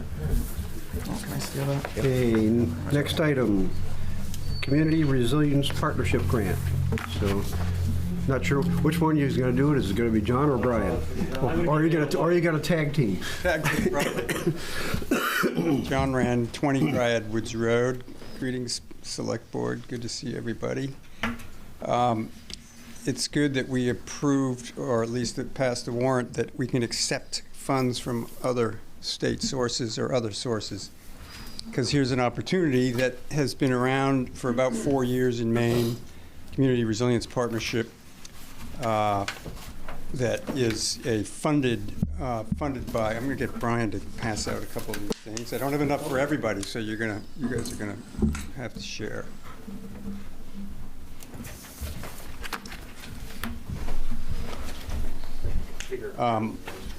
This came to us actually during the comp plan last year, and it wasn't something the comp plan was set up to do. Here's another one. Yeah, and send that. Yeah, there's another one there. But we kind of tabled it for future consideration, and it may well be the last round of grants that are still available for this program. And what you've got in front of you now is some examples of other towns across the state to the tune of 200 or so other towns that have participated in this. Grant funding is limited in this round to $75,000 per town. And the folks from North Star Planning who guided us through the comprehensive plan are prepared to help us apply for this funding and guide us on selecting an appropriate set of actions or funding targets. So it's pretty straightforward. There's a little bit of a timeline. I won't say crunch, but in the next month we need to get a set of priorities together, picked probably from this material that we you guys have in front of you, but also received at a listening session, I think up to 2 of them, that the North Star folks will moderate and manage. So we need to get a little word out around town for having folks attend that workshop. But the idea is that we target from the range of opportunities there what we think would be most useful for Raymond. And in my own view, I'm looking at Nathan White, and I'm looking at yeah, he sat down again, and I'm looking at Bruce, and I'm thinking about public works, culverts, and fire protection, and wildfire protection, and those are 2 of those examples are in the package that you folks have now. So I think what we were asking from the select board tonight is first we'd certainly try to answer questions that you might have or concerns, but we have a sample agreement that's in the package that you have, and it's a resolution that the board would vote on, a resolution to participate. Is there a time frame of when the funds have to be spent by? Do you know? I'm sure there is, but do you know? I'm not aware of. I think it might have a 2-year fuse on it, but this application, if it goes in at the end of July, or even actually as late as August, there'd be, I think, a 2-year run to be making progress on it. But I don't know that. That's a good question. I can get. I mean, I only say that because we have there's a lot of these on here that other towns have used just to upgrade buildings, make them ADU accessible, heat pumps, things like that, more energy efficient. Yep. And if we grab that building up the road, it'd be a nice place to upgrade things up there and dump some money of that. Jordan's just Mall. an idea. Yeah, exactly. Yeah. So I think the listening sessions will be an important piece to get a broad community input on how best to spend this money.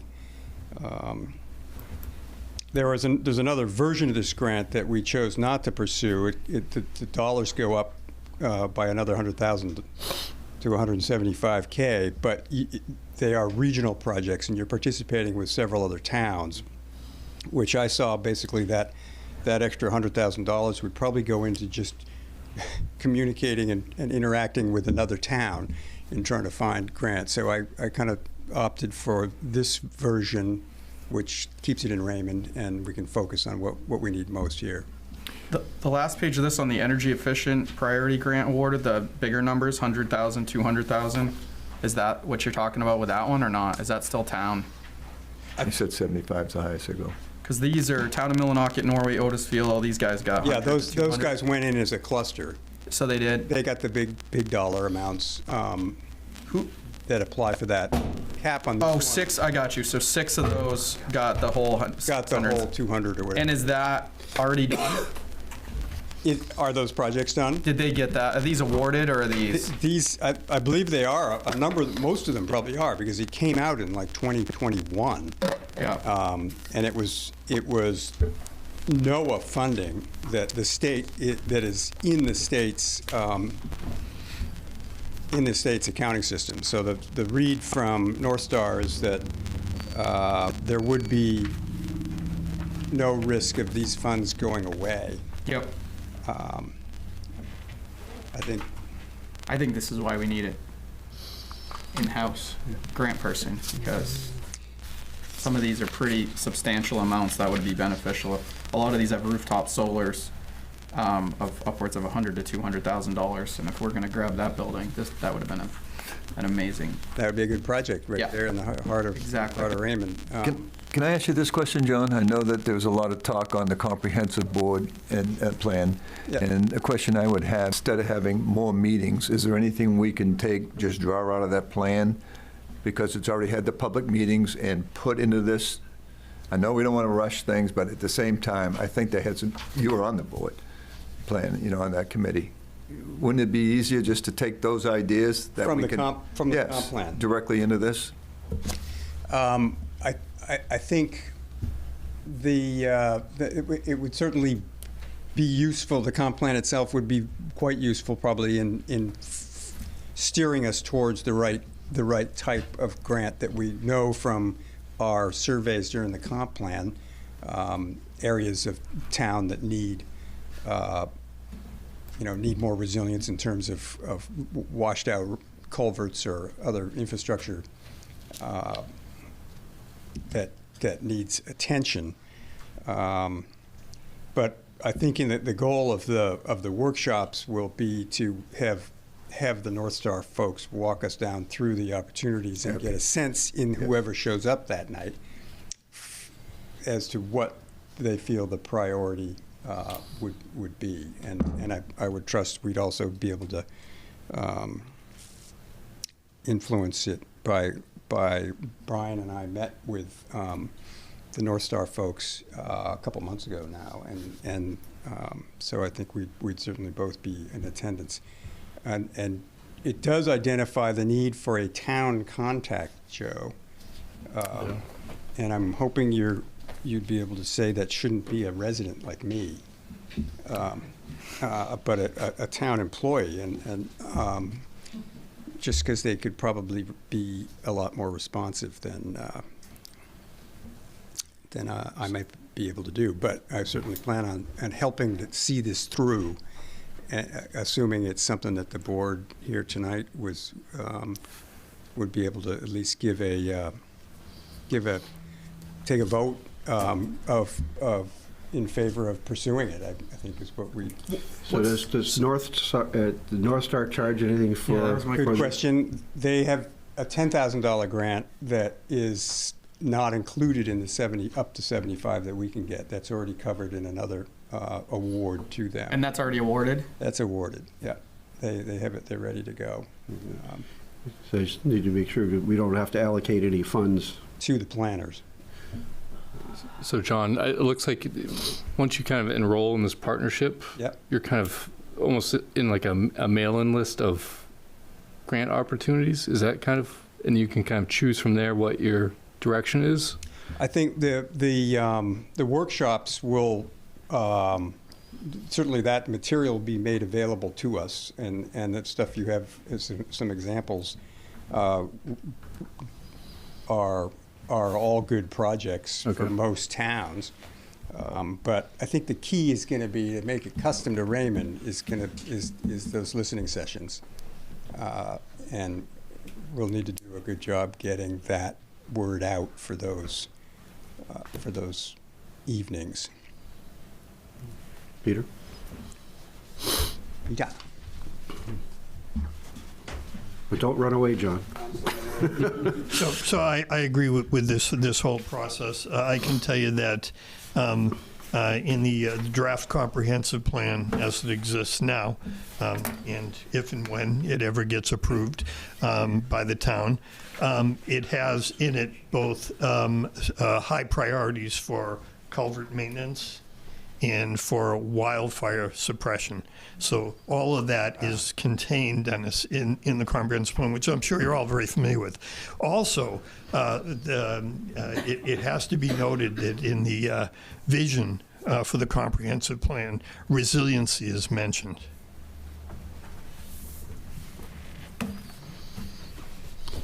So essentially, what you're looking for at this point is just for us to tell you to continue on?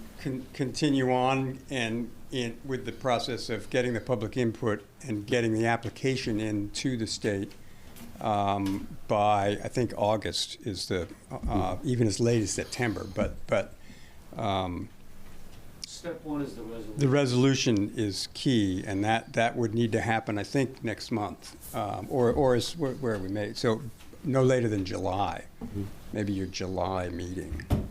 And you've got sample language there for the resolution. So, I mean, the resolution can be put on the next select board meeting, so that's fine.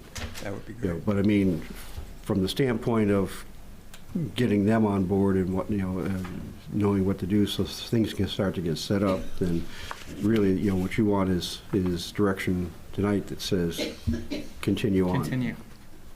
Correct. Anyone have Or an any? endorsement from us, right? Yep.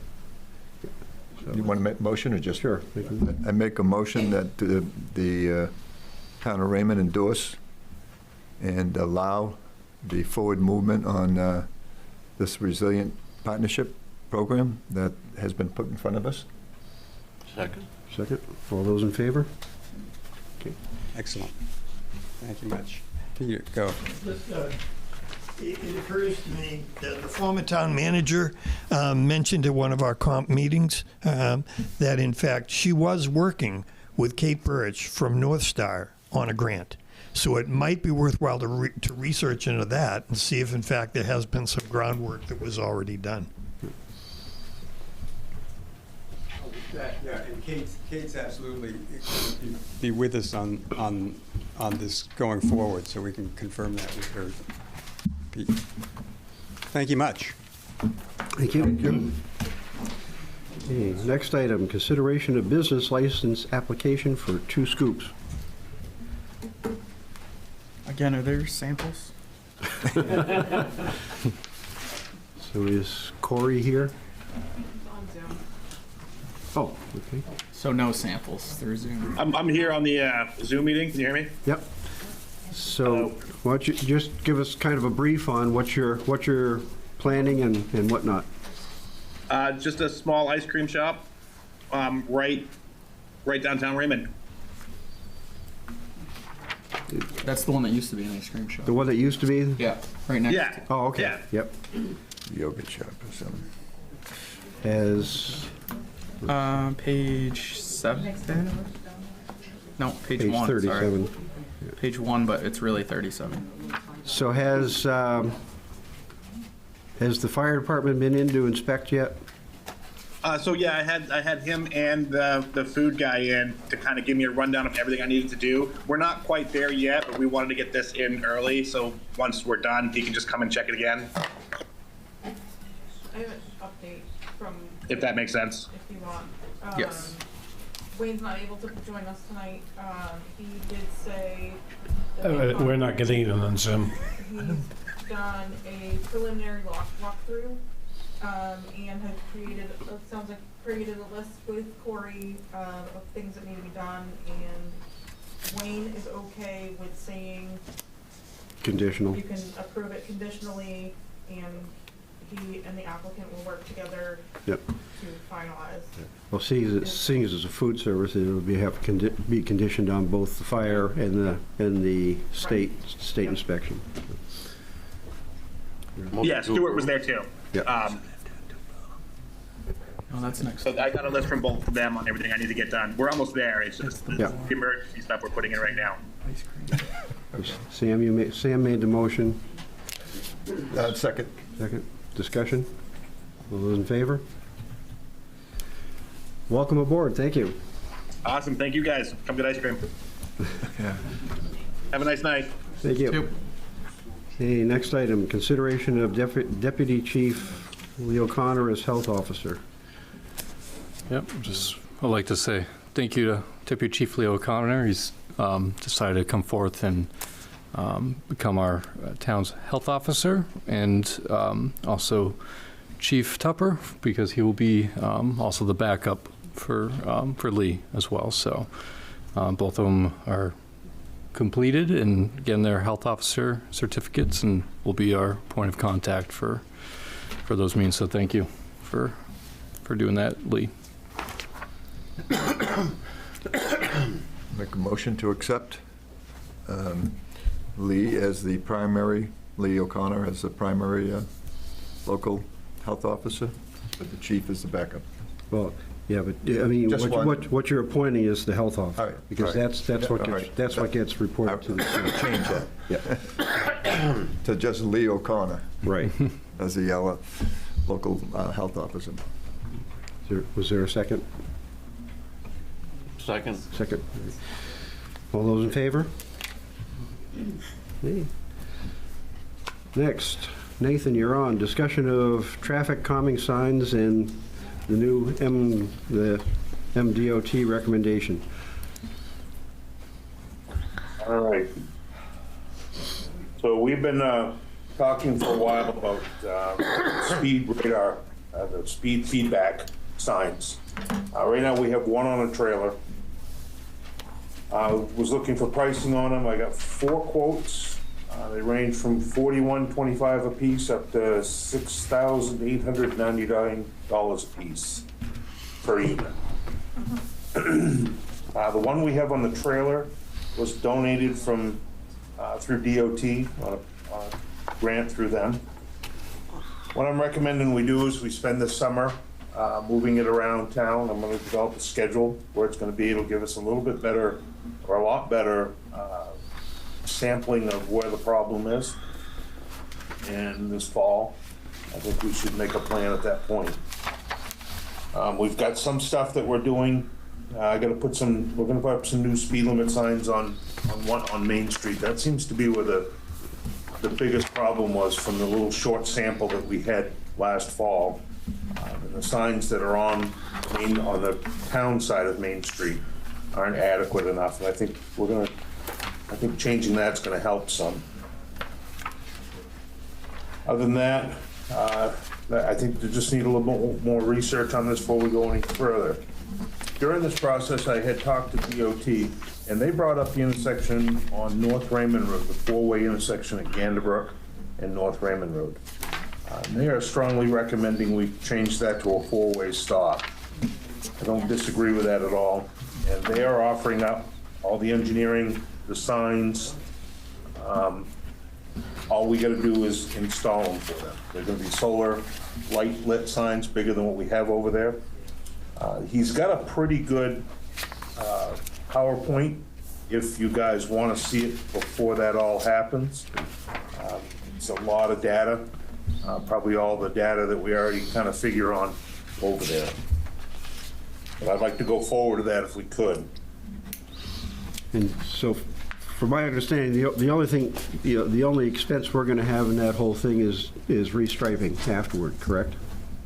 Yes, that is correct. The only thing that we're going to have to stripe there are the stop bars. We do most of those in town are in-house.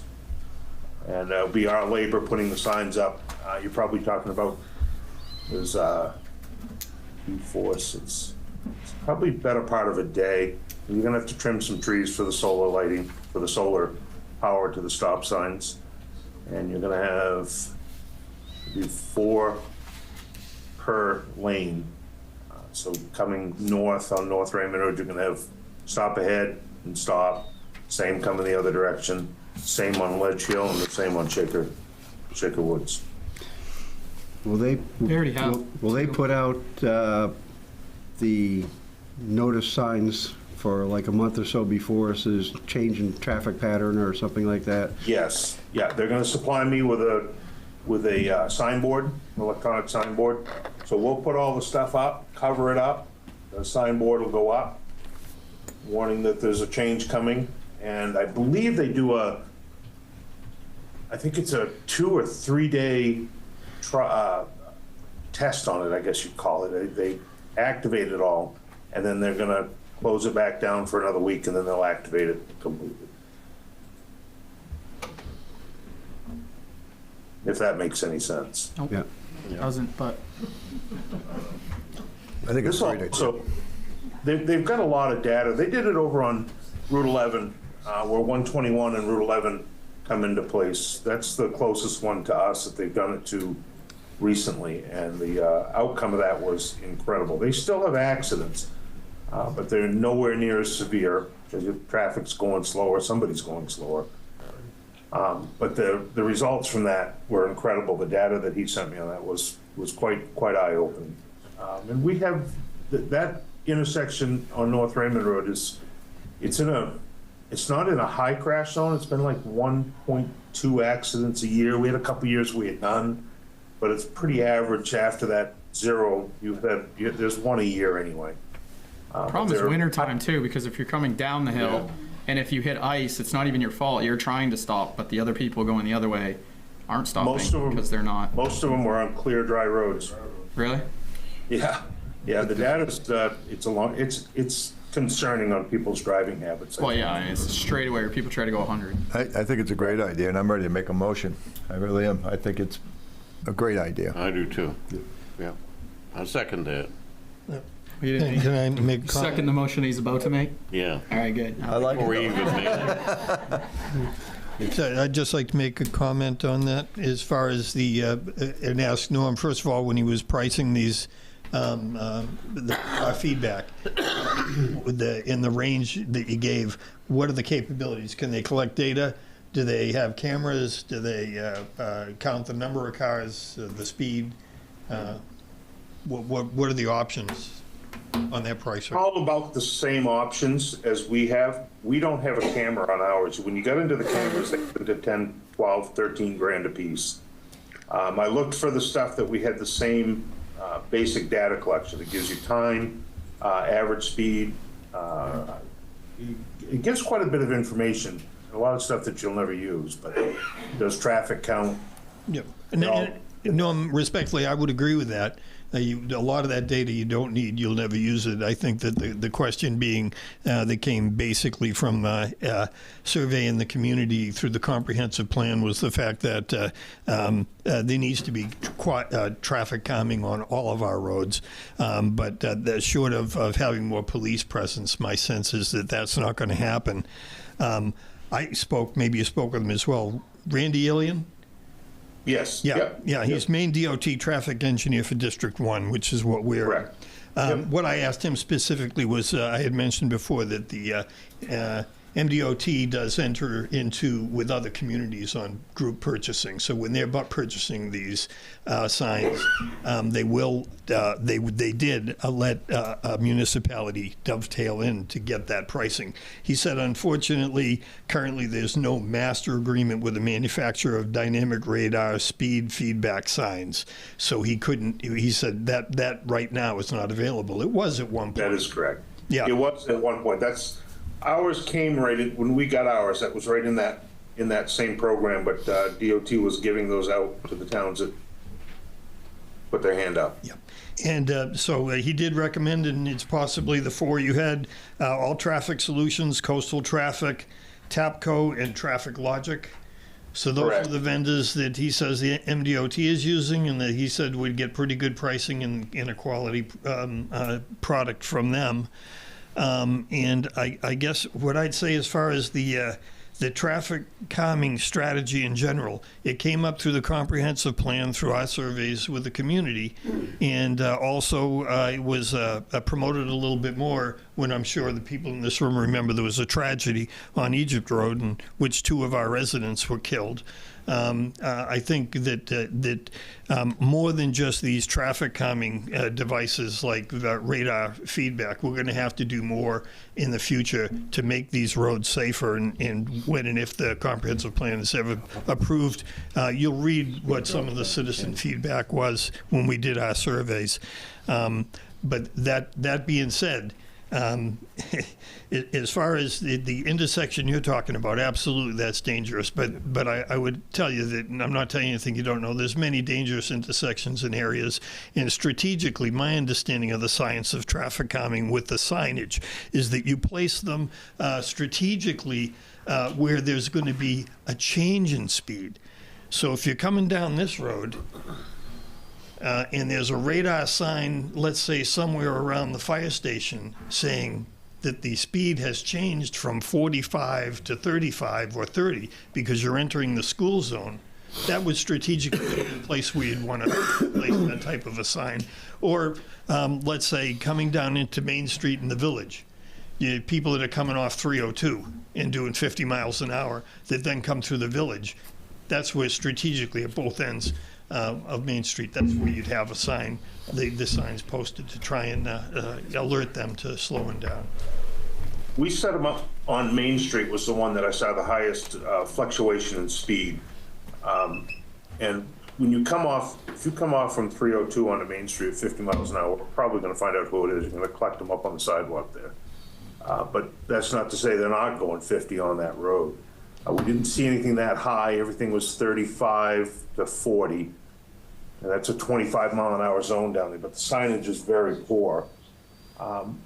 Is Egypt Road, that was, I believe, was in the 40s. We had a couple of peaks in the 60 at night, but that doesn't have any speed changes once you get on there. It's set right at the beginning of the hill there.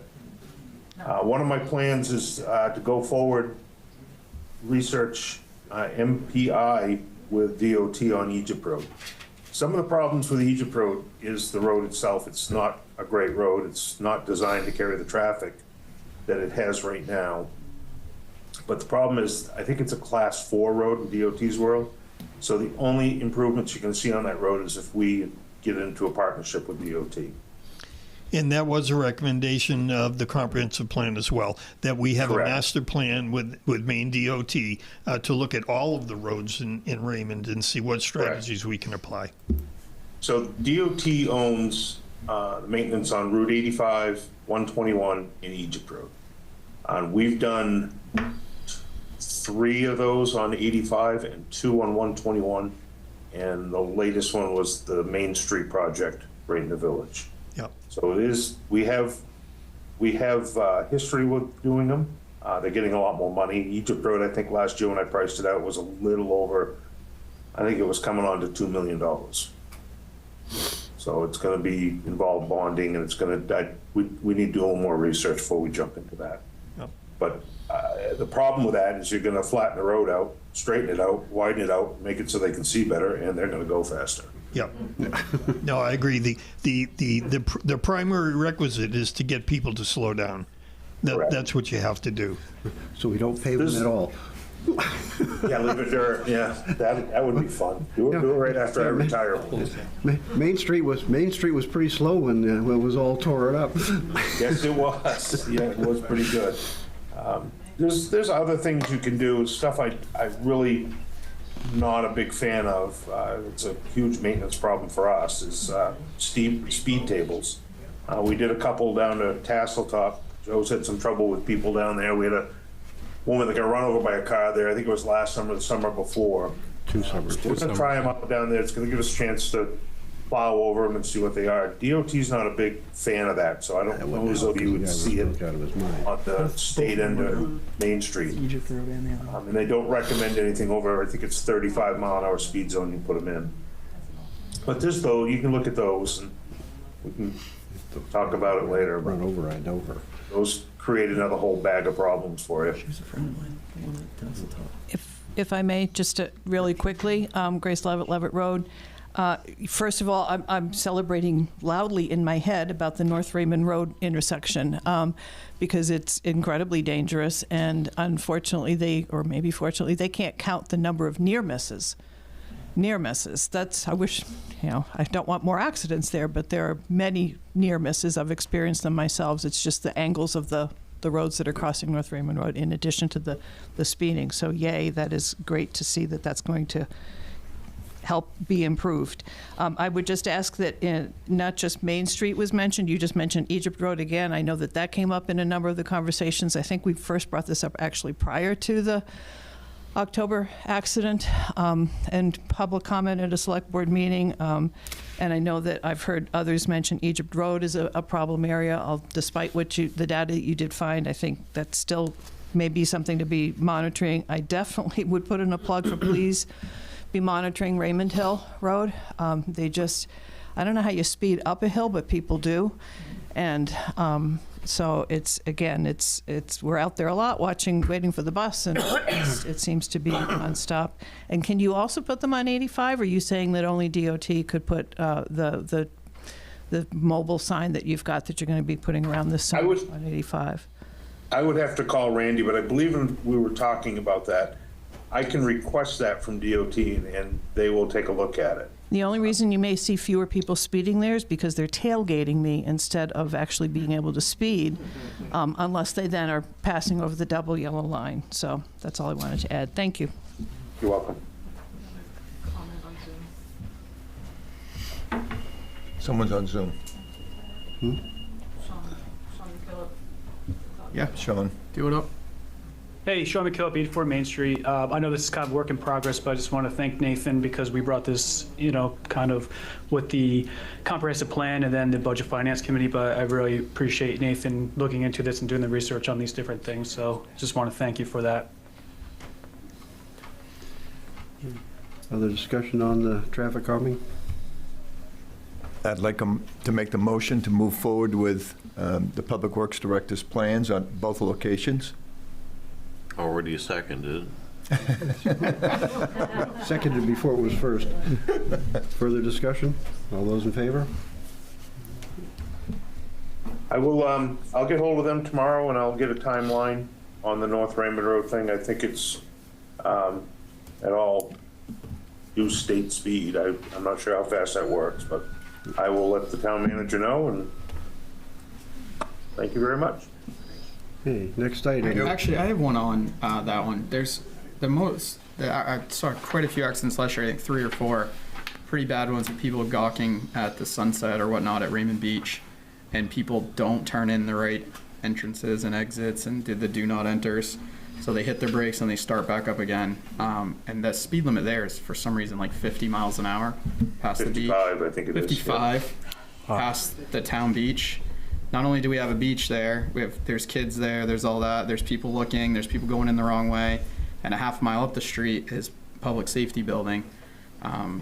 It's just a weird place to have 55 mile an hour all the way up until maybe 200 yards before the light is when it drops down to 35. So 302 is federal highway. Yeah. We tried, the year we put the public safety building in, we tried to get it reduced. We tried again when the beach went in, and they felt that it was a non-movable item. I gotta sign one of the papers. I mean, I'm just wondering when that was, because I'm sure there's whoever was. So the last time I called them on it, I think we had a pretty good hit out there. It was probably 4 years ago, and I talked to Randy at that point, and he wasn't interested at all. And I will poke him again. Is it the same guy you're saying the whole time? Randy was new. The people before he's new, not new, but he's newer than the people that said no. Correct. So let me let's try that. See what happens. The thing that's interesting to me, Nathan, is that it's 55, and then when you get to Casco, it drops down, and then Naples. Yeah. And so the only stretch that's 55, unless you're coming back from Bridgeton, and then you have that, what they call the crash every week up there by the place right on the corner there, I can't think of where the Historical Society. Oh, yeah. They just drive off the road up there, and Yeah. there's all kinds of crashes. Yeah, that's a bad one. Yeah, A friend of it's mine's terrible. son passed away there. That's bad. And that's 45, because I know I got stopped for doing 50 there. So, but a lot of people passing me before I got stopped. But the point is, it's the only stretch on 302, and it's illogical with buses, as Derek just said, with boats, sidewalks right there. And if there's any way that we can even have someone come in front of the select board, I would like to have a debate with them on why there. Nowhere else. That one crash that I saw where the Jeep went head over heels and hit somebody else was that same thing, because the person stopped to go in the do not enter, and then they realized it wasn't, and the person behind just didn't even slow down. It was a complete 55 mile an hour. I think that was OUI too, if I remember correctly. It was a lot of stuff, yeah. There's 4 accidents there in the past. And 2 deaths at the year. Wharf Road, back when I was first chief here. Now, I know that's a while back, but still, 2 kids died there. Anyway, I just would love to hear them tell our public why that one stretch seems to be logical to be 55 I have quite a few miles an hour. photographs of accidents from last year, too, if they need to see visuals on it. Now, they've got a pretty good database on you ought to see the data that he has on just the North Raymond Road. They document everything, and it's scientific, I guess, and that's how they base the peaks on. Once again, thanks, Nathan, for the work on those 2 locations. Thank you. Have a good evening. Thanks, Nathan. The next item, consideration on comprehensive plans, next steps. So I know, Joe, you've been having some discussions with Tom. Yes. On, and I guess what I'm not sure, he's saying put it on the November ballot, or is he saying that we can't do a special meeting and do it, or? Yeah. Peter, would you? Tom didn't say that. Tom didn't say to put it on the November ballot. Go ahead, Joe. Okay. To try to bring this comprehensive plan home, we've made the edits. We cleared it with Tom from DACF, that the edits were okay and didn't have to go through the full process. So thank you to Melissa for working on that and making those edits, and she's cleaning up that document right now to make sure that it is what will be voted on. So yeah, my understanding from Tom, he ended up calling me, and then I was trying to figure out what the next steps were to this process. He said that because of municipal legislation body under number 9, it's kind of the definition of what it is. To vote on a growth plan, you have to either be a city council, a town with a charter, or to be put forth on a ballot. Right. So those are the 3 options they said pertaining to Raymond. So I guess I would ask you to talk with him again, and because what he's saying is put it on a ballot, and his natural inclination would be, well, the next ballot is November, but if we call a special town meeting that has a ballot, then it's on a ballot. So so that can accelerate it from our standpoint, because, and then from that date you go back 30 days, and that's when you have to have the public hearing. Correct. So, I mean, that's what we had talked about when we got into this, was we'd get that done, then we would look at scheduling a special town meeting, and his statement that it has to be on a ballot. Well, that's fine. You do it as a ballot at that special town meeting, so that that meets the criteria, legislative component. Perfect. I'll follow up with Tom on that process. Peter Levitt, 2 Levitt Road. So, I reviewed the correspondence. I think we're still dealing with language here. as far as whether, in my generation, when you say you talk to someone, it means I'm talking to someone, versus an electronic communication, which is an email or a text or something like that. Peter, just to confirm, I did talk with Tom on the Yes, phone. and I did too. Okay. So I did review the emails that were in the e-bits, and I don't see anything in here. He is, as Ralph is mentioning, he's talking about a ballot. He also sent the definitions. So for anyone in town government that isn't aware, or anybody out there in TV land that isn't aware, the legislative body of this town is the town meeting. Right. That's the legislative body. If you are a city council, it's different. Right. Right? If you have a mayor and you got a city council and all that, but that's not Raymond. In Raymond, the legislative body is the voter. Right. And therefore, Tom sent that reference to Joe to, I guess, educate Joe as to what type of government he has. That's it, Joe. Okay? And therefore, he never said it has to be at the November ballot. When you read ballot, you assumed it means the November ballot. And The next ballot coming in, yes. And if I'm sounding a little frustrated, it's because I've spent, others have spent significant time in their life in putting this unit together, this plan, that seems to not be able to get adopted. And whether it's, and a lot of it goes back to process. It's all process. I know that this town government is in turmoil. We've had multiple, let me just give you one example. In the 2.5 years that the Comprehensive Plan Committee is in existence, we've dealt with 3 town managers. Think of that. 3 town managers in 2.5 years.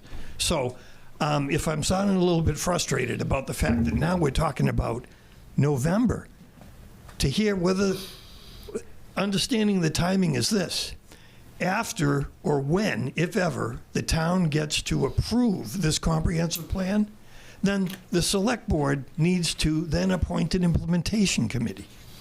And it's really only after that committee has met, got its feet on the ground, and really understands what the comp plan is all about, do we start making changes according to the plan.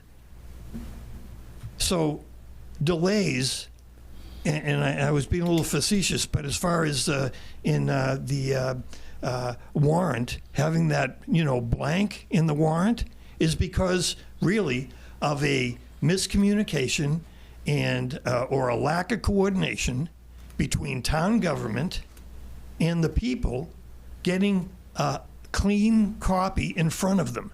And even now, I'm following an email from this morning where we have a town employee that is still trying to get in touch or get guidance on how to add the edits or changes, however you want to call them, that came from the select board to get into a clean copy so that then that can be posted to the town on the website so that citizens have the ability to review it. Because what they've been reviewing so far that's posted on the website is not accurate after the select board made changes. Minor changes? I would say yes. I would say some people that came to those meetings, citizens, and said, we'd like to see a priority be sidewalks the length of the Cape Road are going to have a little bit more problem with not seeing that in the plan anymore. But that's not the issue. The issue is this should not be so hard. And a special town meeting, which is fine if you didn't want to put it on the warrant, then you have a special town meeting, you call it. It'll probably be as big as this.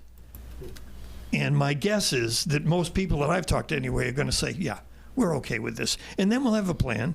And then we can go forward with trying to implement some of the recommendations that the community wants. And so I'm sorry if I sound frustrated. In looking at this, Joe, I got to tell you, I'm just having trouble. And I asked the state expert on it, and he said, "Well, no, absolutely not. You don't have to do this at the ballot at the November meeting. You can do it well, how have you done it in the past? I said, well, in the past, we put it on the warrant. And the people in the town voted up or down. And short of that, you know what he told me? He said, well, just call a special town meeting. Ralph, Yes? can you hear me? Yep. Hi. Talk about being frustrated is I think if the changes were made, first off, don't come to a select board meeting and ask for us to send it out to all of the department heads in the select board to get changes if you really did not want those changes. Because apparently, as minor as they may be, because Peter keeps mentioning minor, it doesn't matter. Those are changes that are important to 1, 10, 15 people. And as far as it leaving it on the board, that's the original one. But that was the comp committee's job. So I know Joe has been trying to get the right font to put in there, that he has not been able to, that they have to get a different program. So we're not putting it off. We did not put it off because we did not want to put it on the warrant. We did not put it on the warrant because the changes were not made, that the board was told that, Peter, you guys stood up there and told us, you washed your hands of it. So then all of a sudden we're stuck with it. So frustrated is us for not bringing it to the comp committee like we did and not having those changes done by you, not us, because it wasn't our job to do it. Kayla? Kayla Gonzalez, 518 Webbs Mills Road.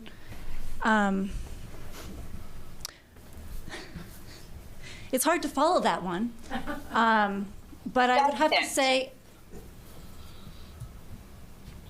Yes. She's out of order. She has the podium. No. You're out of order. Oh, well. Chair. Just calm. It's a Zoom issue here. You get into some delays.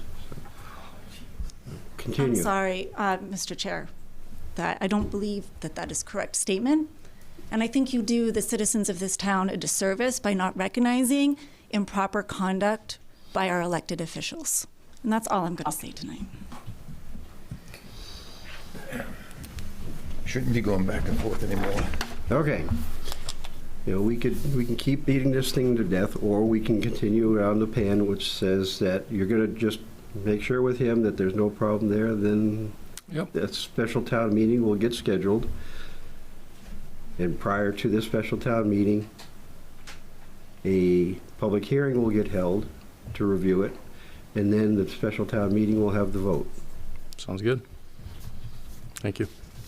Mr. Chair, the select board will adopt it once it's in its final version. That's in the process. You adopt it, select board, and then it goes to the people. I mean, you know, it's not one of the steps that he had in there, but I mean, I have no problem with that. I mean, because, you know, essentially, once those changes, you know, those changes are there, that's what we agreed to. So that's, you know, I don't see a problem there.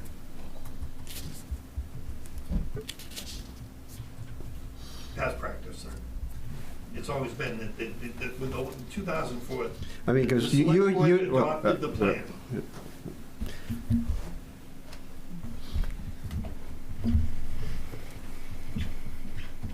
Peter Levitt, Ralph, it's a good plan. You know it's a good plan. I know it's a good plan. Why would you be hesitant about just taking a vote to adopt it? In 2004, the last plan we had, the select board adopted it. And then it didn't go to special town meeting. It went on the town warrant. Right. And there were a bunch of people in the gym, and they just said yay or nay, and we had our comprehensive plan. And I just am at a loss because I'm focusing on process. The process was, it was not a clean document. That's what the process was. And once the document is clean, then it can move forward. That's why it's not on the, that's why it's not on the warrant. All I'm trying to establish is, you're right, but the processes should be this one. Once it's a clean document, then the select board adopts it. Right. When the select board adopts it, my understanding is that then all of the state components are in effect. Well, that's, I mean, that becomes part of an issue, because that we're getting conflicting things on that is I mean, if someone from the state will say, yes, absolutely, I have no problem with that, but that's not, you know, that's kind of not what we're hearing there. They're saying until it goes to this, until it gets voted on by the governing body, then it's not in effect. I have no problem with those corrections that are, those edits that are in there, with us signing it before that. I have no problem with that. It's just, I can't say, because there's conflicting information coming back from the state as to whether that part of it is true or not. If it is, great. But, the final adoption isn't until it goes to the special town meeting anyway, because that's the governing body that's going to approve it. All right, we could debate this forever. I'm not going to go and spend a lot of time legally researching it. My understanding was once the state says it's good with us, then and the select board adopts that, which is then going to be the information that will be disseminated to the people for the final vote. Mm-hmm. They adopt it. That's what then allows it to be published on the website as a clean document.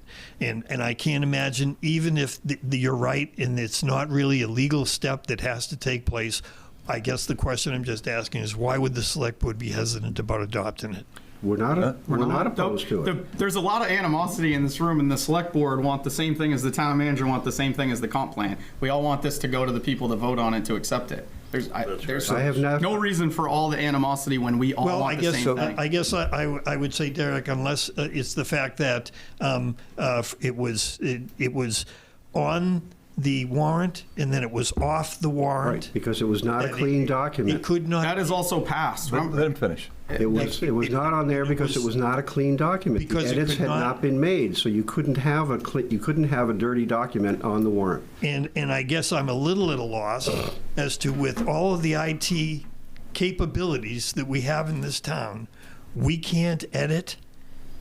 We can't edit. Well, I can give it to you. You edit it. You edit it and bring it back to us. How's that? You have IT capabilities. I want an explanation as to why we can't edit. Let me just ask one question so we can calm this down. How much time does the public need before they vote on the warrant? Is it 30 days? 30 days, because... And so already at this stage, they can't vote on the warrant. So that already... This warrant has already been mailed. That's what I thought. That's why I'm asking. Mailed out. So at this stage, the only recourse we have is to get it done as quickly as possible, post it on the web, the town web, and then set up, as soon as it's posted, the 30-day notice for the special. Which everyone's trying to do.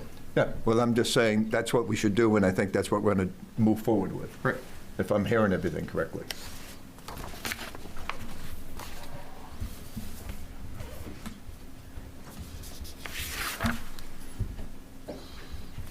All right. I still like the public debate. Public comment. Go ahead, Grace. You go, girl. If you, depending on what you say, I may not even. I like the compromise of the audience. She's definitely going to say the same thing I was going to say. Go ahead. Jennifer Danzig, 38 Pulpit Rock Road. So the warrant's already printed and done and everything else? Mm-hmm. Yeah. Can you tell us who's running for everything? Can I? Sample ballots don't- on the web, on the end. Huh? There are sample ballots available on the website. Oh, okay. Right I'm now. just curious who's running. Thanks. On the main. Let's keep it moving. Okay. You sure, Jody? Oh, yeah, I'm 100 that you're going to be a part of. Yeah, I can Grace Levitt, 2 Levitt Road. I just wanted to remind people that, yeah, you're at a meeting tonight, but please come to a meeting tomorrow night over at Wyndham High School for the school budget hearing and the vote on the various warrant articles there to move it to the next step. And there's a really good write-up explaining the budget, the increase and the subsidies we get back, et cetera, in the latest edition of the Wyndham Eagle, and it's also online if you don't have the paper copy anymore. But please do come and hear the details of the budget and have a chance to ask questions. And so 6:30, Wyndham High School. What should I add? I'm looking over to my fellow RSU board member. Oh. Oh, yes, a reminder about, yes, because I went through there once, well, can't really get thought it through was it done. so much. No. The traffic, Oh, in God, order no. to get over to Wyndham High School, do time it so that you're allowing plenty of extra time because of the work that's being done now at that They're better off. intersection. They're better off to go River Road and go up to the. Yeah, or that maybe way. go via Vermont or something, I don't know, but seriously, it do allow for that. Thanks for that reminder. Anything else that I should have said in public 'Cause comment? if you take 302 up there and go the normal way, you're going to get. If you go ahead If you of take time- River Road and then go up Yeah. by the new school up to the high school, there's no traffic there. Well, it depends on what part of the thing they're working on at the time. I've hit I it. think they're I've hit past different it. paces. I think they're up to. Yeah, okay. Well, I'll just allow for, I always allow for enough time because I don't know what I'm going to hit in Wyndham anyway, and better to be early than late for that. So please do attend. And also then support the budget on June 10th when you come to vote. Thank you. I'll say something else. Good, oh, okay.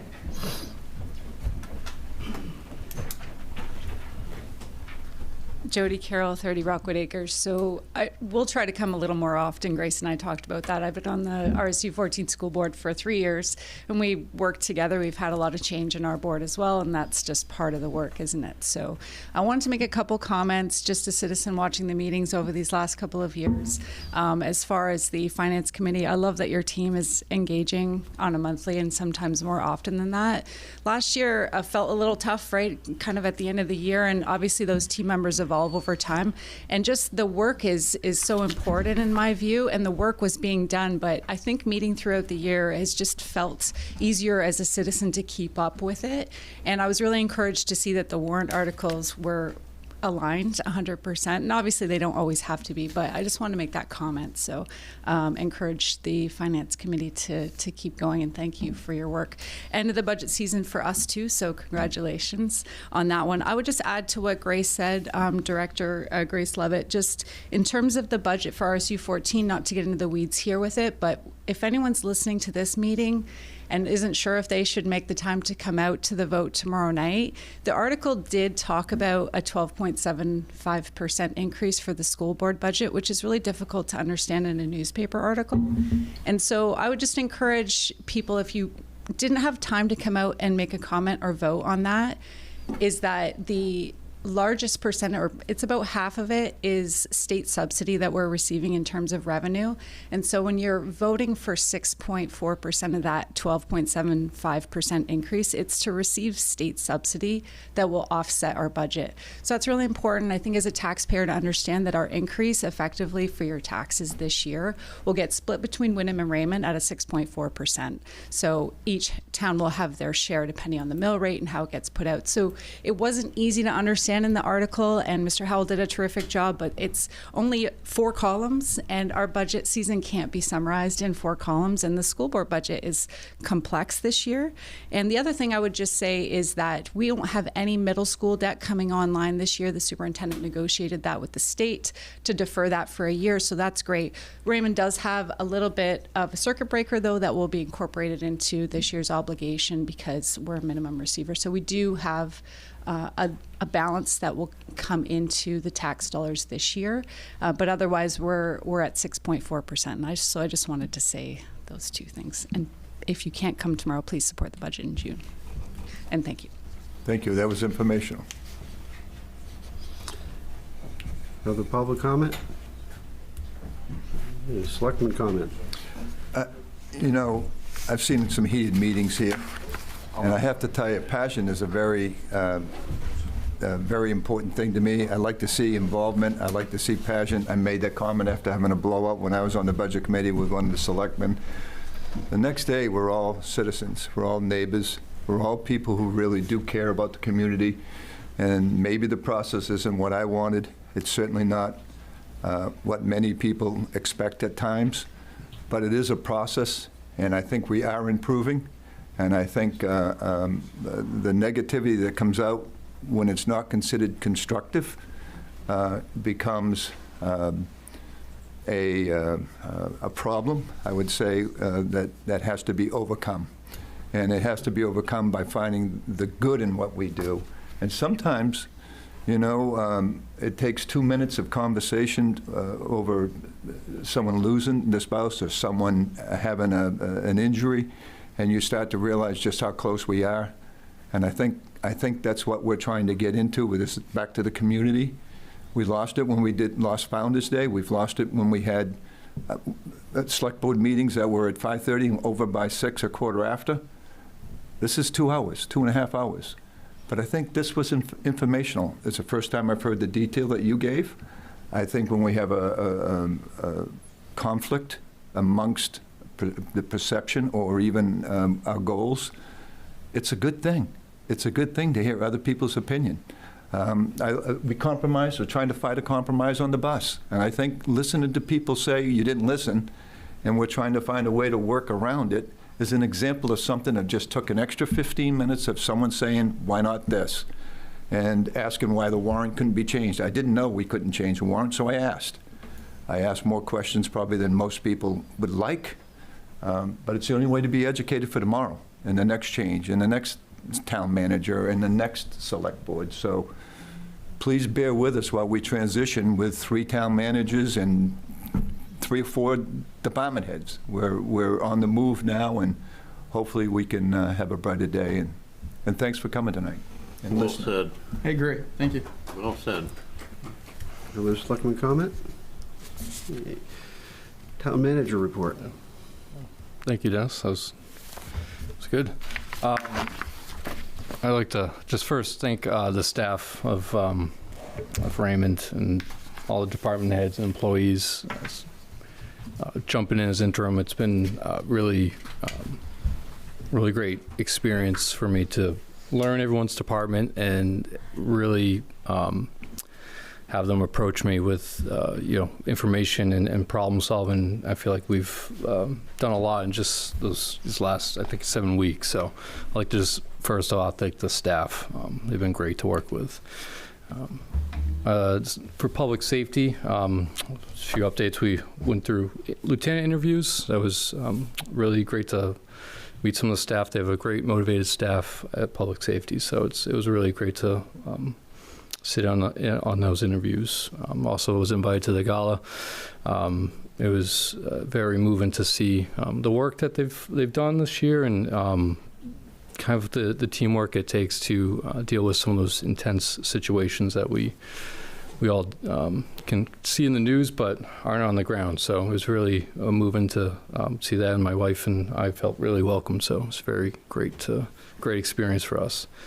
I also like to, for public safety, they had a new grant that is going to regionalize EMT and medic. So I love Bruce to just speak on that real quick. Yes, through EMS revitalization fundings from the state of Maine, which we were guaranteed a set payment on, and we've got 2 of them coming. I don't know what the second will be. It'll probably be the same or more. So our $15,000 that we've been awarded at this point in time, we got together with the towns of Casco, Gray, and Wyndham, and it put together a regional fly car for paramedics. It'll be a 45-week study, basically, to gather data and see how the program works, and then make further and future recommendations to the groups, our own towns, or an even bigger entity such as the county, as to how to possibly handle this in the future.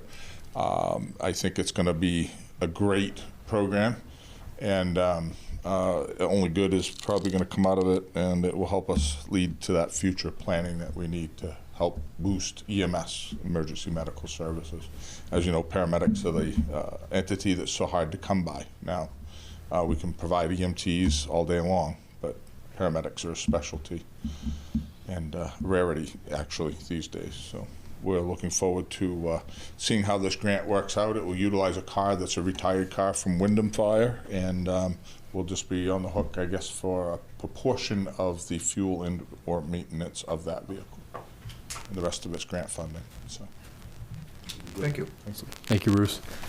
A few Parks and Rec updates. We have our Tasseltop Park Snack Shack and bathrooms project that is going to be wrapping up here next week. That's been a 4-year process, and I'd like to thank Nathan. He's been the project lead on that with my assistance, and it's been really great to kind of see that come to fruition with a permanent bathroom structure at Tasseltop instead of porta potties and other type of trailers that we have to fix and keep up with. So that's this Friday, and I'd love to have anyone come at noon and see the building and see what the hard work has paid off. Is it going to be open for hot dogs? No hot dogs yet. No. We also have our tennis court and pickleball courts that we're expecting to be done in July. It'd be a great addition to recreation and leisure activities and some other programs out of Sherry Gagnon Memorial Park. So that's on schedule for July completion. You can also see that Public Works has started the cleanup on the roads and beautification committee, and Don's planting flowers along through it too, and getting all those things, spruced up here. So it's great to see them in action, and I mean, summer's is coming pretty quick, so hang on. Some dates for May 19th will be a special meeting. June 17th will be the select board meeting. It's going to be pushed out a week because of election, and our staff will be there, and I think that'll be a good date to do that. And then July 8th will be our other select board meeting scheduled.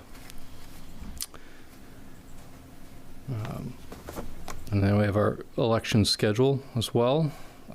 Posted. I don't think I need to read that. It should be on our website. So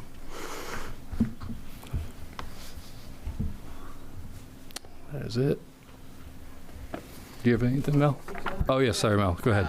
So just an overview of the important dates coming up related to the election. Absentee ballot request for in-person started today technically, but because the school budget isn't completely finalized yet, we can't accept ballots back because the ballot for the school budget refers to the meeting that's happening tomorrow. So people can request ballots, people can come and pick up ballots today. We're closed now, and tomorrow, but we cannot accept them back until after the meeting tomorrow night, which is the next item that's on here, the budget vote at Wyndham High School Auditorium, 6:30 tomorrow night. So once that meeting is complete and the budget is finalized at that level, then we can do full force absentee voting on site up at the town office during regular business hours through June 5th. June 5th is the last day that you can request and take out absentee ballots. May 31st, as you said earlier, I'm going to repeat it 100 times. Public information meeting on the warrant articles to be held at Jordan Small School Gym starting at 10 a.m. That is a Saturday meeting. It will be similar to what we just did tonight, question and answer on a larger scale. And then Tuesday, June 10th will be election day, right at the Jordan Small School Gym. Again, polls open at 7 a.m. and close at 8 p.m. And if you have any other questions, come and ask us at the town hall. Thank you, Mel. Make a motion to adjourn. No. Oh, we still have one more? Oh, yeah. No, we have an executive session. Oh, that's right. I don't know why. So the next item is going to be an executive session. So everyone's going to have to leave, but that's the last item on the agenda anyway. So.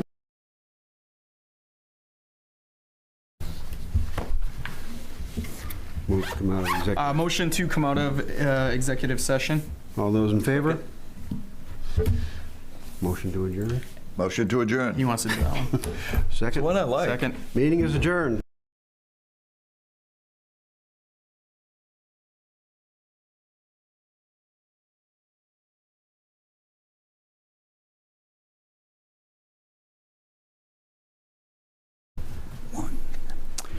Good evening and welcome to the May 14th workshop for the Planning Board for the Town of Raymond. It's not an official meeting, but I would like to take attendance just for the record. If we could start down there with you, Jackie. Jackie Sawyer, present. Stephen Clark. Greg Foster. Robert O'Neill. Ed Kranich. Mark Childs. Kevin Woodbury. And Kevin's on Zoom. I've got a couple of opening remarks here to go through with this, if you could bear with me. The board will be taking no action tonight, so there's, which is the reason for our workshop. So no action on either the short-term rentals or the cannabis proposed changes. But we are set up tonight to pretty much get the board's feelings on how we are going to proceed with the two proposed changes, and get our plan and task staff with any additional information that we might need to move forward. I just want to ensure you that both sides of both issues will have plenty of opportunity to comment on once we start working on a particular ordinance. But comments at this point are not really, don't really add anything to the issue yet, because we as a board don't even know which way we are going yet. So we'll start those comments once we start in on the process, which should be next month. You'll have it, the public will have at least two opportunities, the way we handle our ordinance changes, at least two opportunities for comment, and then a follow-on opportunity if it does in fact go to the selectmen. You'll have an opportunity to comment at the selectmen meeting that the ordinance is wind up at. Just to give you an idea of ordinance proposals and timelines so that you know where we're going, as the board has worked on proposals in the past, it usually takes about 4 to 5 months before we wind up with a legal reviewed ordinance that is set for its final public hearing and its pass to the selectmen. That timeline may be accelerated, it may be delayed. It all depends upon how the discussions go according to each of the different ordinances. So to answer, I think one question is, where does the ordinance go? It goes from here to the selectmen. Our ordinances for this town meeting have already been completed and been passed, and warrants have already been set. Any work that we do on these ordinances would normally not be passed to the selectmen until 11 months from now or 10 months from now, when we would pass the ordinances for the next town meeting. What I would propose doing, and obviously will be up to the board, we could pass them earlier once they are completed at our level to the selectmen, and then the selectmen can decide whether or not they want to hold them for the town meeting or whether or not they want to have a special town meeting to act on those ordinances. But that is their decision and not ours. Just both as a reminder to the board and to everybody else, we are bound legally not to discuss what is being reviewed by the board with members of the community or amongst ourselves outside of a public hearing or a public workshop where everybody knows what's being discussed.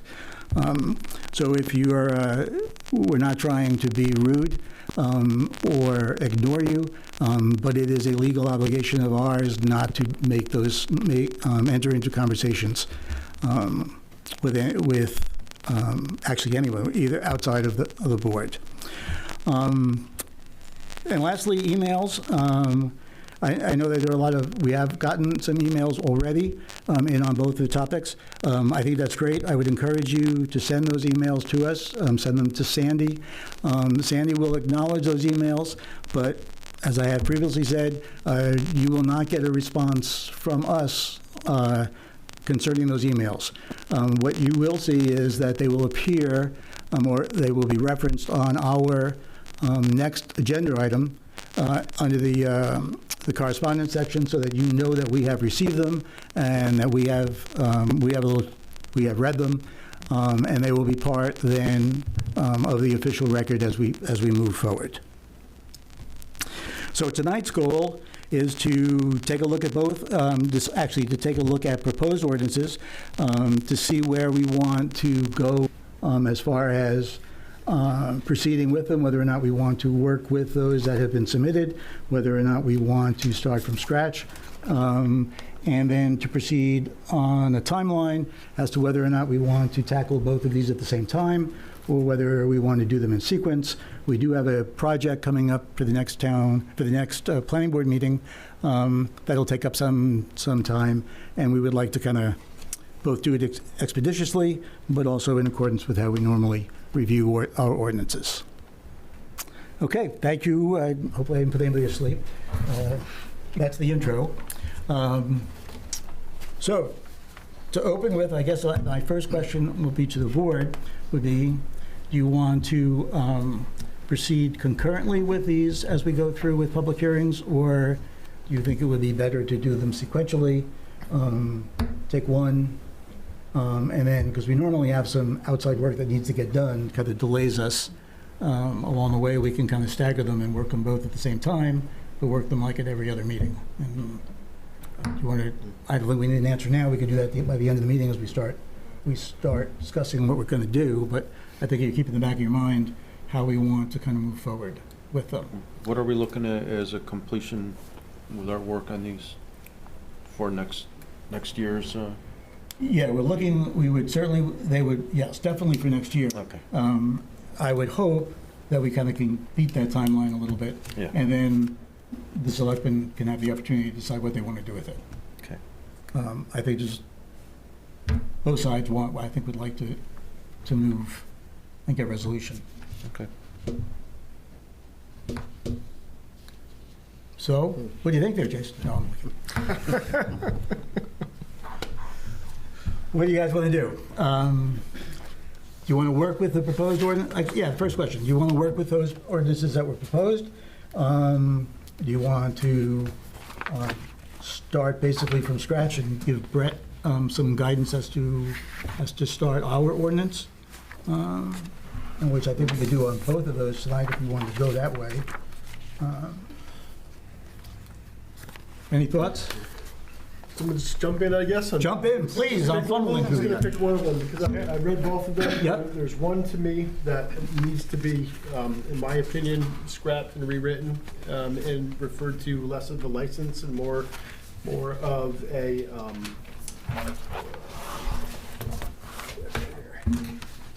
which it is the short-term rental. Okay. Yep. So in my opinion, I believe it's Casco's registration. It's referred to as registration, not a license. Mm-hmm.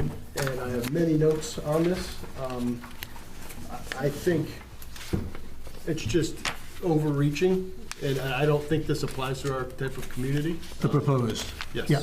So I'd like to start from scratch. On that one. Yes. And This is, yep, it's very complicated. It's multiple pages, and so that's just my statement. yeah, I think some of it is not enforceable either. Exactly. Yeah. That's what my notes were. You can't regulate most of it, and it's not enforceable, and who's going to enforce it? Right. So, yeah, I think we can take a better shot. Shot at that. Okay. But there's no reason we couldn't take things out of it that we find appropriate. There would probably be a half yeah. a page left. Yeah. Yeah. Yep. Yeah. I think we could, sure. I would welcome that, yeah, but it's a bit much. All right. Anybody other comments on?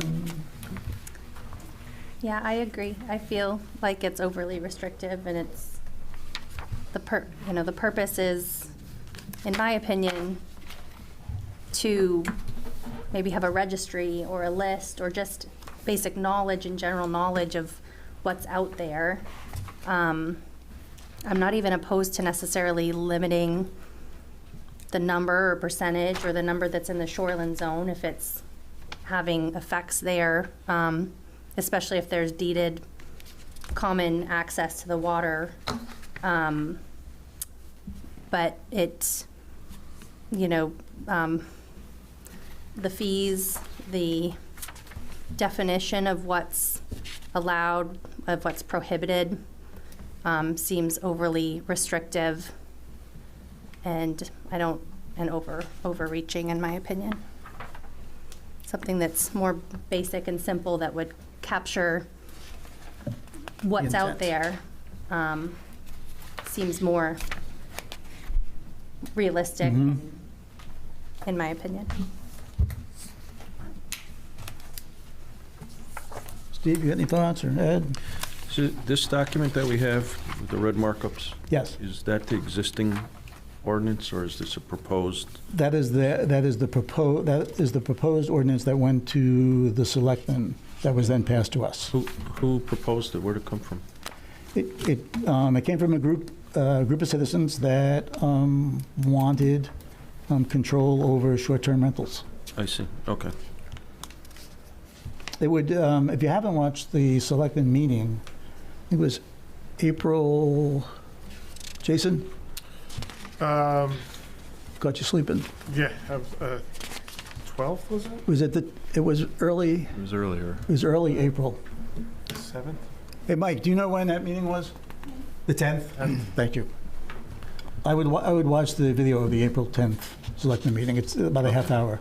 Yeah, all right.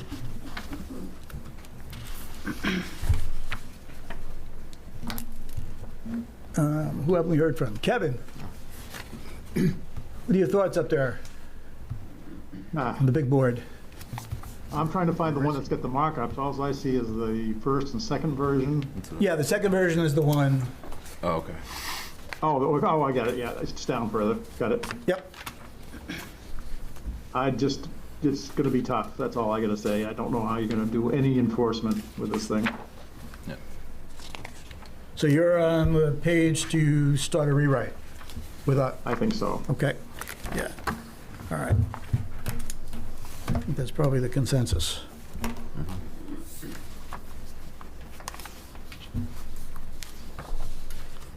All right. Well, while we're on it, why don't we continue working on it then? Everybody okay with kind of just working a little bit through it and tasking Brent with kind of starting a write-up? Mm-hmm. Okay. Who wants to go? Do you want to go right through it and pick out what we're certainly going to keep? Or do you want to not even do that? Or do you want to start with the towns, other towns, Casco and... That's what I would do. Yeah. I would start with Casco. And then we'll pull this... Absolutely. Okay. Registration application that goes with this ordinance. It covers a lot. It's brief. That's just where I'd like to start. Okay. Definitely. And we can, obviously, if we agree on some of these items, the proposed ordinance, we could move that over. But I think as far as a baseline goes, I think it's a good place to start. Okay. Famous looked pretty good, too. Yeah. Oh, sure.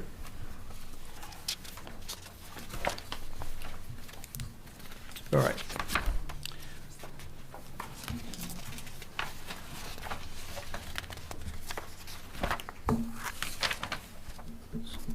I think, everything kind of sums up under, where was this? That under the be a good, I think this is Casco's, be a good neighbor. Yeah. And full disclosure, reason why I picked Casco's is because I really like the registration application. If you review that, it covers a lot of the information that's going to be required to approve somebody to have short-term rental. Mm-hmm. It checks all the boxes. Are you code compliant? And then I think the proposed ordinance talks about a one-time inspection, make sure the property is up to code. I think that we can adopt that. But I really like the way that the ordinance works with the registration. They call it a registration, not a license. There's just a lot of I don't know, mixed direction in this. It says that it's called a license, but then the license is assigned to the home, not the owner. But I've never heard of a home having a license. So, to me, the home is registered. It's Right. registered as As a use. unit. Yep. Brett, you getting this, or do you want? I'm writing it down. Okay, Take all it. right. So I don't need to do it then? All right, so, but from the comments, I guess, to the board, is we all agree that there should be some registration process? Is that a yes? Yes. No? Yes. Yes. Okay. I like Casco's. And there should be some form of inspection process by both code and fire? I think so. In the proposed one, it says a one-time, or if it's transferred. Mm-hmm. I don't see anything wrong with that at all. It's yep. Okay.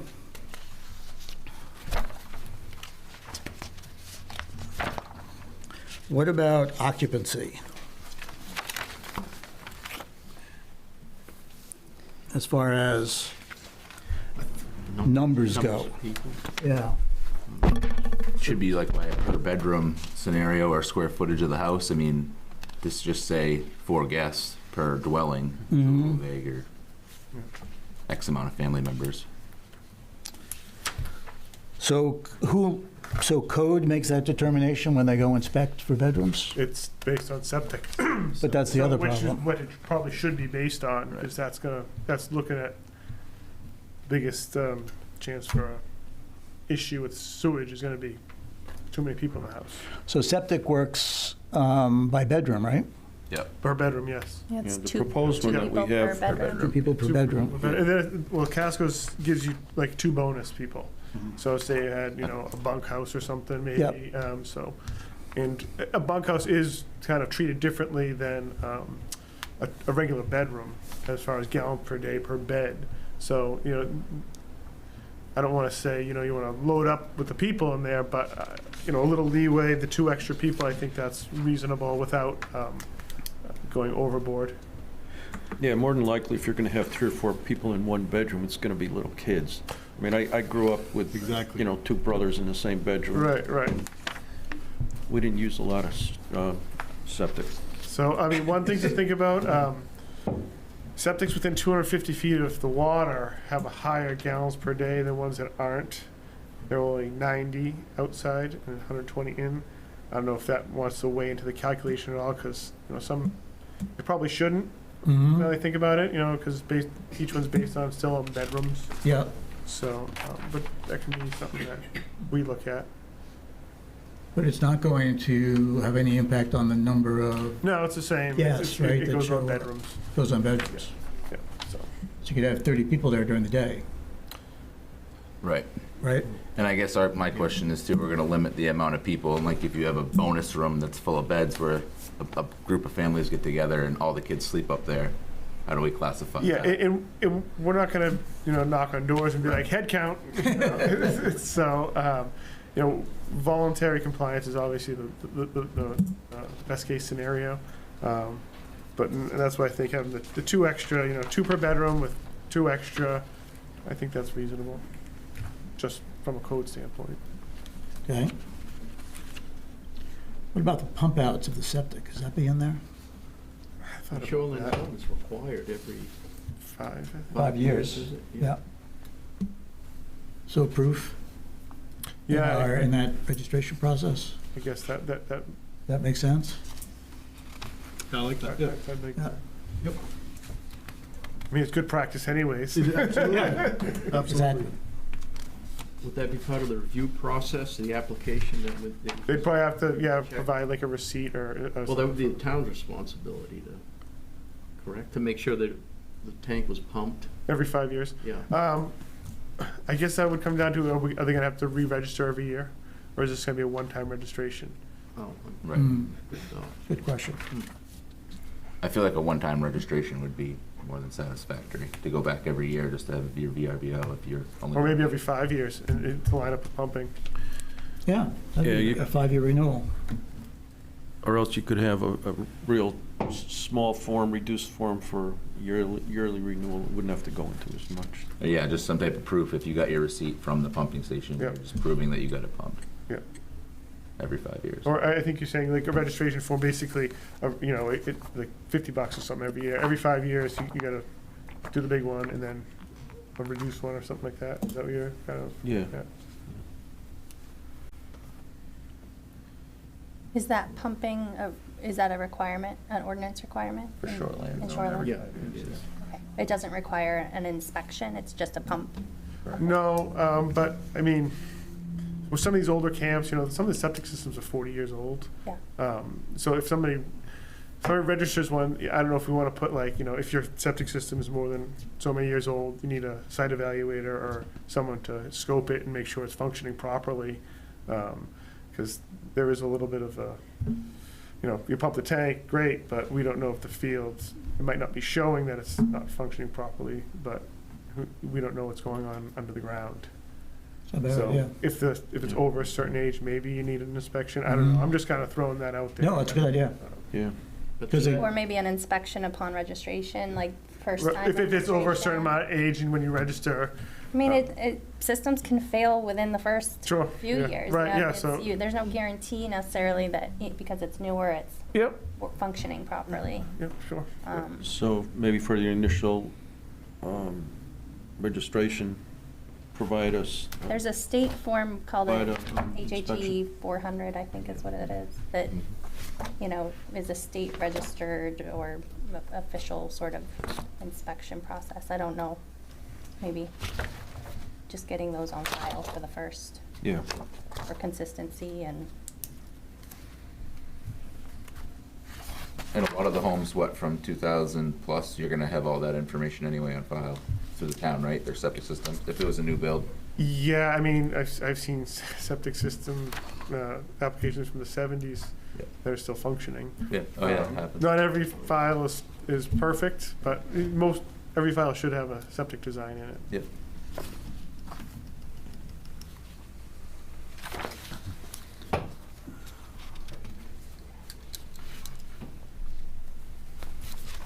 Mr. Chairman, a comment from the fire. Yeah, go ahead, Wayne.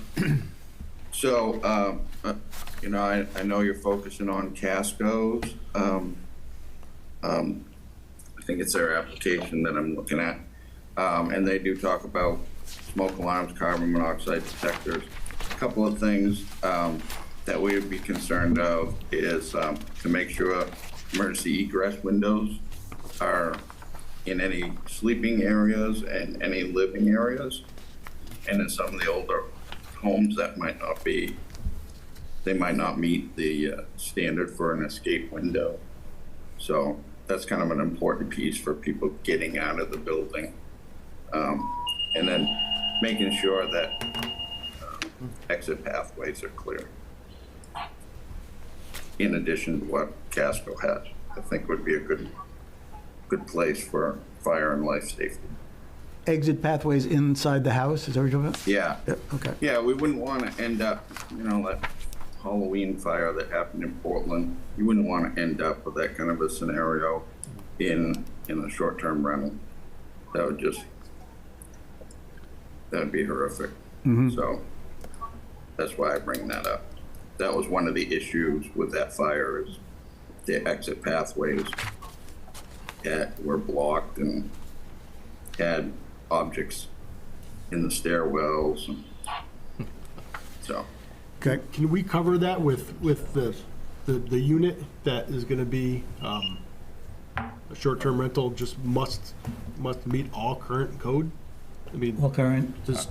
I don't know if we can get them to current code. There's too many older houses. So if we can't do that, then we can't do that. Right. That's right. We try, I mean, the egress point I get, but yeah, then at that point, we're doing a whole building inspection on the house. Yeah, so right. we You know, can't. we're asking older houses to kind of, that were code compliant at the time to Right. bring them up to standard. Right. Which, you know, obviously there's value in that. As a homeowner, I understand you're not gonna make those changes, but if you're gonna If you're use it looking for- to rent it out, then then you you're gonna would have to go. you would have to comply with current code. I think that's across the board. Yeah. To Wayne's point, I mean, if you have egress windows and Yep. they're too small, you have to change them out. Well, then let's Yeah. not, the stairs aren't to code, they're too steep, and it's not your home, and you're not used to it, and it's dangerous. So I guess we'd across have the to board. look at, which codes, like insulation codes, are we gonna make them bring insulation up too, or is it just gonna, when you say bring it up to current codes, it's gonna be difficult to parse, that because Yeah. it's, Yeah, I don't think we could just put a blanket, bring everything up to code. We'd probably got to name specific ones, Right. like you said, if we just, egress. if we just, if we just say egress windows, I think that Yeah. is more attainable, to give people a chance without having to retrofit their whole house with.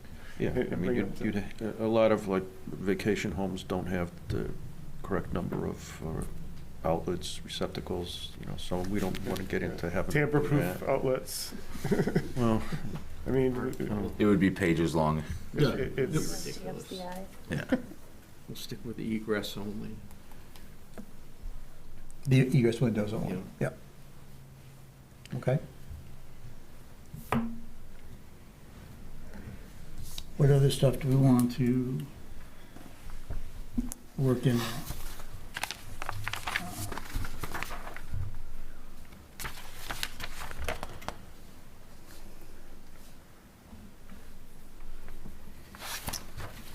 We go through some stuff there. I think, trash collection is interesting. That what, the rentals normally change over on the weekends, right? Oh, that's a good point, yeah. Trash isn't picked up on the weekends. I mean, it's probably gonna come to the homeowner or the property owner. I think they're gonna have to be responsible. Yeah. For removing the trash. Yeah, unless they tell their tenant, renter, that Put out the trash. trash is on Wednesday, but make sure it gets out. Yeah, well, they put it out Sunday, they want to see it sitting there all week, and Right, the right. neighbors aren't going to want to look at it, or animals might get to it. Yeah. Yeah, that'll have to fall on the owner, I think, to deal with trash in a, Yep. safe and healthy way. And I think that kind of almost would cover itself. Because if somebody take a trash, neighbors start complaining, I think there's already kind of. Would a small dumpster be an option? Some properties are so small, Yeah, you some couldn't even places. fit a dumpster. Or if they're already in an HOA, you can't just have the dumpster sitting anywhere, so Yeah. it might Right. make it a little difficult. I mean, you could, I guess, make a provision that, you need to provide somewhere where the trash can be stored that's, out of sight and not, just sitting on the road. Yeah, garage or a little shed. Just kind of thing. It has to be out of sight. You yeah. figure it out. Yeah, and in a Yeah, as long as container. it complies with Right. the ordinance that we have. I mean, can't put the trash out a week before, or, Yeah. 3 days Right. before the trash trucks are coming. Yeah, I think a lot of this falls on the owner. I think it just overreaches where it seems like this proposed ordinance, it's almost like it's governing like a zoo. It's like these people are gonna be wild, and they're just people. I went away, I wasn't here last month because I went to the Masters with a couple buddies. Mm-hmm. Via VRBO, a house right in Augusta. It was fantastic. Used the home, cleaned dishes, left. It's perfect. We weren't wild. We're 50-year-old men. We're not gonna, So I just think that a lot of this can be not regulated as much, and it's up to the owner. It's the owner's home. They're gonna take pride in it. They're gonna make sure trash is not on the front yard. So I just felt like it was overregulated, and the least amount of regulation, the better. Mm-hmm. So I think we're worried about like the trash. It's still a little too much to be documented. Okay. It's just my opinion, but. What about, when the owner is a corporation? I think that's a different conversation altogether. In here, it talks about two units, adjacent Yeah. to one another. Can't have that. If it's a corporation, then you're getting larger. But if it's two individual single-family homes that are renting, and this neighbor rents and this one can't because the neighbor is, and then you get into it. No, So it's I'm just, wondering. so it's two different situations, I feel. If you You're talking haven't- about who owns it, right? Yeah. Like if Who owns it's an individual, like their primary residence, they're renting it out Right. just over summer to Right. pay taxes, where someone is buying it for an investment property. So that's what I Yeah, mean. that's It does, the bottom, it does, Right. they do kind of reference that, not directly that way, but yeah. Non-primary, unhosted, and primary, hosted, and unhosted. Right. Yeah, I mean, I think it comes down to how, do we want to treat them differently? Right, that's my question. Yeah.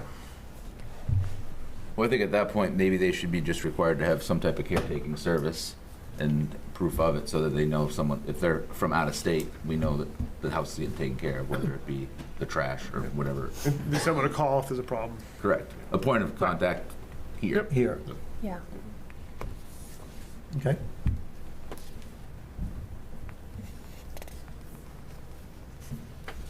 If they're a corporation and they're out of state, likely they have a property management company here that's dealing with the turnover and property maintenance and everything. So collecting that full set of information on contacts, I think, would be good.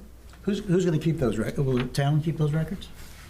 Yeah, I imagine. Will it be on the application? I mean, we could definitely keep it in the property file. I mean, that would be for what we have existing, you know, the registration would be in the property file.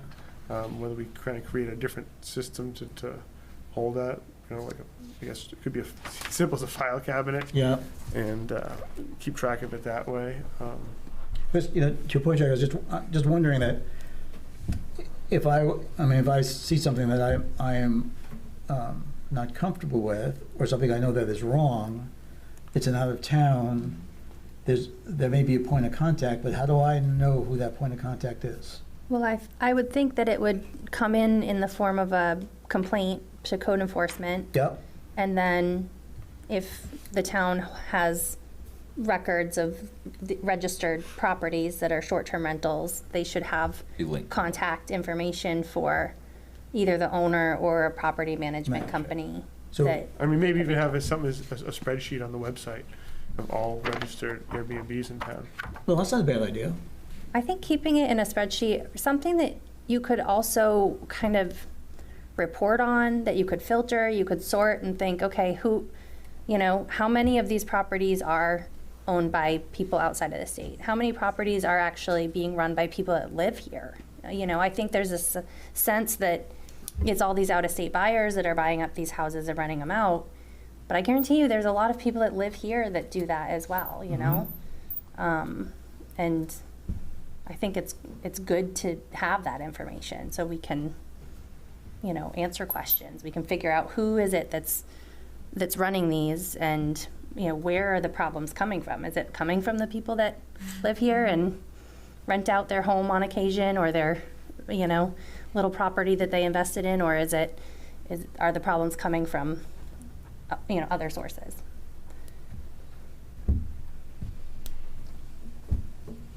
So spreadsheet, that's a great idea. You could also keep track of, you know, dings as complaints and easy to sort.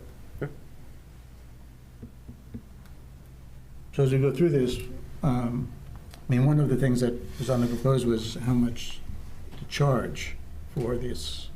And I think that it should cover the town's costs.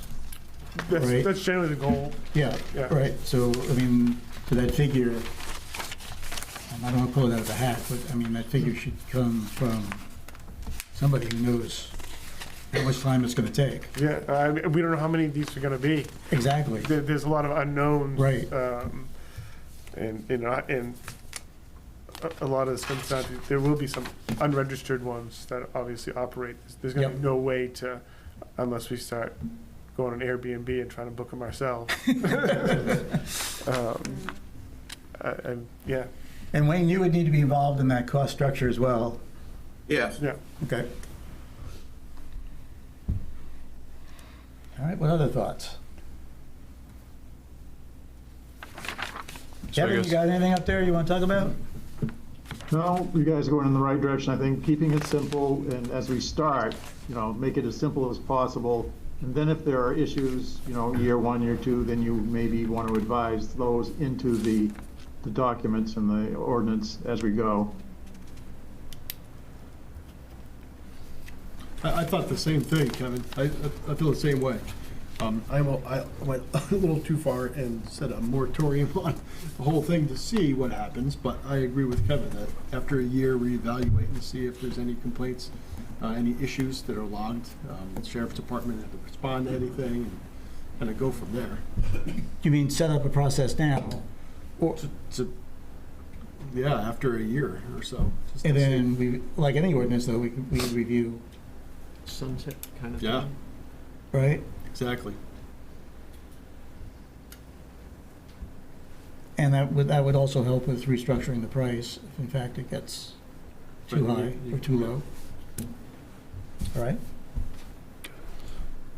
So I guess what I'm hearing is it would be a process for the codes to inspect. It wouldn't be like an application coming before the planning board. Oh, The definitely not. short-term rentals, right? Yeah. It'd all be administrative, code office, that kind of thing. And then I guess I have a question in terms of enforcement. If there are a lot of complaints, let's say there's one single property where there are several, would the code office have the authority to elect to not renew that registration if it's 5 years based on septic pumping out? Or is that something that is just, would it be a notice of violation for like each individual time if there's noise complaints? I guess I just have That's a great question. questions on the enforcement, Yeah. the direction of the board Right. and their thoughts on it. Well, the answer to the first part of that, I think, is going to be a legal question as to whether or not the town can even stop it. Right? I mean, you get a lot of complaints, but can we tell someone they can't, how they can or cannot use the property? Right. I guess Jim would have to answer that for us. Or, is Phil? Jim our legal guy now? Phil, well, Phil or maybe Phil. Brady, I'm not sure who will be. Yeah, okay. Probably Phil. Yeah. So we probably should run that just by Phil, Yeah. as we start out in here. Yep. Yeah, that could be included in the yearly renewal process. You can note that there have been X number of Yeah, complaints. 3 strikes and you're out or something like Yeah, that. and we'd have to give them an option for a hearing or, a meeting to. I mean, there's already penalties if your septic is failing, so I don't know if we have to like pile on there. No. Maybe we could just use it as that's a ding, but not I necessarily mean, like, its own violation. Good neighbor clauses where, I've seen it near where I live where, a bunch of young guys rent a place and raise hell and have big bonfires at night.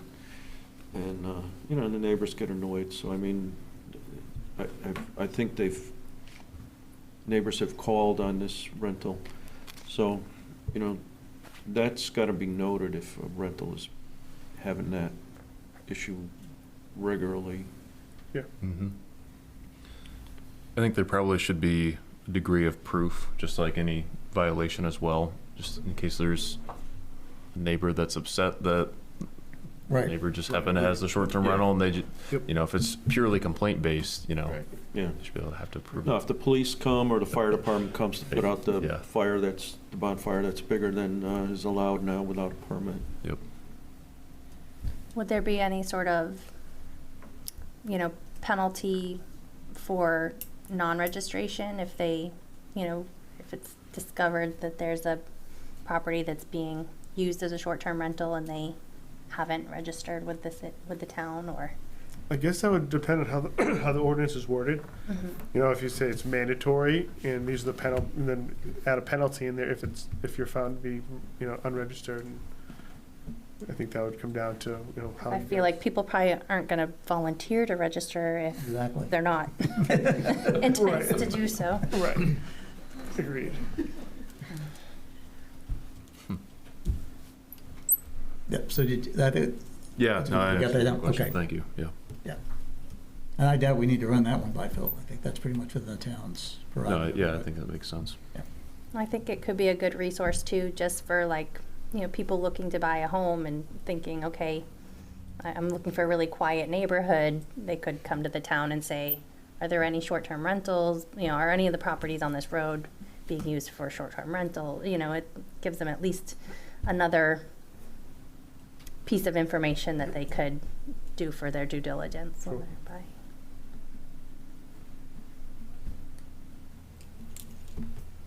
All right, what else we got?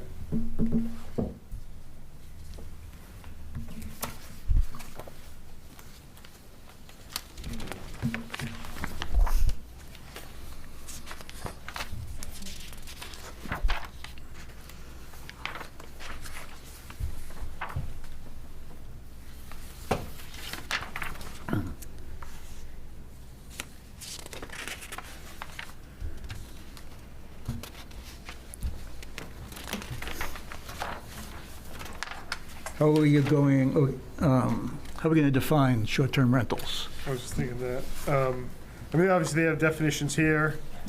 It's 30 days or less. I don't know how people rent their house out exactly. My guess is it's mostly weekly.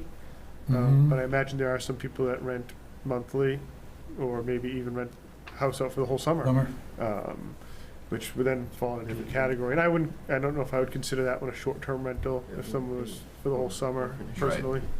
So you rent your house out for a week in the summer? 30 days or less, right? This is Short terms are all 30 days or less? Yeah. Okay, so you rent your house out for a week? Is that kind of a state definition too, maybe? It may be a state definition too. I know Casco's has that 30-day thing. One project that I've been kind of working on the side is looking through all these ordinances and their definition sections and compiling them all. That way we have a comprehensive list of like how each town defines it, if there's any similarities or differences. So I'd be happy to send this document over to you guys as well. That way we can kind of, maybe it's like a menu type option where, yeah, we like Casco's or we like Capes or like that kind of thing. For the definition? For the definitions, at least that way, if there's, no need to reinvent the wheel, or if we want to do a mix of a definition as well, but I'd be happy to send that over to you folks. Okay. Yeah, that's good. Sounds good. Are they mostly consistent? Well, that's a great question. Like some folks have different terms, but the same definition, if that makes sense. Like it's like registration versus like registration record versus like license versus like some of it's similar. It's all very, very similar. So, but at least, like Casco, Falmouth, Freeport, they all have a definition of short-term rental. Now the definition itself is different, but at least that same verbiage is consistent. So who is required to register? If you rent for a week, do you need to register? You rent for a month? If you rent for out 4 weeks, are you required to register? How do we? You mean the person that's renting? Yeah. The owner, yeah. The owner, yeah. The owner. Right. The owner, sure. The owner, does he, for any rental? Yeah, for a calendar year, I would think. One registration, the unit is being used as a short-term rental. And that's At any time? So if just 1 week out of the year, we'll. Yeah, once a year you register, you say, I'm still a short-term rental, and then next year, I know we said 5 years, but every year is kind of register again. Like Just kind of re-up, whatever. That's what I imagine. Yeah, I'm curious, because otherwise there would really be no way, Right. right? Everybody would only be renting for a week. Right. It's going to be hard to pin that down, It's my brother and his family were using my house for a week, and is that a short-term rental? You could claim that's what's going on, that it's a friend visiting. Yeah, to be perfectly honest, just as people just know the behavior of people, if somebody's going to rent their house out just for 1 week out of the year, I can't see them bothering. Right. And to be honest, I agree. don't think I would either. But if they're looking at all like 9 weeks out of the summer, that's their plan. I think I think we might need to find a way to incentivize them to say, it's worth doing, and I'm not sure how to do that, but I'd like to try and see if that's possible. Well, we have it on there. Even 1 week counts, and you got to do it. You have something. Yep. If something is wrong. If we have on our website a spreadsheet of Airbnbs, so almost like free advertising, people can come along and go, oh, look at, these are the houses I can rent, and I know which ones are have a ding and which ones don't. What, yeah, what are we, are we allowed to do that? No. Yeah. No, but if there is something that shows the short-term rentals in town, Right. in essence, what we're doing is we're Okay. showing people Yeah. short-term rentals in town. Yeah, I think the difference between, having your family come to stay or letting your family stay, or renting to your family or family friends is you probably don't have like a lease agreement or some sort of a, document in place Exchange with the of terms money. of the exactly right. rental. Yep. Whereas if you're renting it to somebody you don't know, obviously you would have some sort of, something in place. Any type of business transaction. Mhm. If the home takes temporary ownership through a business transaction, then it needs to be registered. Yeah. Nobody should tell you what to do with your own home. If you want your family to stay there for a month, Oh, yeah. by all means. Yeah. Absolutely. But if it's a business transaction, and then to Wayne's point, then you get into different safety concerns. You have to make sure that the house is safe for people to occupy it, if they're not regular residents. I think if it's family, it's different. The stairs are steep and something happens, I'm sure that there's some, some. I agree. I think you got to get into, if somebody's renting something like that, they have a certain level of expectation that it's safe. Exactly. Yeah. Right. Yep. Yep. And I honestly have never used Airbnb. Do you sign a contract with Airbnb and security deposit and all that stuff? Yep.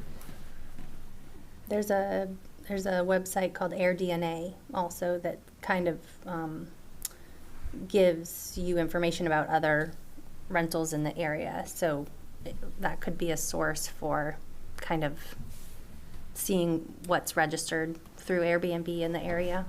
Yeah.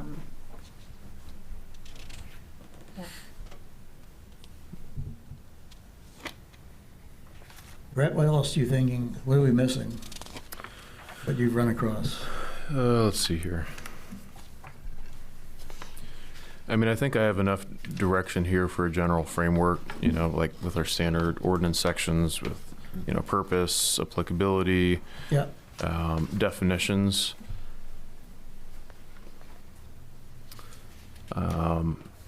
I think that there's some good examples here to kind of include if you want some just baseline requirements as well. We talked about the year or 5-year, whichever one we want to decide on. Right. Renewal, the septic information. I think another thing that'll help too is, since it's an administrative process, with Jason and Chris and Wayne getting involved in that review of that application as well, I think that'll help. Just kind of flesh out those problems up front. My other question is too, do we want to differentiate at all between owner-occupied rental properties and non-owner occupied? Yeah, that differentiation is on the Casco form. I think it's good to have, they have those 3 choices. So I think they agree with it. That's the next thing actually I was gonna bring up is the exclusions. I actually like this in the proposed ordinance that we reviewed. I do like the exclusions of motels, hotels, bed and breakfast inns, long-term rentals, traditional rental residences, and campgrounds. And I sort of circled bed and breakfast inns because that is owner-occupied short-term rental. But in the, I believe it's the Casco definition or their ordinance, it says that the owner of an owner-occupied short-term rental cannot prepare food and serve it to the guests. I know it's getting into the minutia, but that's what defines bed and breakfast inn, and I like that. That's a good idea. Okay. Because you can serve food. Right. So I like these exclusions. I like this. You shouldn't have to apply for, or have a registration if you're one of those. So I'd like to pull that in though. That's makes sense.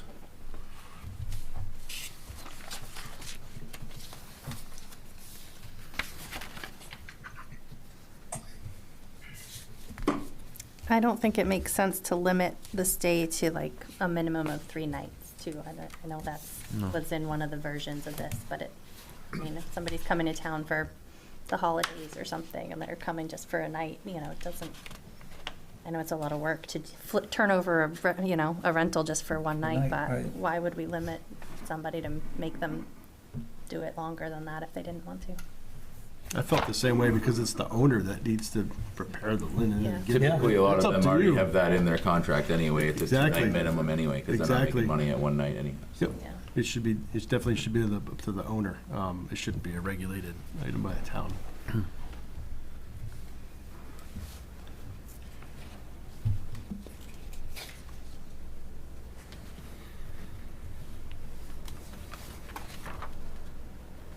So if we think about, what has gone on for a long time, the rental of camps along the lakes, what is this, how does this impact? How does the proposed ordinance impact those individuals? Well, I that are think doing the this? exclusions that Mark pointed out kind of would take some of those smaller camps out. Obviously, like the summer camps, like Mohilo and Tamanas. and stuff Yeah, like that. Those aren't. I was more thinking about personal, the individual camps, houses. There definitely will be some that will be affected Yeah. negatively with this. Right. I actually rented one that was on the lake that, it was a cozy cabin, but it wouldn't meet these regulations, and it's a separate home from the owner, and they're right next to it. So does that count as owner occupied? Because it's two different dwellings.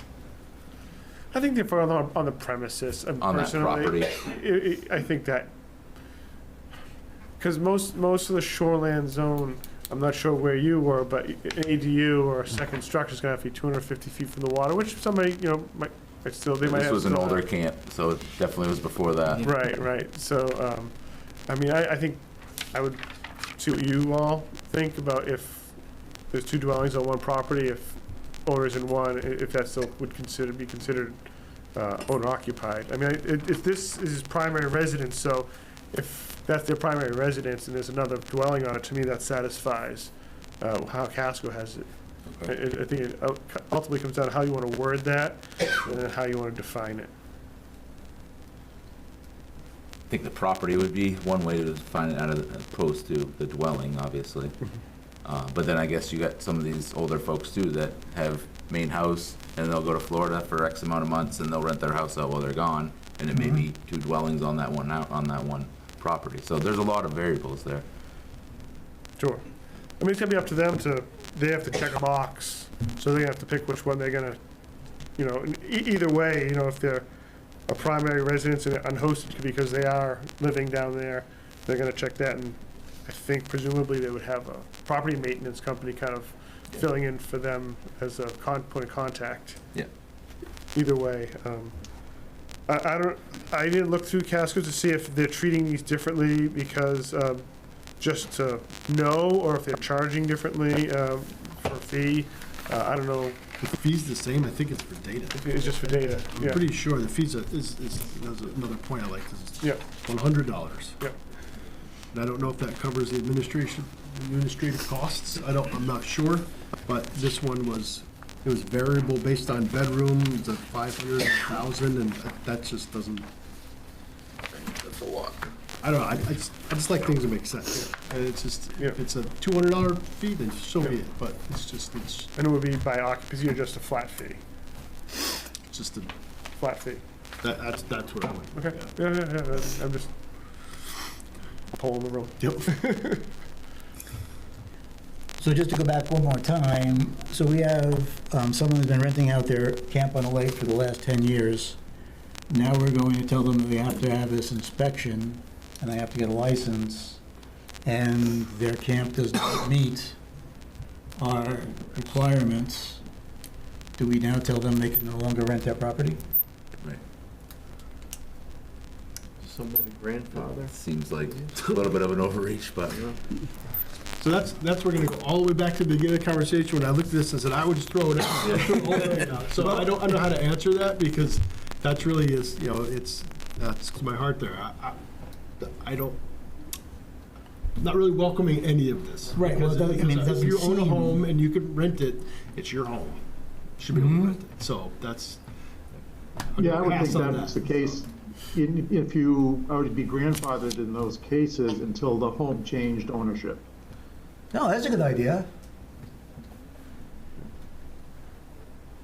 Well, what would restrict a property from being able to register as a rent, so it would be what, maybe a failing septic?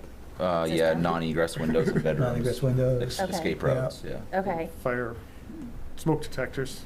okay. So it's That's pretty a narrow. hit, but yeah.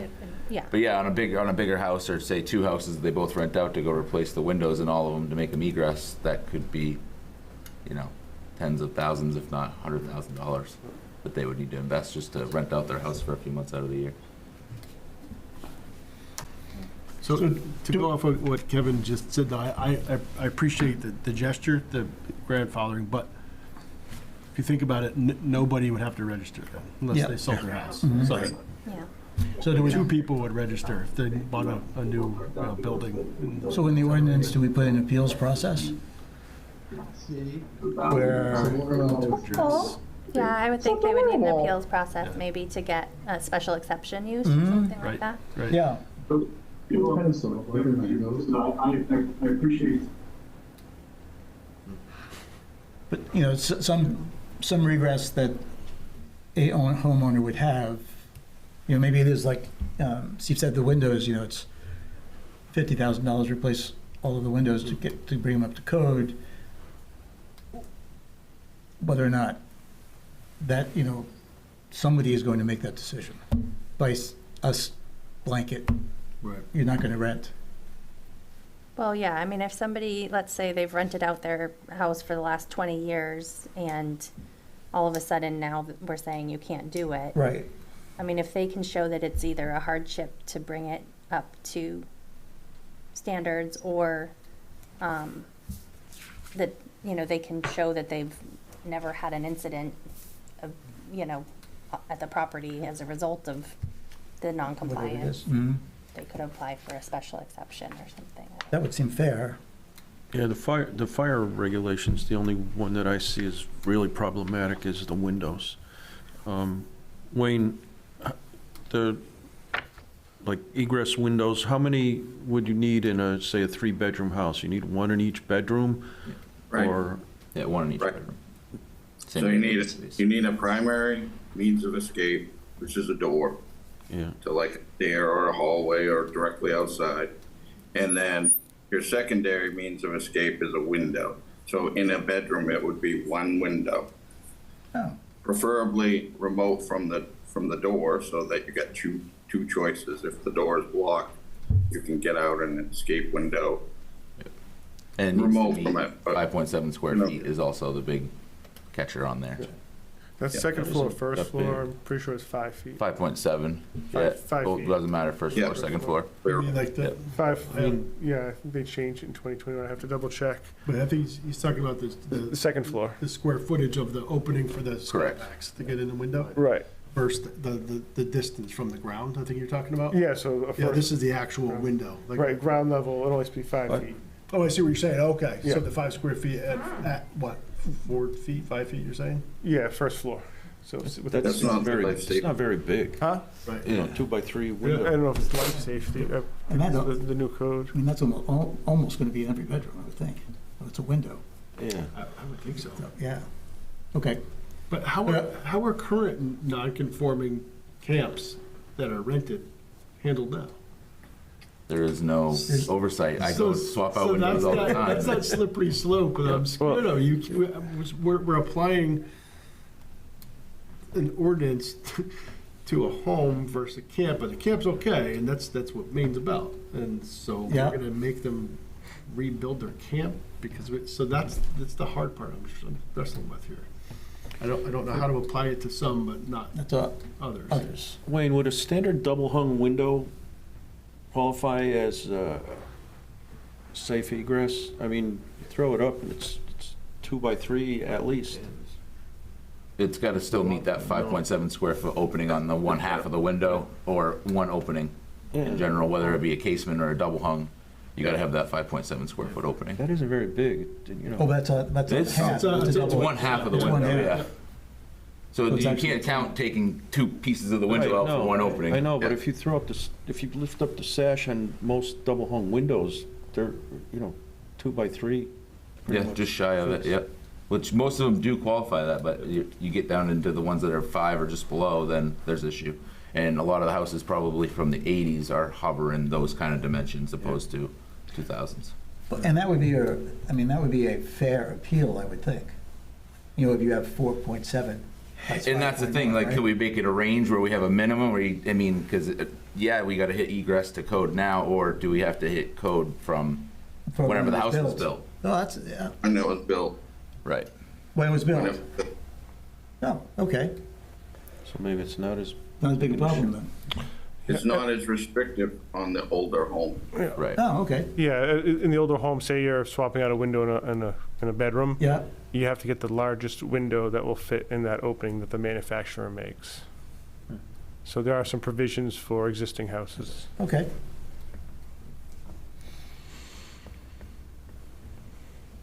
Any other thoughts? We task Brett to go right. Yeah, I mean, that was going to be the piece that I was curious on, like the data behind it, like how many homes are there really out there that would be non-conforming with these standards? And the answer is we don't know unless we try to get them registered.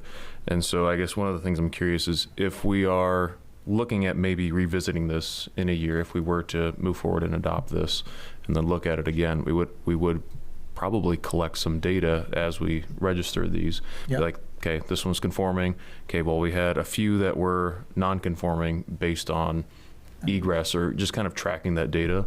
And then, if we do revisit it, then we can modify it, to maybe make it fit different standards, that kind of thing. Okay. I don't know. I mean, we could talk about hypotheticals all the time, but I always like the data to kind of back up, the decisions that we're making. So. All right, you think we've given Brett enough to work with? Does anyone have any more things they want? All he wanted was a framework, he's got it. He's got it.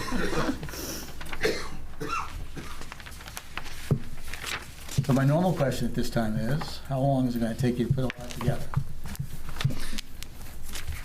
Well, do you want to talk about it next month? Or is that too soon? No, I think that, given, I'm sure those people that are interested would like us to move this along as fast as possible, one way or the other. So I would like to move it along as fast as possible. Next month it is. But I also, parentheses, my goal would be to open it up for comments, more of a workshop comment on next meeting on this topic, which means we would have to get this out and on the website, at least probably a week ahead of time. Is that doable? Yeah, let's do it. Sandy, does that work for you? Sandy, you go sleep on us? No, I think she's muted. Brett gets it to me, I'll get it to you. No. I want it on the website so that the public can read it. Right, once I get it, I can send it to you guys and put it on the website all at the same time. Okay, perfect. All right. Let's do it. Everybody okay with that? Everyone's good? Kevin, you okay? I'm good with that. All right. It's still kind of early. You want to just slip over to the marijuana one for while we're all here? And Yep.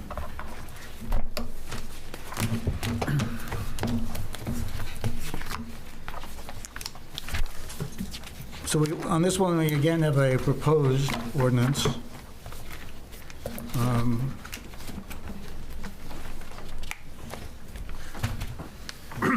I think before we go too far with this one, I reached out to Vern Malik. He showed up to a select board meeting to address some of this because a lot of this came out of a complaint. And I'm just trying to get guidance from him since Raymond didn't opt into the marijuana regulation. Right. I'm trying to find out what we can and can't do since we're not opted in to regulate. Whether we can just kind of either just make a small standalone ordinance that deals with it. If we do something big and comprehensive, I'm not sure. We don't want to accidentally opt into anything here. Right. So he didn't get back to me yet, but I think maybe that might be best just to kind of feel how far I want to go and maybe just kind of come up with type of hypotheticals that I can ask him, hey, listen, Vern, this is kind of what we're thinking about. can we do this without opting in, or are we kind of left out to dry and can't do anything without opting in? Does that make sense? Does make sense. I was kind of curious though of the pictures and all that came. I mean, doesn't it seem like it's more of a commercial than a? And So if it's commercial, it's not. It's a home occupation. It's supposed to be within the building, but you know, they've been doing this for a while, so I'm not sure if they're grandfathered in. This goes back way back, because I think they existed before Raymond had a choice to opt in or out. Right. I'm not sure. But are those two poly tents filled with plants? I don't. I mean, that's what I not right now. I doubt it. Well, yeah.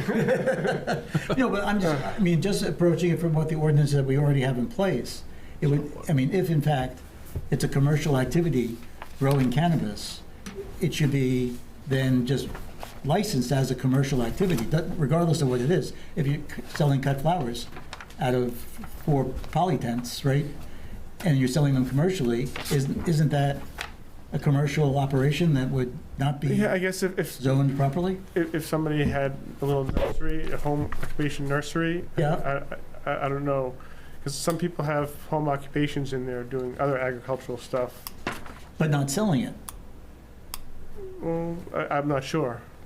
Well, but I mean, well, it certainly can't, I mean, this cannot, I mean, if in fact it's true, there's 2 poly tents filled with plants, they're certainly not using it themselves. No, I mean, no, 'cause, I mean, they're registered caregivers. Oh, yeah.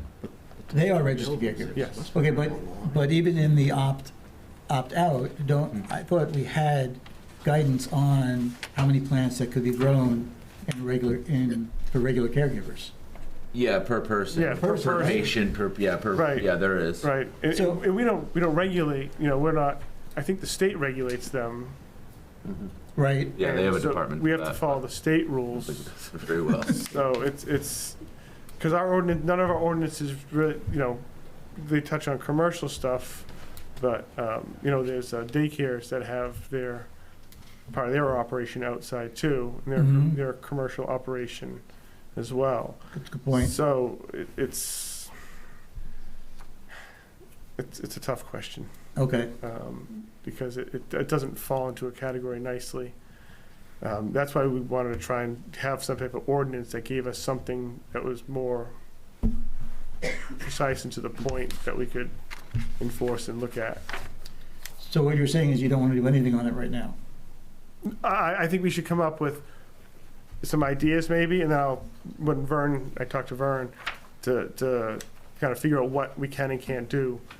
Like, I'm looking at the agricultural ordinance, and it says, you know, buildings need to be 50 feet from a sideline.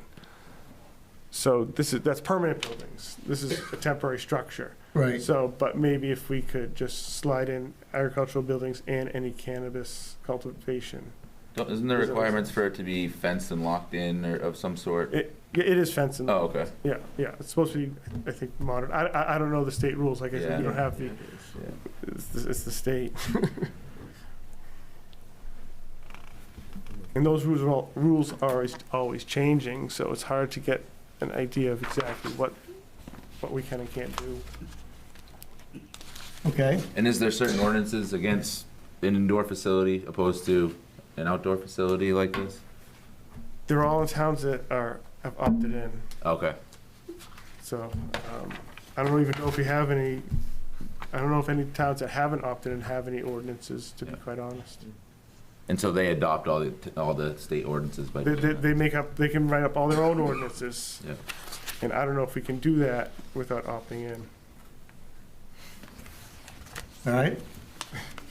But Jason, all we really want to address is the caregivers, is that right? Registered caregiver? I think so.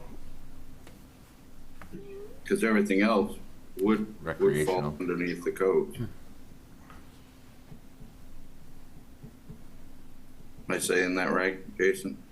I'm not exactly sure. So, are you talking about like people growing like their own personal? Medicinal versus. Like everybody can go out there, there are 3 or whatever each person can grow. Separating those two things.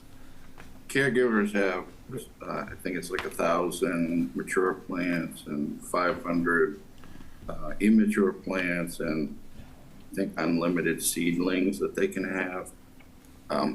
That falls under the caregiver part of the law. I believe that's what's in there.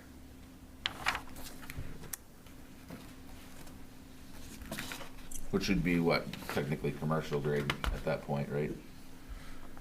Yeah, I would yeah, think so. I think so. So since we've opted out, is there an option to opt in? Is there? Yeah, but I don't think there's an appetite to opt in, because then you open the door to, I think we didn't opt in. Retail. Because you'll end up Retail with is stores popping up. More regulated Retail. than the medical. We don't have any medical stores. The two that are here existed before, I think it's December 1st, 2018. Okay. And that's when the towns had to start deciding opt in or opt out, so they were grandfathered. Okay. The proposed ordinance that was submitted by Kristen Collins on behalf of Mr. Richardson seems to be written for towns that have opted out. She said she has produced them for Yeah, she mentioned it. town, Vassalboro, and it's seems pretty extensive and covers. Yeah, I mean, I can probably send this to Vern and say, hey, does this work? If you guys like what it, I mean, if. Yeah, I didn't study everything on it, but I mean, it seems like we could have an ordinance.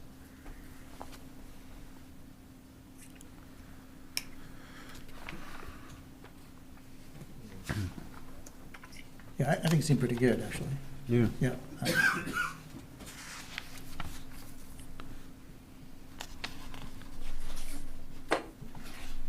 Yeah, the complaint that we have is from pretty much a neighbor who's got a neighbor to open greenhouses. I mean, that would make a lot of smell. And, I mean, some towns just say nothing outdoors.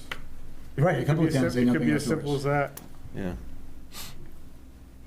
Or suitable odor control, but I don't think you can control odor in a greenhouse. And plus, how do you, how do you measure it? My smell, sense of smell is terrible, so. And how are you gonna separate what the smells are? Right. Right? When the lilies come up, they smell awfully nice, but I know you don't like lilies. I know there's some towns too, I think like Portland have that carbon scrubbing or like the can of filter type thing where they require that. That's for their indoor facilities. Indoor facilities. So. All right, so do you want to proceed with the one that's submitted and send it and get a legal opinion on it? I'd like to see what the board says. Well, I know that. I'm asking is that, It wouldn't hurt to do that.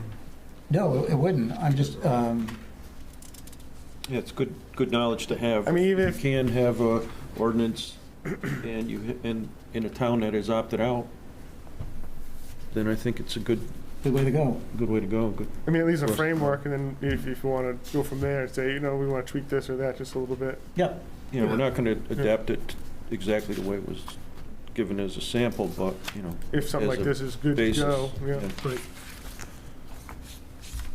There's a boilerplate. Does that sound like the way to go with the cannabis? Yep. Kevin, what do you think? I think it's a good start. All right. Who, you're gonna send it to Phil? No, I want to talk to Vern at the state, just to make sure. Okay. If The it, laws, things are always changing with the laws, Yep. so I just want to make sure everything, I don't want to accidentally opt in somehow. you would not be a happy camper. No. Okay. Comment from fire to the board? Yeah, go ahead, fire. So, on marijuana, our adopted ordinances, in particular NFPA 1, does address marijuana facilities in particular. So we'd want to make sure facilities were in compliance with that. And that's more about,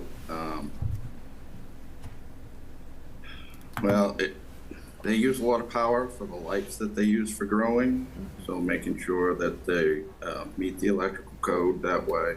And then with NFPA 1, a lot of that is about either chemical extraction or pressurized extraction those different extraction methods are hazardous in themselves, and that's why they're addressed in that code. Okay.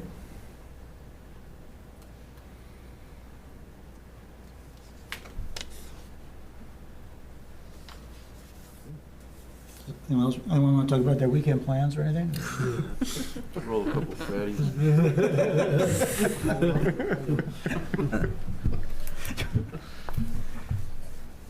Is there anything else that, so you're all set, right? You're all set with the short-term rentals?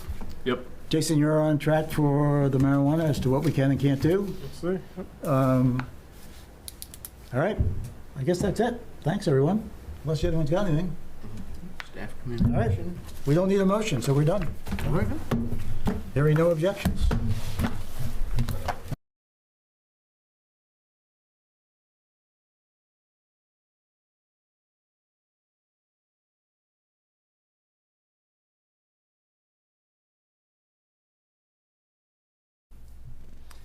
Okay, welcome to the May 19th Special Select Board meeting.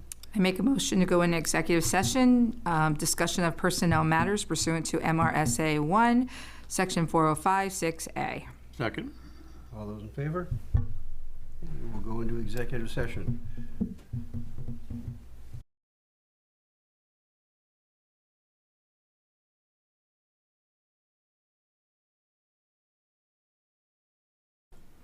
Motion to come out of executive session?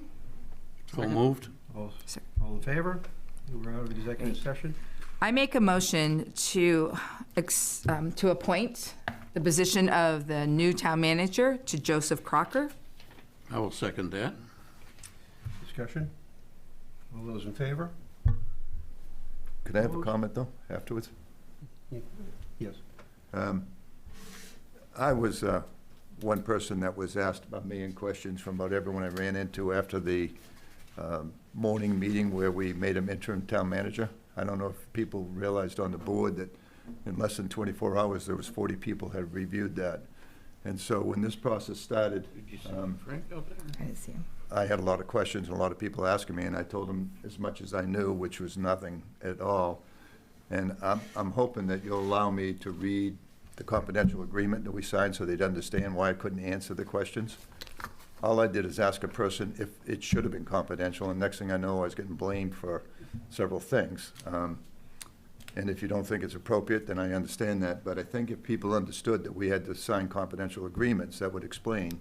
Yep. No, you can read the agreement. Just the agreement. That's all I want to read. Yep. So that people understand what we have to do to protect the candidates.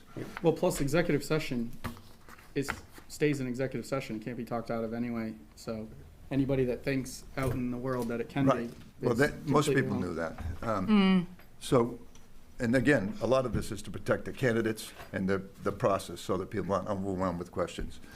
It says, and I appreciate you letting me do it because it explains a lot to people when they're saying, well, it should be public and whatnot. Right, I don't. but I'm at executive this- session can't be public That anyway. wasn't what the question was about. It was what the process was, and I had no idea. But anyway. Yeah, I should have set them aside, is what I should have done. But anyway, so it's an interview team member confidentiality agreement. It is critical that strict confidentiality be maintained before, during, and after all phases of the interview process. Please do not discuss the process with anyone outside of your interview committee. By signing this, you are also agreeing that you can be fair and impartial member without bias to any interviewee. I don't know how to say it. Anyone being interviewed. If requested, the Human Resource Council is responsible for providing information to applicants regarding their status and reason for non-selection. This information will come directly from your screening and interview evaluations, and it is public record. Our signatures below signify that we understand and will uphold the confidentiality of the interview and selection process. We also understand that failure to comply with these standards may result in immediate removal of the committee. Once you sign it, and then you go into the executive session, both things become confidential. Okay. All right, motion to go into executive session pursuant to, for the consideration and award of town scholarships pursuant to MRSA 1, Section 405, 6F. Second? Second. All those in favor? We're in executive session.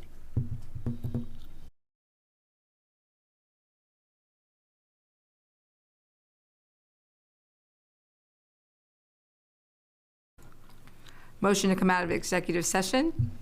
Second. All those in favor? Okay, a motion to proceed and give to Mel what was discussed in executive session regarding awarding scholarships. All those in favor? Second. Second. Second. All those in favor? Okay. Motion to adjourn. Second. All those in favor? Meeting is adjourned. Thank you.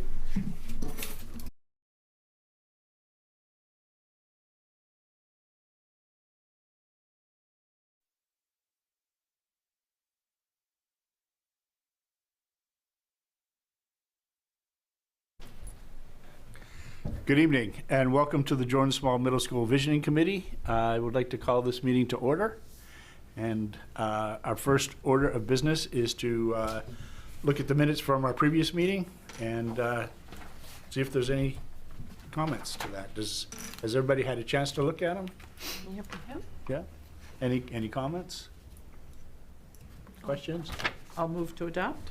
I'll second it. Second? All those in favor? Excellent. Thank you. Thank you, Lori. And then, do we have anybody on Zoom right now, Bill? Not at the moment. Okay. I have a quick question. I don't want to spread any rumors, but Joe, are you officially our town manager now? Officially, as of Monday. Congratulations. Thank you. It's been really great. I want to acknowledge that and thank you for that. Congratulations. Thank you, Pete. Yeah, it's been really welcoming of everyone, the support. It's been pretty overwhelming this week, so I bet. it's been very nice. That's great. Yeah. And then I'd also wanted to mention something for Kayla, and if she comes on, then we'll back up to it. But she just received an award for Maine Citizen Planner of the Year because of her participation in the comprehensive plan. I want to congratulate her for that because that's quite an achievement. Very good. It's a great article in the Wyndham Eagle. That's right. Yep, exactly. I got to thank Karen for pointing that out to me. So, right. So if we want to move on to our old business, the floor plan for the town hall, I did get a copy of that from Melissa and through Nathan. And today I picked up a full-size plan, which is on the table so that we can all take a look at that. I think we'll find that interesting when we take a look at what the actual square footage of the town hall is and how it could maybe fit in if we decide to go that way or not. So I wanted to thank Nathan for providing that information. And then the next order of business was head of town departments for space utilization and the Jordan Small floor plan, Parks and Recreation, got that information, and I've incorporated that into our other floor plan. So I was thinking that, we might want to get up and take a look at that and see how that all starts to gel together. And then also Lori had contacted me, this week about doing a Post-it exercise. Can you explain it a little bit, Lori? Because Sure. It's like what we did at the first open meeting for the comprehensive plan, where there's a map of Raymond and you say which areas you want growth in or which areas you want more housing in. And it was Post-it notes, and you wrote a comment on it if you wanted. It was also columns of do you want a community center? Do you want to, whatever it was that we wanted. And a lot was gained for the committee based on the input from the town.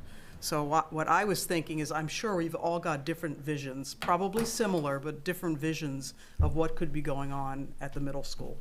So I was thinking, if we are either each responsible for a color, we can just throw our ideas out there, or we can talk about it first and then throw our ideas out there. So if I like the library in the quadrant you had requested, I would put my yellow with an L line, I guess, over in that corner. Just sort of to get a visual of, are we in any kind of agreement before we even go too far? Because if we're in relative agreement, it might be a whole lot easier for us. If we're miles apart, we need to talk through, I think, where we're not in sync. Yeah. Just kind of a brainstorming with colors. Sounds good. Yeah, and I think we probably, before we start, working on putting, we need to be in agreement on what we want the Jordan Small School to have. What municipal, I think we need to be if we can become into an agreement on that, what we want in there. Right. I agree. I think that's wise. And actually, so that exercise may want to follow after we do something with this spreadsheet, Great. where we go through and prioritize some of the different committees and whatnot. I think that will help us, because I know I need to constantly refresh my memory on all of the ideas that we have, because there's a lot of them. Kayla is on Zoom. Hi, Kayla.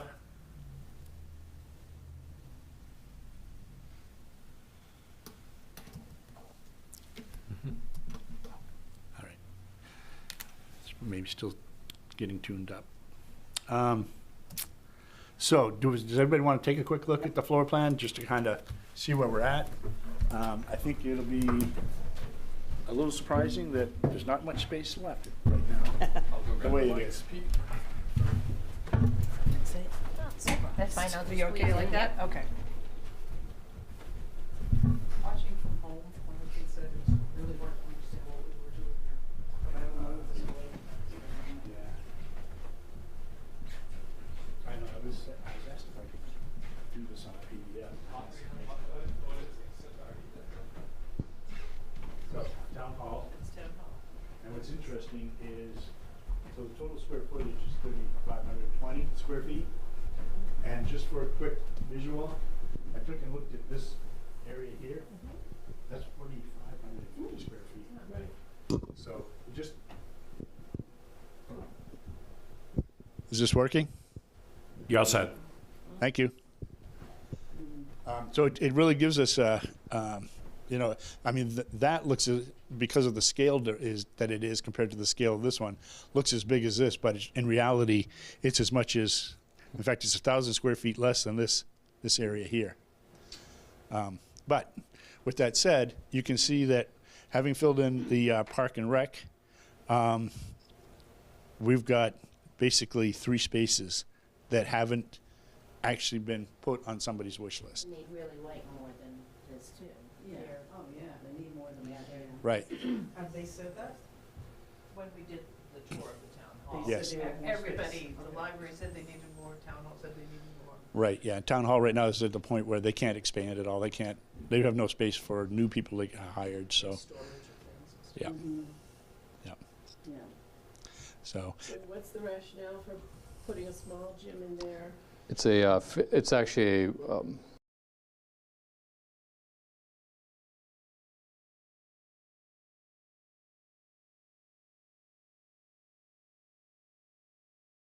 Talked about that, the library team or the quiet types of activities, and this is more the active rec type activities. yeah, it's more of a, probably like a registration based, like you're getting dropped off after school. This is a place to hang out before, while your parents are working until they come pick you up. But the And library this is would another be like place that can the happen young adult too. collections would be Yeah. there as well. The library, teens, they do use that space as well. Are you going to need to close off, because they are young and there's childcare here, close off all of this? Or be able to, maybe not necessarily Yeah, close or it? just kind of funnel like, Coming in, right? yeah, it'd be, I mean, I would think you ideally anything want Green would want to use the same. come in entrance. here and then, cut off to the public, coming this way, most likely. But, it can all be worked out. I mean, this is why, multi-purpose, like, if we need to use this as teen space, like, we can use that.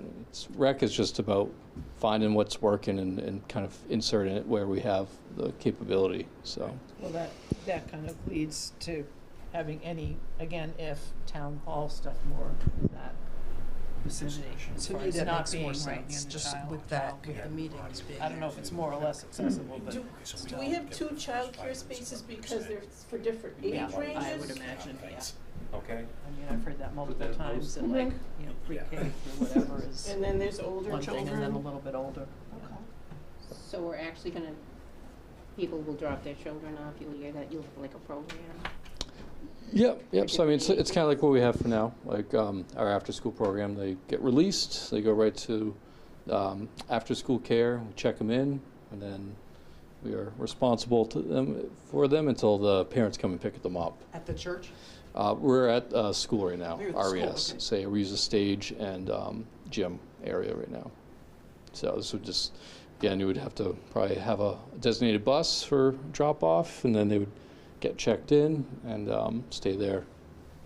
And then you can program whatever. If you have an hour of gym time, you can use gym time. If you have, something, cooking class, you can hop in there. And that space wouldn't be used till after school, so it's empty all day. So, I mean, But it's set up for.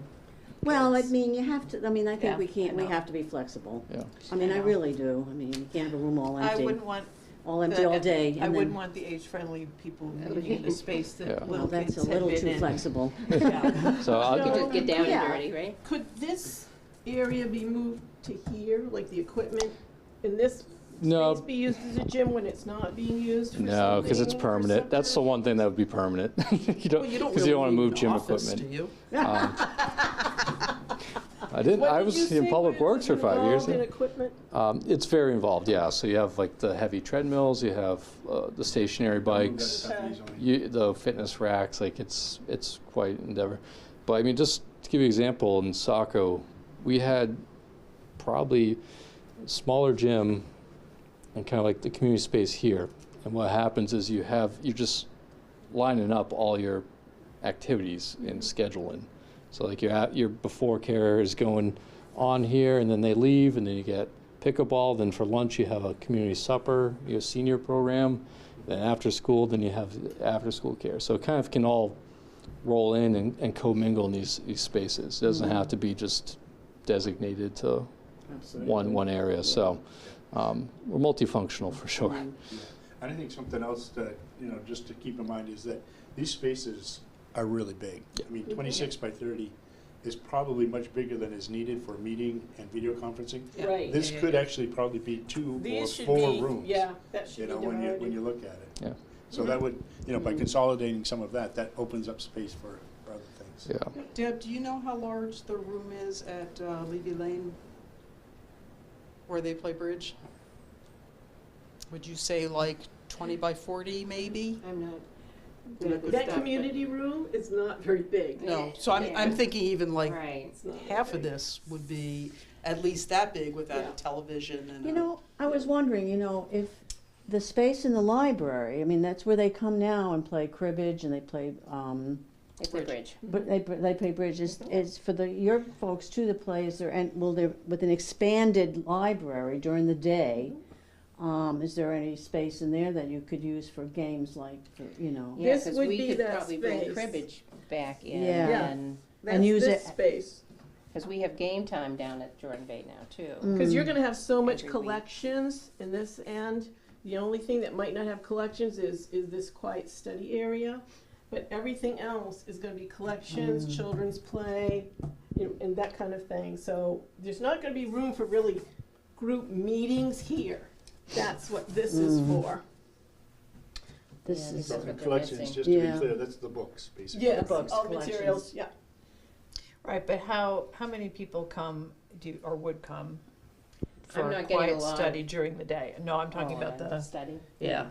Yeah, people who are needing to use computers or things like that and may need assistance, they're close by to the Right. service desk. So, as I was talking with Richard, he's like, yeah, I like to have a little space here, so when people need our help to use the computers. That's a pretty big Then we're space right too. there. If we're saying these are all big spaces, that's also a very big space. Right, that's So- almost 60 by 60. Yeah. It's, Yeah. just one of these blocks. Yeah. Yes. So, all right. Shall we go back and do some more? Is it more possible brainstorming? you could recap at the beginning what you were saying about the office spaces and the IT space? We had an audio issue. Town hall fits in there, yeah. Oh, okay. I think, Bill, what you're asking is this space right here on the floor plan for Jordan Small Middle School. Just quickly scaled it, and that one rectangular space is 65 feet by 70 feet. which is 4,550 square feet. And what the town, what Nathan provided for us of the existing town is square footage of 3,520. So almost more than 1,000 just looking at this one space here. Oh, you mean? Okay. Yeah, In the window needle.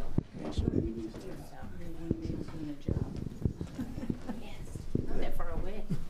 Yeah, that. I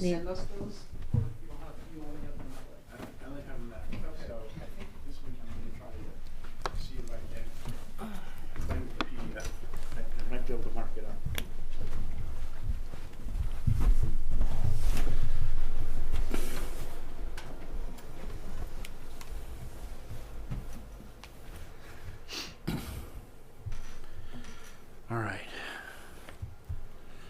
All right, the next item that we had on the agenda was to follow up on discussion with the Wyndham New Building Committee. And I sent something out to everybody based on conversation, or actually the voicemail that I got from Barry Tibbetts.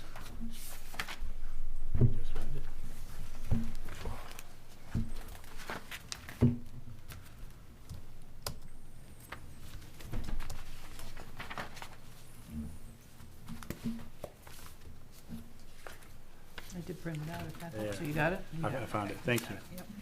Yep. So they had, there were basically, I think, 6 points to what Barry had told me. And just to back up a little, interestingly enough, in the Wyndham Eagle back in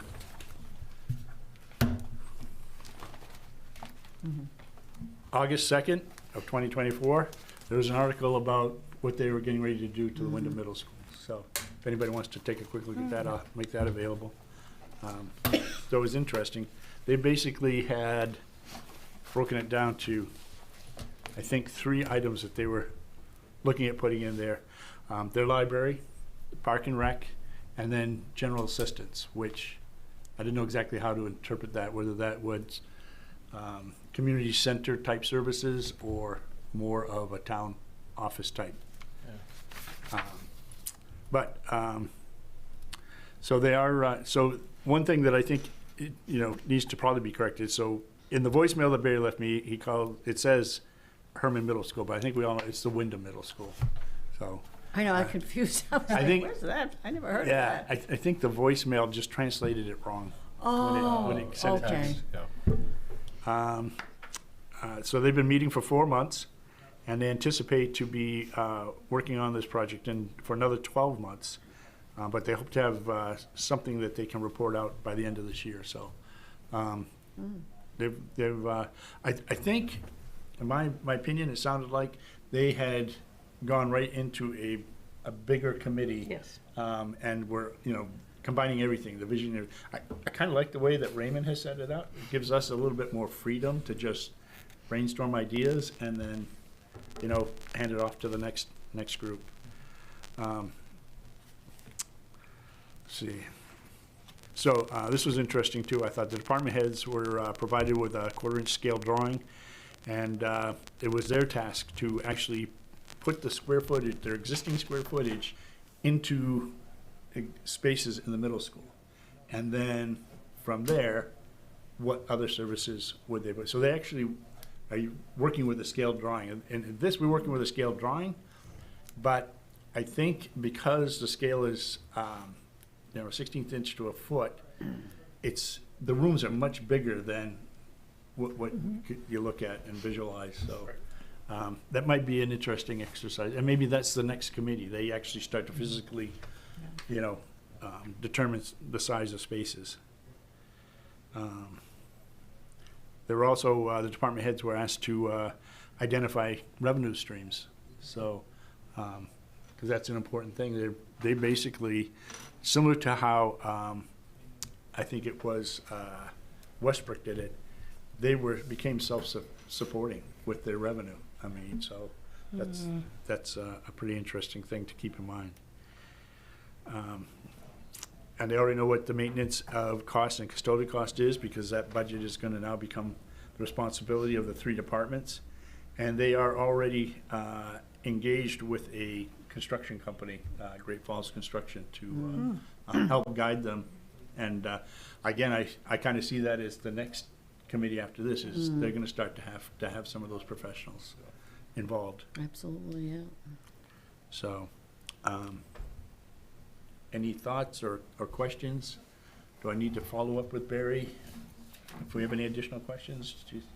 Grace? Not a question, but when you mentioned the, revenue component to this, I mean, when we're talking about, first of all, some expanded spaces for some places, we're talking about needing more, we've said it many times, more staff, whatever, even if there are already some components of that in current rec budgets, library budget, whatever, we're talking about more, and especially if it's going to be more accessible for people as well. Right.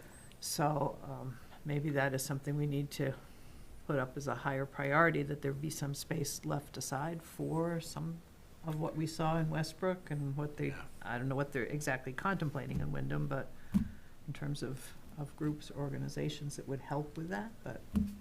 To that, Grace, I would say, in thinking about the visits that we made and just hearing what Wyndham's got going on right now, we have to be cautious because we are Raymond, and we have very few X's in terms of number of small businesses.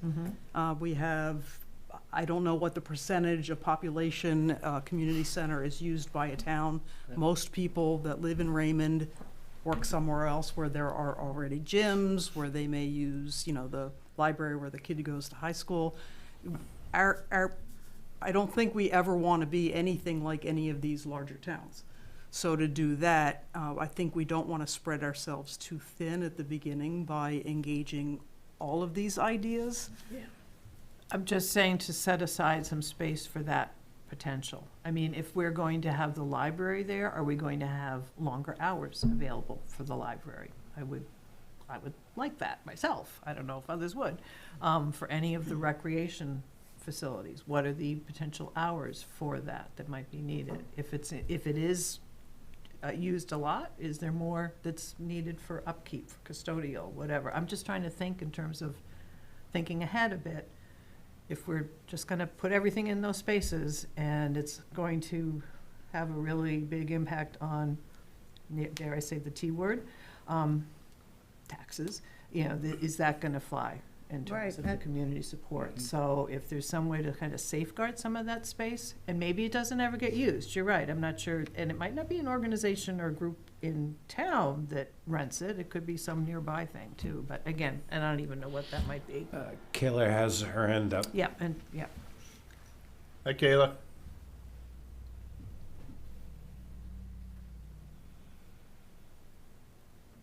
Kayla, we can't hear you.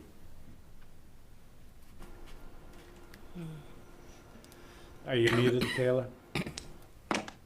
Is that better? There you go. It is better. Oh, sorry. I apologize. So while I agree with the sentiments that we don't, we want to be Raymond, and also, we don't have the small business appetite maybe that a Westbrook does, but if we think about it, we really don't have usable space in Raymond for small businesses to thrive. And that's evidenced by a lot of them starting and not being successful. So I think offering space, to whatever extent that is, that's more affordable for a small business would actually increase the potential of a small business thriving.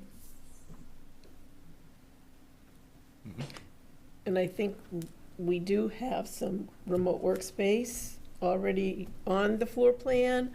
I would like to caution that we don't focus so much on space that we can rent out. I would rather focus right now on the community needs and space utilization for those support services and activities, and then see how that goes, and if there's space left over. I just don't want the focus to become make money. That's, I want to keep the focus on our vision. And this building will cost more. It will cost more.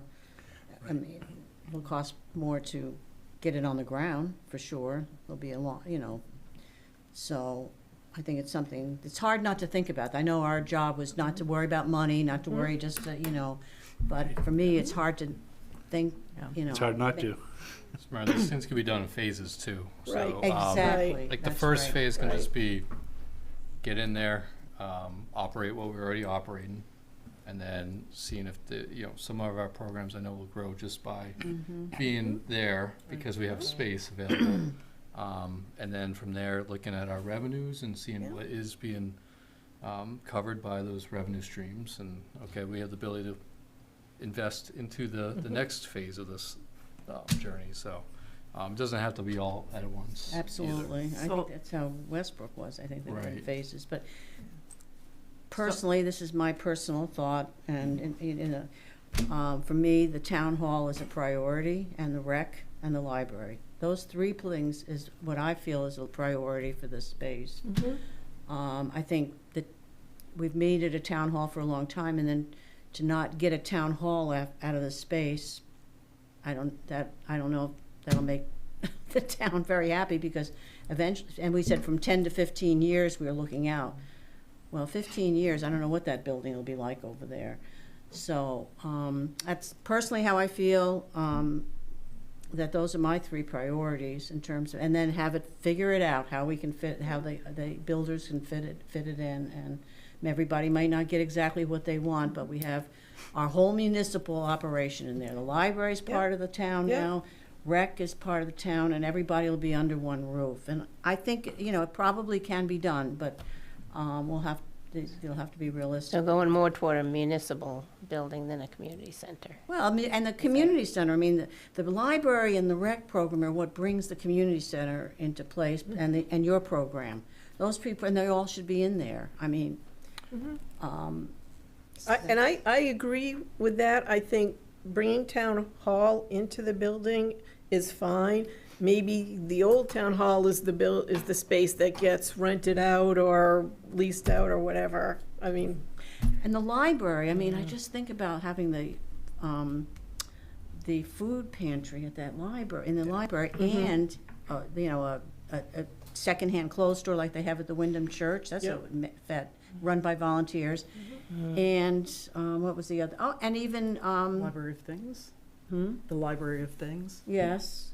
Where you, I guess, rent out tools and. And the loan closet, that could all be in that space there unless the town really wants to, sell the property, but. Right. So two things. When I was talking about reserving some space, to me, what has already been kind of filled in there, not all of that is current, what we're doing. So I would just suggest everything that, if this is the direction we're going in, everything that's currently being done, but that leaves some space to hold off in a phase to see, are we gonna put something more in there? I'm thinking of like the computer lab type of a place, or the, whatever, the remote workspace, things like that. So that's left as a, if there isn't some need for whatever, some sort of revenue type of a stream, or there's no possibility of that even happening, that's another phase, because that's something people would like to see, but it's not a current need, I would say. It is really more of a wish list type of a need. And you mentioned something about municipal, and that's odd, because actually in reading this over, I'm thinking, well, if town hall's gonna be there, is this a community center or is this Raymond Municipal Center? I mean, it just, Oh, it's it both. is. It's everything. It is. Rec Right, center, but I mean, you just in library. terms of the name. Yeah. Yeah. Yeah. Yes. as long as we have limits and make sure that we're not getting a lot of scope creep, where once the municipal offices are in there, they don't start to grow and spread. They have their space, and that's where they have to stay. So, as long as we have good controls on things, I'm fine with having municipal offices in there, as long as there's a good understanding going in how things are going to be. And maybe that's going to help if we vacate that building. Either we sell it, we lease it, we do something with it. Maybe that's the way, instead of worrying about making space for leasing opportunities and things. Okay, so I'm going to rein this in a little bit, because you guys have really jumped ahead to my bullets for new business. And I want to give us a chance to do a couple more exercises to help us with that, those thoughts and where we're headed. So the next thing I had on the follow-up was follow-up with Rolf, and did run into him this week, and we chatted, It was about, whether our completion was set in stone or whether we could have more time if we needed to. So he reminded me that this was supposed to be a short-term committee, but that if we needed more time, we could have more time. That was not an issue. The time frame they gave us was guidelines, to try to keep it so that we were moving along as quickly and efficiently as we could. So, appreciate that. So then moving on to the next thing I had was compiling ideas and developing a method for reporting to the select board. We talked a little bit about this at the last meeting, and I just want to get some feedback from the group as, from what I'm hearing is if we have a mission statement that we collectively agree on, and then the joint small floor plan, once we get that to a point where we feel that it's good to hand off. My notebook, the USB electronic files, and then you said there's a shared drive as well, Joe? Yeah, we've been putting everything in there Okay. that we can hand off to that next committee as resource, or we can compile everything to one document and kind of everything that we've done so that it can be referenced for the next committee. So that's a possibility. And then I was thinking a summary report. If we have those 4 things, do we feel like that will be enough to hand off? And I see that Kayla's got her hand up, so I'm going to ask Kayla to chime in here. Thank you. I just wanted to ask about your further statement about your conversation with the chair of the select board. Did he also provide further direction on what the expectation of this committee was? I did not have that conversation with Rolf. I forgot to do that, Kayla, so thanks for reminding me. If the committee wants me to follow up with Rolf on that, I will do that. Well, I think if anything, if we exceed what was expected, I mean, they can just ignore it if they choose to. I don't know, it's part of the overall thinking. I understand we could have been done really in one meeting with, here's a list of things we'd like to see. Right. Without all the other things we've done, and just sort of offer them some of I just want to, I'll stop and say, any committee I'm on next, I really would like for you to chair, because I'm looking at this notebook that you've kept of everything, Pete. So why not offer that, even though it's above and beyond what I think that they were asking the group to do? So, Couldn't help ourselves, that's all, because we couldn't help ourselves. Right, I think, and Right. that's really the beauty of this committee is that we're freelancing and open to ideas, so I'm inclined to agree that whatever we have for thoughts, that can probably be even addressed in a summary report. Mm-hmm. Right. It's always better to have more than, scrambled, because we didn't cover everything. Right, and I think it would save the next committee some time, because they'll recognize the fact that, we've already put suggestions out there. They might say yay or nay, but at least, they don't have to rethink it all. not that they might not have more ideas too, but. Right. Sure they Right. will. Yeah. Okay. I think that's a great plan. I do have a concern about the mission statement. Deb, what you wrote off was excellent. But I've been on committees writing mission statements and vision statements, and they can suck the life out of you, just developing them in a way that we all Can agree be on. really time consuming, yes. I would say in some way we use what our charter was in the application and kind of massage it a little bit, but I think our focus really should be on much more tangible decisions or recommendations. So someone brought up, what's the mission of the community center? So that's kind of what I was thinking about when I was pulling some language together. Is that beyond the scope of what this committee should be doing? Or is that sort of like an extra where it might help guide the next committee? Well, I think- and this, no, go ahead. Until the next committee decides what actually does go in there from whatever recommendations we're offering them, I guess you wouldn't really know what the mission and vision are. I mean, what if they decide, well, this isn't really gonna fit with what we've identified pretty much as the 3 entities for whatever reason? I mean, I guess I would leave it up to them, which is fine, because otherwise I was gonna start wordsmithing with you, but you did, which I Yeah. thank you for doing that, because it's always Mhm. easier to look at something and Yeah. then like, oh, how about this? So, but Right. maybe I don't know, I hadn't thought about that, Lori, so. that makes But I think sense. that's the point of doing something like that, is that we're trying to guide what happens next when it starts to get to the implementation of things. We want the functioning to follow what has been the mission decided or the vision. We don't want the other way around, where somebody decides, well, I guess we can do that and we can do that, and then you make up the mission from that. I want to see it the other way around, so that you've always got your guiding principles first. Well, may not be exactly what the select board had envisioned. Mhm. And when Well- they envisioned this, it seems, may not be what they thought was our vision. But that's our job, is to say this is what the community visions for this space. And so it's your job to make it happen as much as you can, as much as we can afford or can do. But here's what we're really wanting for this space.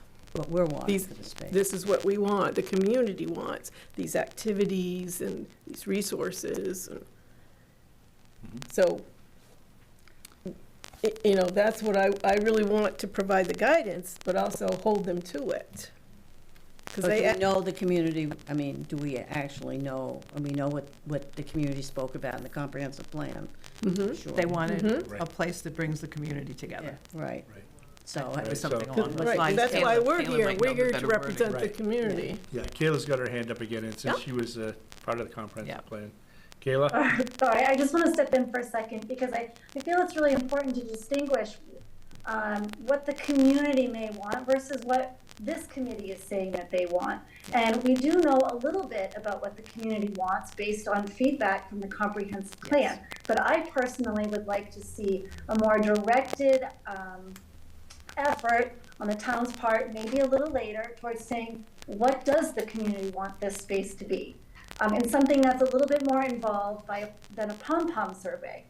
Despite how popular that was, I still don't think that was the great methodology. Now, I also realized that the library sent out a survey and Rec sent out a survey, but those were very targeted surveys based on what would you like to see from the Rec and what would you like to see from the library. But it really didn't address what the community wants to see. So I just want to make sure we don't lose sight of the comprehensive plan and that we really haven't surveyed the community properly yet. That's right, that's right, Good point. yeah. And you, Kayla, just out of curiosity, is that something you see as the next committee actually putting together some kind of a survey that would be widespread to the community? I would think that would be up to either the select board or town management to decide how to handle. I mean, we have limited capabilities and no funds. So I think that's a little outside of the purview of this committee because we don't really have the capability to put such a thing together and then disperse it. Right. The only That's a way great we, po- That's a great point. I think that that's something that we can recommend as part of our package of recommendations. Yeah.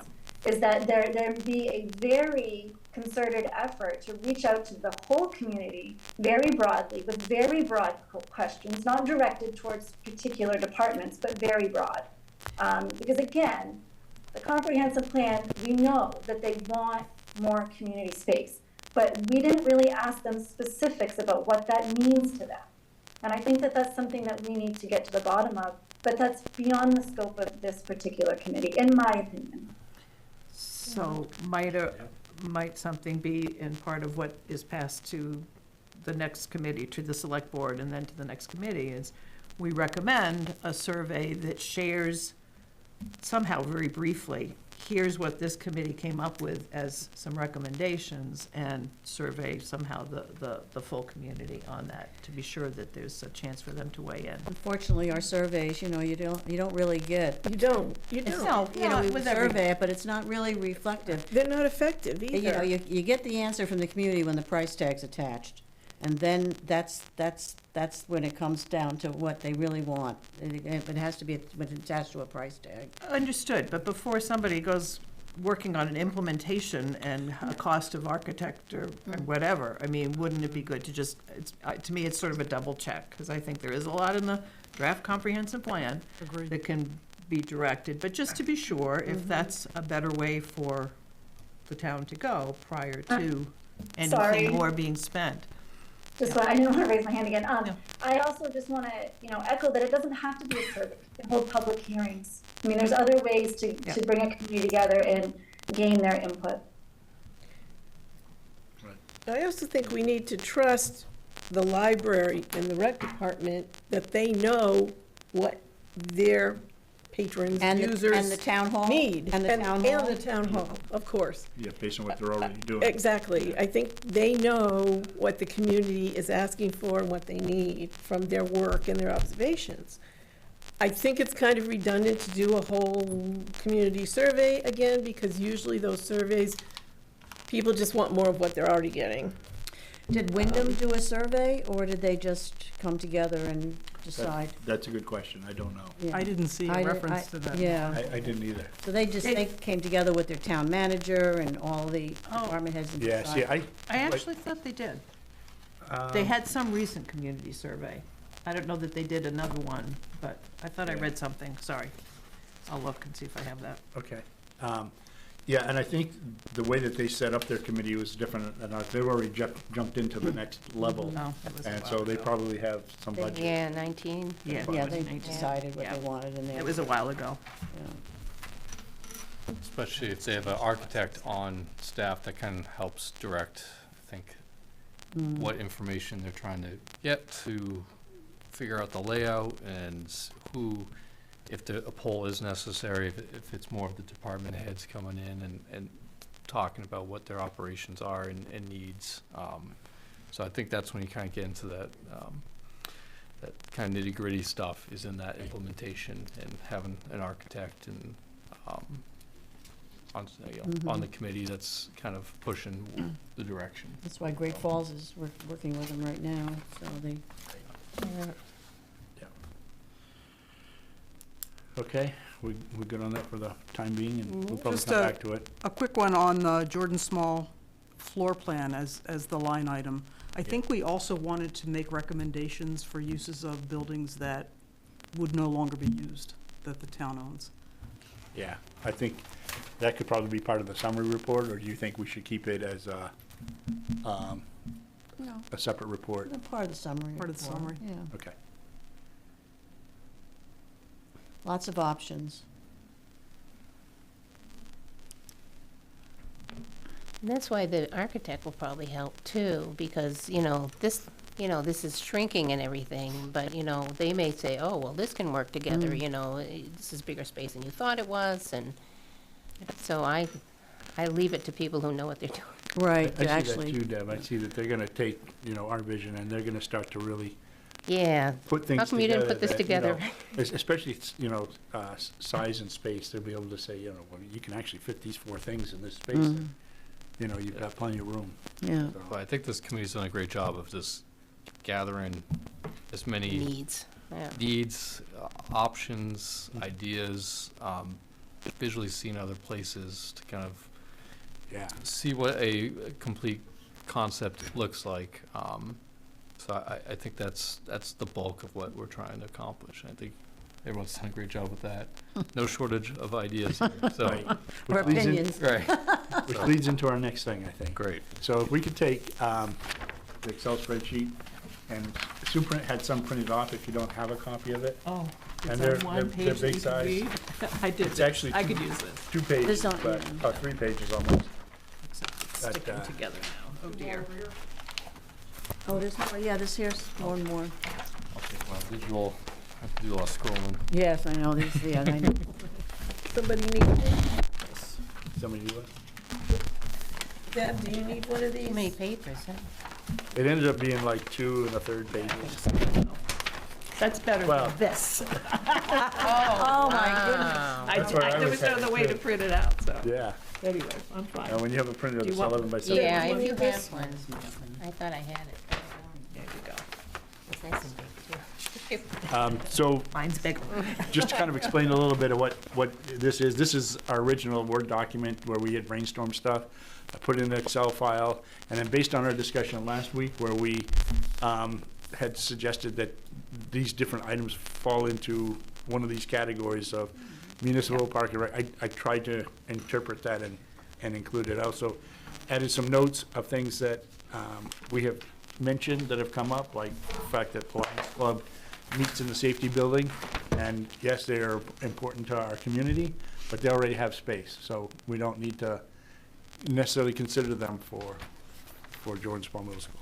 So I think the first column, I just thought we could go down through the list and prioritize, and that would help us to focus on, what we really are thinking we want to recommend for Jordan Small Middle School. So basically, high, medium, and low, just to keep it simple. And I figured we'd just go down through the list and see what people think. So the Veterans Center, high, medium, or low? Low. It's, yeah, when that just, There are. We don't.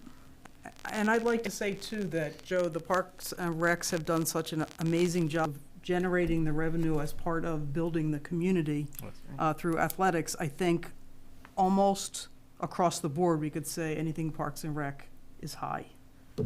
Same as I think we could say anything library is high, because we all understand, and we got from the comprehensive plan that these are significant things for the town of Raymond. yep. Yeah, we call it the core programs. Yes. Those type of things. Yep. Childcare, summer camp, Is there any Yes, kind of exactly. veterans center now? senior program. Right. Yeah, I don't even know what that means, Veterans So Center. Wyndham has a, Yeah, they had a Yeah, they do. Veterans Center. Yeah. I mean, they certainly could book a room, just like Well, they use anybody else. They use the but- Veterans Center in Wyndham, and there's one in Naples. I Mhm. mean, Yeah. So that's That not might be really, something that I could pulse Rolf for too, because in his newsletter, he talked a lot about veterans, and I don't know if that's something he's focusing on in the legislature or not, but he might have some thoughts. So just, do we want to say high, medium, or low? Do we have a consensus? Well, I'd say low, but I feel a little bad saying low, but I would say. Until I we get agree more with- Just information. in terms of the population Well, possibility, yeah. it seems Yeah. like there's already resources for them in the area. yes, absolutely, yeah. So to me, Yeah. that would make it low All right. to us. Basketball tournaments, we're going to say high based on what was just recommended, I think. Yeah. Everybody agrees? Well, again, do we have tournaments of just Yeah. rec teams, or? We have leagues right now. We We don't do. have this would be more of rental revenue, probably, if you rent out for basketball tournaments to Well, an yeah. organization. Oh, I wouldn't so- put high. no, that wouldn't So be high. Do we Where do you? host basketball games? Yes. We're not necessarily running tournaments. No, so that would be low.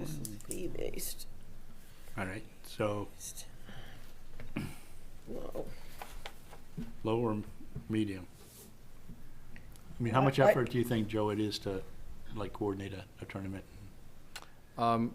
In my experience, I stay away from that. And if people are running tournaments for, say, AAU, anything like that, you are setting a rental rate. So you just the rental space, which is So you don't- less of a burden on staff and stuff like that. So Okay. that's how we've done it in spaces that I've operated. You just rent it out, and you have a set rental rate, and you just have one staff kind of covering the time there. So All right. Well, that helps to clarify. Thank you. Exercise classes? I don't know, someone mentioned a track of, a place for people to walk, around, and I just thought that was an excellent idea, because I struggle to find a place, especially in the winter, to get that walking in. Wyndham know High if that School, is- Wyndham Adult, I've done that, but it's a distance to 20 go minutes from each here. way, Yeah, I yeah. know, yeah. I know the new middle school's gonna have a walking track in the gym. That's true. Oh, yeah, that's gonna, yeah, so, I mean, that's far to go for, But exercise But I don't think classes there's much is to a different. walking track, right? it is, no, they're gonna have a walking track built in the gym, and they wanted to do it in the high school, but they ran out of money. So it's like St. Joe's. Does St. Joe's have one of Elevated those? one, yeah. Yeah, and that's what. Elevated track around Yeah, the- that's what they're gonna have in the, in the But to new have middle one school. at Jordan Small would be easy, right? Just come in Oh, and yeah. walk You can even around. just walk the halls, too. Yeah, I and they think walk, that'd be great. they walk, the elderly, not elderly, but they use the whole high school in the evening as a walking Right, place that's now. what I'd said, but it's a distance away. But exercise classes is more than just This is walking. different, It's- Right. It's both, I just- so, yeah. So I would, I put that High. medium anyway. medium. Is this, Right. is At this least low cost and free classes? We need a silver sneakers class. Yes. That's Okay. what we That need, would- silver Alright. sneakers. That- Is that- I Oh, think that's high, a high Yeah, priority. because even right now, Yeah, I we like can't high, offer too. any of that. No. Even the church, like, it's a concrete floor. It's very, the finish is kind of off, it collects a lot of dirt. So, like, you'd really want a cleaned wood Yeah. Right. area. All right, I'm gonna Um, put it medium for now. Yeah. I think it's high. I think it's high. I think High. encouraging Okay. We physical need to get activity is very exercise important in in our- our community. All right. You don't need I mean, I go to a couple different silver sneaker programs, and it's not, the floor is, it's with that little gym down there, and then over at PNF. It's not, there's nothing really special about the space, No, just Right. a- and it's, we're not running around like. not playing tag. or Yeah, anything. right. Yeah. And we're sitting in the chairs, Yeah, dodgeball. You have that yoga room. But other, Yeah. but other You had a exercise space, classes kind of. would. Yeah. What? Maybe Exercise. silver Right. sneakers wouldn't, Yeah, but sure. other exercise. Yeah, classes. yeah, I mean, I this know is it. broader, so. Yeah. That's Yeah, it's fairly broad, I Yeah. think, too. Sorry, we Music. have to run out real quick. Basketball program, the balls are in my car, so, and Okay. it's locked. Uh-oh. You want us to keep going? Yeah, you guys go. All right. Music lessons, concerts? Well, with the 5 through 8 gone, I don't think it's as much for concerts. They have them down at the high school anyway. So Yeah. K4 wouldn't be having There might be a concerts. community concert. There used to be, what was the Grange Hall, there would be some music things. Yeah, and- they've had music concert down the But library. again, I'd too. Yeah. put L for, And the library has incorporated Right. into they their have as well, tiny outside. space. Oh, inside? Yeah. Yeah, I'm we have thinking like concerts there. outdoor concerts, things like that too. I think this is low to medium for now. I mean, this is one of those Yeah. things that can be developed over time. Right. Yeah, and just, And I guess that's the thing, for priority, we should look at it that way, Deb, that this is, maybe just at this point in time, but this could Right. obviously all be expanded. Right. But what's immediate? What's I what's guess, a immediate? priority. What we think is immediately needed? Conferences? Well, if you mean conference space or conference like as far as meetings, I don't know. I'd say I see. low. So this bunch of items mostly comes from what Kayla brainstormed on Right. the first one. So I interpreted conferences, Kayla, as making space available for maybe businesses or organizations that wanted to have outside conferences. And it would be different from a conference space nonprofit, in a community yeah. thing. That's correct. It's just a space. It's just a space. Okay.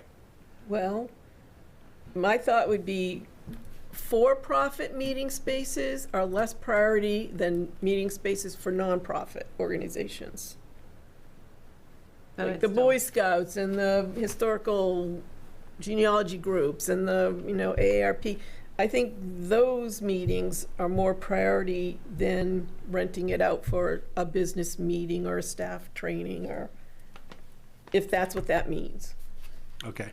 So, But all of that could be in the space that is currently the library at Library, Jordan yeah. Small. That's what I was So, thinking, is yeah. that the library is already If it's a group. put that vision forward Yeah. as far as, like selectmen's meetings. the would meet nonprofit there and- Yeah. type conference spaces. Yeah. Okay. So what are we giving that? What are we giving that? What? It sounds to me like it's low Low? because Yeah, I'd the say- library's already taken care of what we would have considered as the high priority side of things. Okay. Food pantry, low because we're actually probably going to say that it should go in the old library. Can we decide that? I think Yeah. we can advise in our, Well, if we put it down as a, Because as a it is high. high but it priority. right. So maybe that would make, some space would be made available for it, if we put it as a high, because it does need a new space, but And doesn't. under notes, just I say think not that, necessarily. I like that better, saying it that way, that make it high and then make a note that. Needs Alternative a house. site or yeah. offsite. And then, yeah, it doesn't have to be in that space, yeah. All right, family services.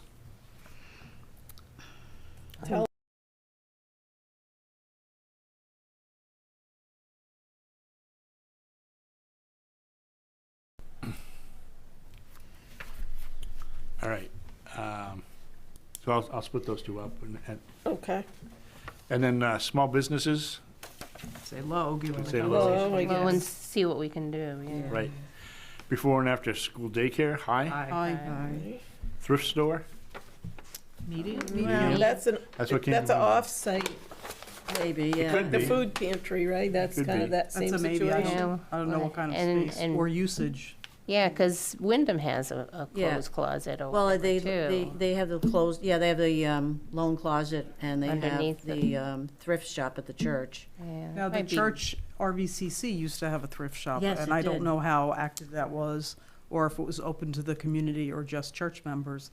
But we could try, I could be happy to look into how it was used, how frequently. It how- wasn't frequent, it wasn't open frequently, but it was open once in a while, Okay. yeah. And the Wyndham one is where the other thrift shop is, and that's open like a couple days a week, half days, you know. So maybe medium, and we could go Well, up that- and down from there when we could learn more? I'd put, yeah, I'd put it low, actually, I think it's low. yeah, Okay. yeah. All right, blood drives, I think it's low. I don't When was the know how last others time we feel. had one? I remember giving, but I don't remember having had one here. The Lions used to run that, and we had a lot of trouble with the Red Cross. The way they ran things wasn't in keeping with our success. Okay. So I'll low? just say. Yep. and there's we've there's a had- lot of opportunities around. I go to Casco, and they're great. Yeah, there's Casco, there's the Wyndham Church. We had one at and the go high over school to years ago. Pineland. Pineland's really nice, you get free cheese.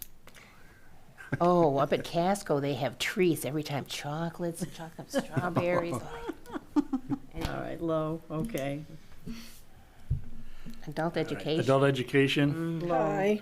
Low, because I think it's a medium because we have a program that we can build on, and if we can get people to come, It'd be it's nice almost to try exactly it. what a community center is for.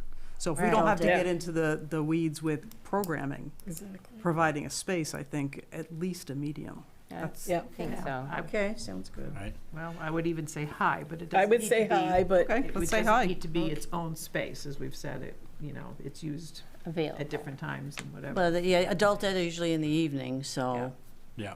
that's be true. a space in the daytime that would be available. Right. Tax assistance, what do you mean by that? Do you mean helping people with their taxes? Like, So like the AARP gives? So that would be part of the senior. was Yeah, my understanding. that's Yeah, my gonna get husband does a lot of covered. ones down in Jordan Bay. So, Yeah, that's gonna Yeah. get covered under either the library or the senior. yeah, they probably have a place in the library. Yeah. You could hold that. A lot of libraries hold those kinds of sessions. But it is With- with important the- because they really don't. Okay, I'll clarify it that, in that direction, and then do we think that that's high, medium, or low? I think it's high. I think a lot of people aren't getting the resources they need. Yeah, Yes, you're right. Intergenerational meetings and events. that's high. What would an example of that be? I would see it as programming where you've got either intergenerational, you're trying to bring families together, you're trying to bring, say, grandparent caregivers with their grandchildren, trying to have activities for them to do. Big brother, big sister, I don't know. I like that program. Well, you're doing that, Debbie, with the cards, the pen pals, and Right, the bingo. technology and how support. You are with the school. You're doing that with the Yeah. school kids. But that might be able to be the library. If now that they have rooms, they could, Exactly, yeah, those rooms could be Might used be for used those for kinds that of stuff. programming activities, certainly. Okay, sounds good. Warming and Emergency Center, hi. I agree. you've been waiting for that one. Yes, 5 days without heat and electricity was kind of scary.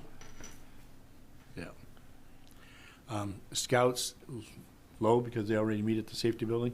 Yes. Yeah, and that's just another group that can book a room, so, Right, Lions Need it. Club, same thing. yeah. Cafeteria, you know, I would say retaining what we already have. And that's Yeah. That's high. that high. Yes. Medical closet. Well, Hi. I think it's easy enough to do with some outreach. If Yeah. we can find the space Right. for goods, then yeah, we should. I think that's we the should. thing, is just having a space for it, because I know I've got a basement full of stuff that I'd like to put in a medical get rid closet of somewhere. Right. And Yeah. I think possibly even Wyndham has 4,000 of one item and only 4 of another. They'd be happy getting rid of. Sometimes they are willing to. Yeah. oh, yeah. Yeah, are you sure you don't need it? And you don't, let me, you can have it for a while too, so. So if it's Great. easy to do, I say it's a high. I mean, it may not have. And when you need kind it, of you need it investment. right I away. agree. And that's a good support for the community for, Really you is. know, Some of that stuff can get expensive. yeah. Remote workspace, offices. I think that's a high need.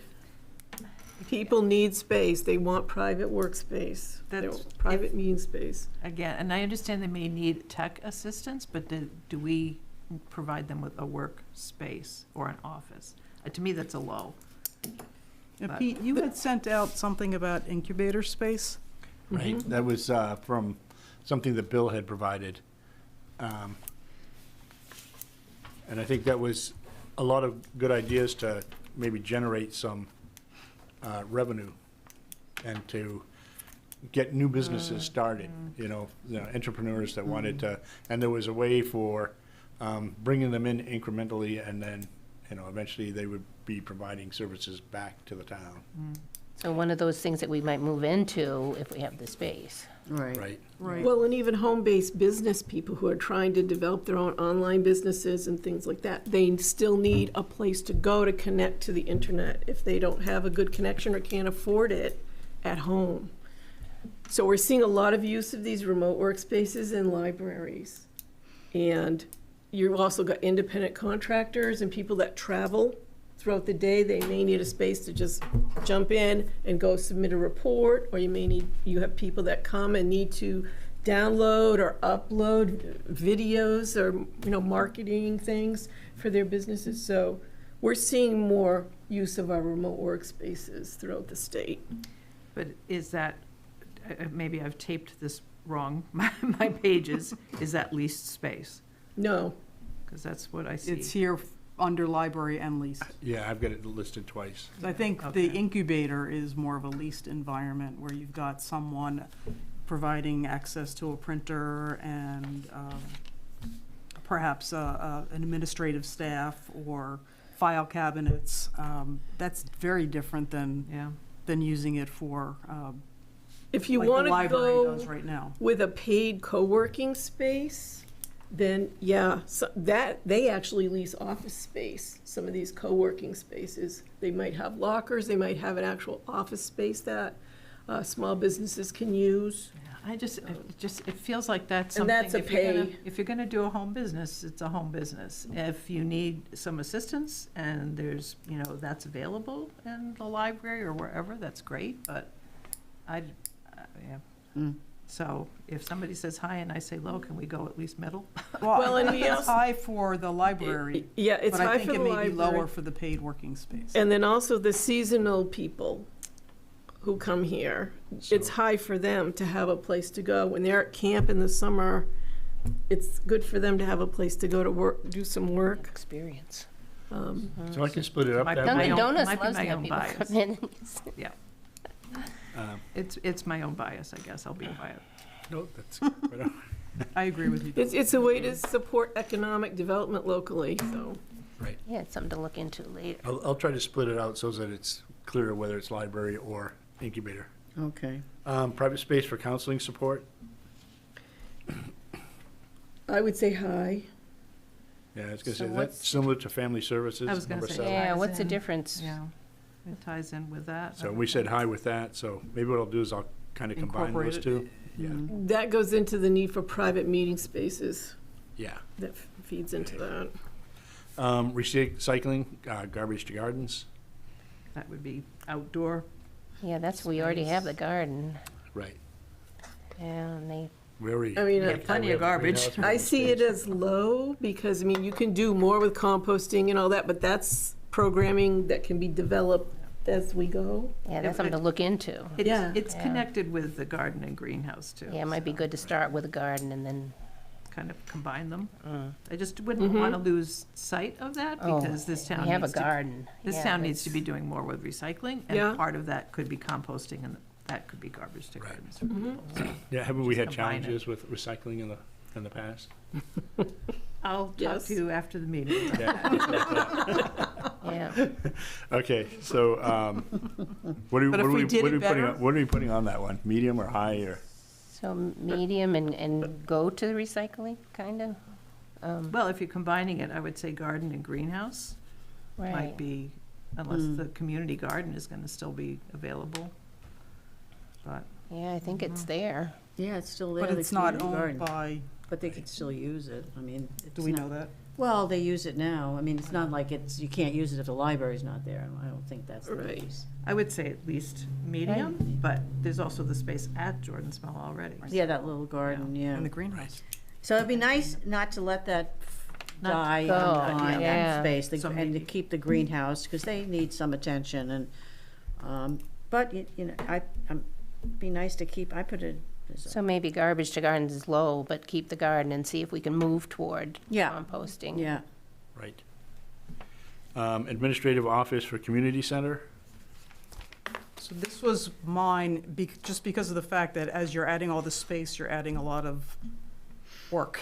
And Parks and Rec has the registration system, that's huge. I mean, I was picturing an admin doing that full-time, at least for the entire building. But if you've got a system now that, That was the good thing about not having an office. Front-facing office, that 99% of our registrations for programming is done through the online system, so. and do you see any reason that that couldn't be expanded through whatever it is we do here? Yeah, I mean, it still would probably be good to have an admin type office, like if you're checking in or need help registering, or if it's like a membership type piece.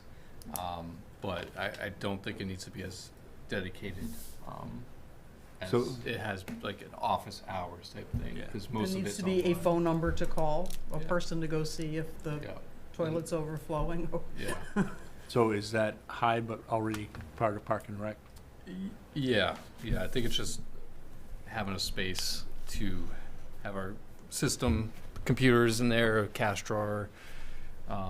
But wouldn't the director, I mean, there's a director's office for Park and Rec, there's Yeah, there's librarian's enough, office for yeah. the library, Yeah. towns have The office. town's got their offices, so you don't, I Additional mean, office needed, or? There are Yeah, a few small that's- offices take there care of just them. before the end of Raymond Rec things, right? But where the kids go out to the playground, there's a couple offices there, and yeah. then across the way, there's an office that could be So made. this would be more of like so we've called it like a building monitor.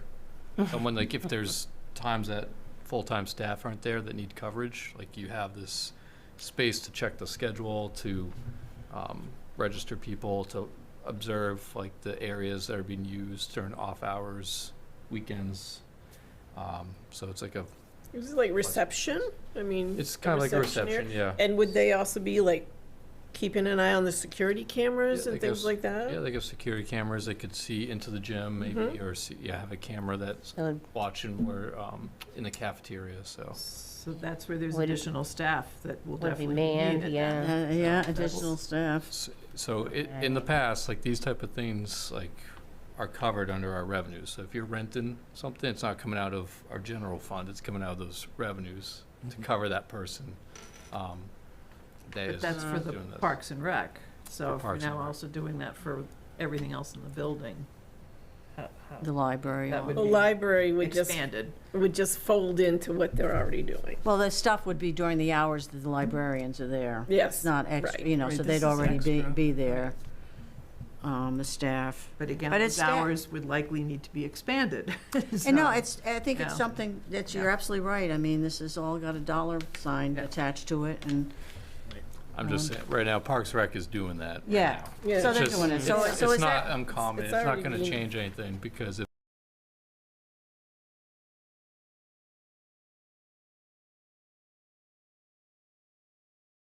So low, I guess, what I'm Yes. hearing. Low, yeah. low to medium. All right, you audios, you're up. Thank you, Bill. Use of roof for solar array. I would say hi. Everybody feel that way? I mean, it's Sure. I have no idea. it's probably, somebody write a grant, it's probably something that's gonna get taken care of. And there are There's towns that spaces have already done there, that. Mm. yeah. Yeah. Community meals, high, Hi, I'd yes. like to do that. Summer feeding station. and summer feeding station. Is this Does through that- RSU 14? So well, who knows going forward? I'll just put it that way. Oh, that's right. So, because if they are using Raymond Elementary, if there's, I don't know how the distribution has been. I'm really not familiar enough with it to say, but I don't know that that needs to be part of this building if it's part I of what agree. the school is able to do. And the school, But if during the. not, Yeah.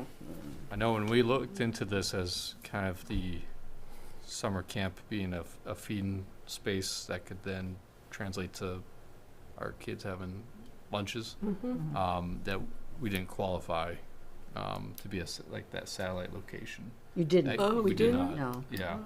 So I don't know if this would change just because of the area we're in or not, but that was at Camp Hines, so, I know Oh, you during, didn't qualify because it was a camp? yeah. Okay, yeah, I see. So, what you mean. or would Raymond, just say- in general. Yeah, so. well, when We they did- did it through the pandemic, and I was they, just gonna and they say that. prepared the food in Wyndham, and they brought it here and we with bagged vans, and it was a whole, and they had volunteers drive the food to houses, and it's well, there's ongoing ways that that's happening for some I didn't read the full email because it's a continuation of some program or something, but going forward, I don't know what there will be for I funding from agree, I agree. Yeah. federal for Yeah. helping That's anybody. right. I think So- kids and hunger are a high priority for thinking people. I think we should Most try of to us. incorporate it as a high priority If the school is not. if the school is not. Okay, all right, good. So do we have somewhere on here that, we talked at one point about having a food, not a food pantry, because we already have that, but a place that, if people need, canned goods or, things that really don't expire much that we could have available for people to come in, kind of like a summer feeding, but to have a space for food for How- people who, How is that different from a food pantry? I guess? because that's organized, that's something that they organize and do. Do they have a place that, oh, by the way, I'm running low, can I drop by? I mean, Before COVID, the clients would walk through and they would be given certain things and they would say, oh, I need an extra peanut butter, and they would be able to take it. okay. So there are shelves for that. There's just no space, But it's only open like and that. it's only open once a month. But I'm just wondering, people, now that it's once a month, people are running low, and I'm getting the feeling of those people that need it food the week before food pantry's open. Well, if we have a better space, the Oh, it food could be. pantry could be open more if we have the space and That'd be and the great. people to volunteer. I mean, But that's 3 years out. Well, this is only right, 3 years oh, out. yeah, well, that's what this is, 3 years out. Yeah, You're thinking of I just your- didn't know if it was underneath any of this, but Oh, sneak it in with the clothes or something. Okay. There is a phone number to call. I know that he has delivered or had people pick up if there was a critical need. Oh, okay, I know. It's the not, area, so I don't can- think it's something he advertises because he's a volunteer himself. He works a lot, I know. So that makes me think of something else, and that's communication about whatever transpires. I think that's been an issue, like, oh, I've learned a lot. Oh, we do this, we do that. And whatever this center is able to offer, I want to be sure everybody in town knows about it, whatever that is, so. That is a problem that needs to be solved. Communication. Yep. I know, because that screen there down by the fire station really isn't working. It was working for a while, but then you can kind of see the images, but it's not. it's broken, they're fixing it. There's some Well, part. they that- did fix it. It was Yeah, working. but now it's out, down again. Oh, it's down again. But you're only getting people there that are going out of town. Right. But yes, we need some sort of combination, Wyndham Eagle, online presence, Facebook, word of mouth, newspaper. Yeah, communication is, Mm. I'm feeling. All right, I want to try to stay respectful of everybody's time, and so I think we need to to wrap it up, we have several items that I think we'll carry over to our next meeting, like the posted idea. I think we can maybe start out with some of that next week. Next meeting is June 2nd, and then when I was looking at the Raymond webpage, they've already got it scheduled for June 16th as well, which I didn't have on my personal calendar, but they've got a schedule for that. So right now, those are the only two meetings. If we need or feel like we want to go further, So then not the 9th? Oh, 9th is close to voting, right? Yeah, I think we moved it because of, The 16th. Yeah. Oh, yeah. Because of the Okay, so voting. no, none on the 9th. Yeah, Oh, not that's on right. right.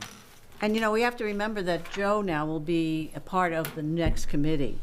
And he, you know, I mean, Right. he'll be, you A know, good he's conduit. heard it all here. Right. relay it. That's right. Yeah. It's kind of interesting better or too, for in that Barry Tibbetts is the chair of their committee, but he is a non-voting Voting. member. There's a lot of them that are non-voting. All the town employees Yeah. are non-voting, Yeah, not, kind of interesting. yeah. Just more food for thought. Mm. I don't see any public comments. Last committee comments, thoughts? Pete, Kayla was not online when you congratulated Right. her, so Yes, Kayla, we kind of started out the meeting and wanted to congratulate you for the award that you got for Maine Citizen Planner of the Year. And just thought that was great recognition. And the article, read it in the Wyndham Eagle, and well done. Congratulations. Thank you very much. I still maintain the fact that that was a big group effort. We especially could not have gotten as far as we did without North Star Planning and also Peter Levitt. Excellent. I think you may have also missed the first part of it.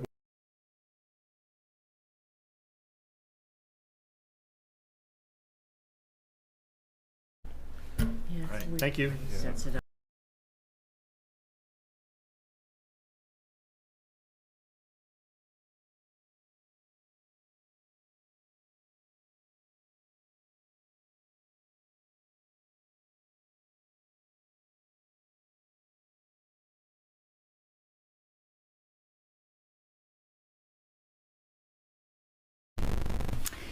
Good evening and welcome to the Town of Raymond Budget Finance Committee meeting. Today is Wednesday, May 28th. I'm calling the meeting to order. The first item on the agenda is approval of the minutes from the April 16th meeting. Is there a motion? I'll make a motion. Second. Okay, all in favor? Okay. Next on the agenda is discussion with department heads on the new process for the development of the 5-year CIP plan.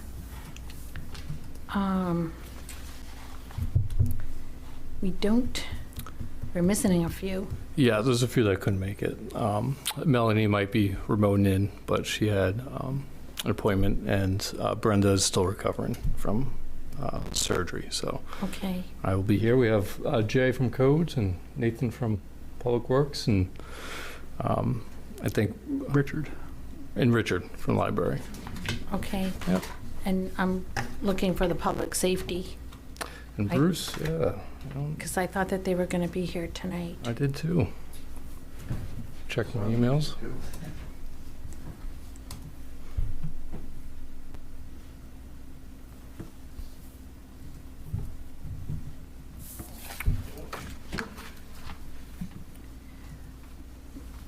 Dennis, was that public safety that pulled into the parking lot? I don't think so. I saw the chief. Yeah, I saw the chief in District 2. He was on his phone. No, it's Peter. He's probably on his way. Okay, he's coming up to the meeting? Okay. Okay. All right, thanks. He's coming, but he said he had to run home first. Oh. Well, Maybe we could have a discussion on 4. okay. Item 4. Oh, item 4? All right. Item 4 is discussion on a Budget Finance Committee tour of the Fire and Rescue Building. And I did speak with Deputy Chief Lee O'Connor this afternoon and asked him for a couple of possible dates of when we could tour the fire department building. And so he reminded me that there are 2 locations. And what I asked him for, the possibility of our June meeting date, which is June 16th, or August 20th, instead of having meetings those nights, that we could go to the, have the tour on those days instead. Yeah. I don't think that we have a lot of business coming up for July and August. Yeah. So, so the idea is, do we want to do both buildings on the same day? I think you can, or I think we could too. That seems easy enough to do. Do you have a preference on July 16th or August 20th?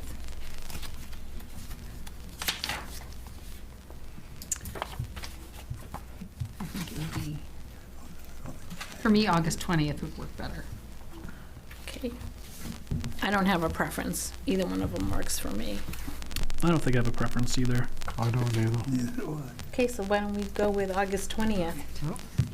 Hey, you are very welcome.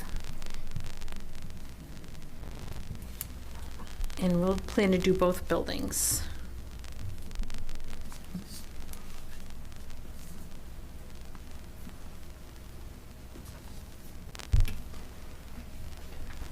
Okay. All right, well, we'll go forward with the department heads that we have here. Thank you for coming.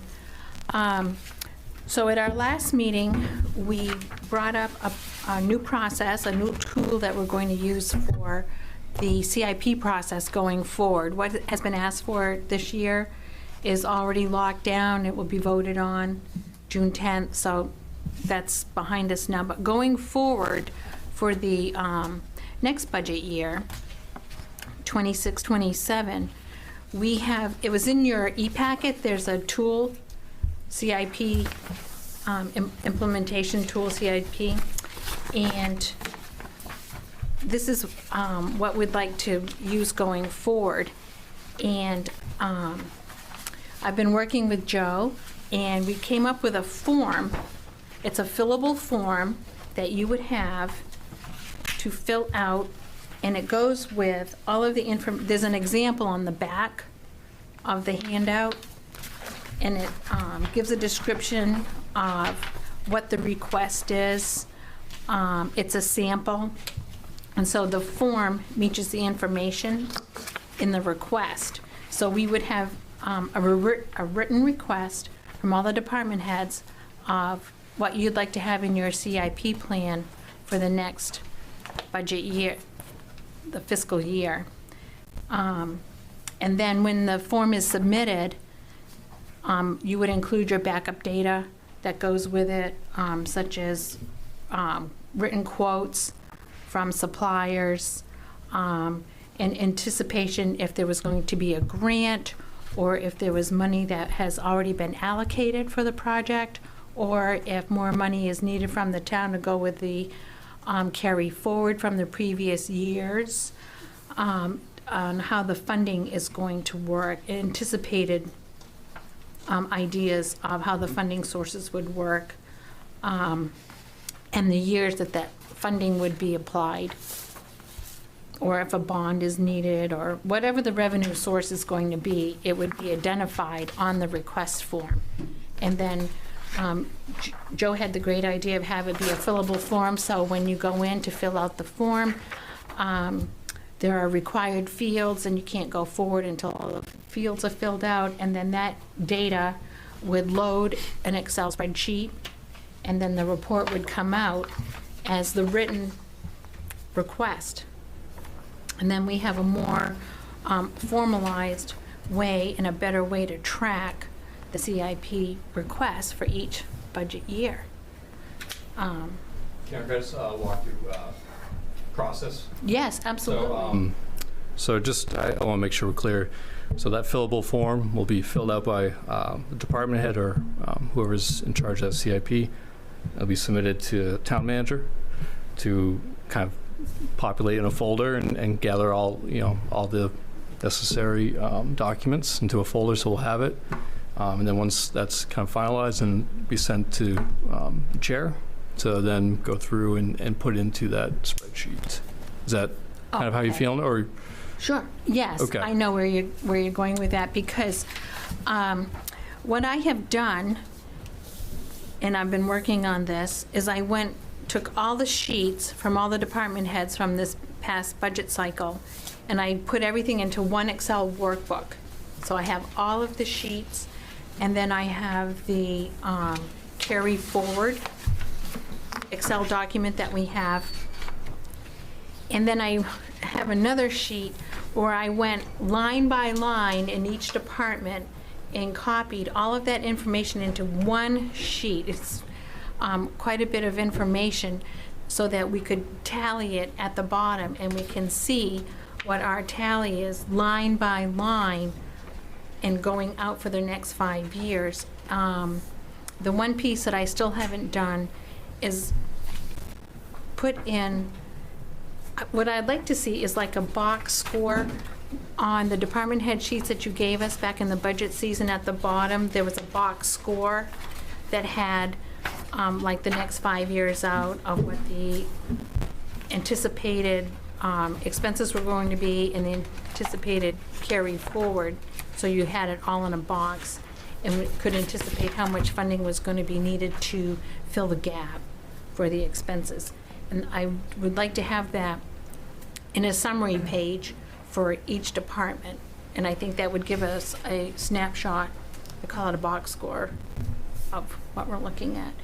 So Joe came up with this idea. He's handed this sheet out, and this is basically what I've done, but this was a sample, so that I'm a visual person, I have to see it to understand it. But this sheet represents what we came up with.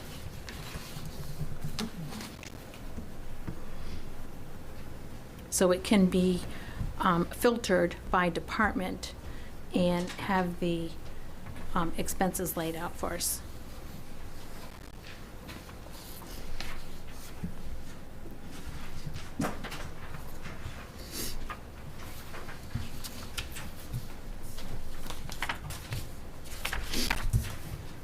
So the idea was to invite the department heads here tonight to explain what we're thinking about and to get some feedback from you on how you think this process is going to work, if you have any questions or suggestions.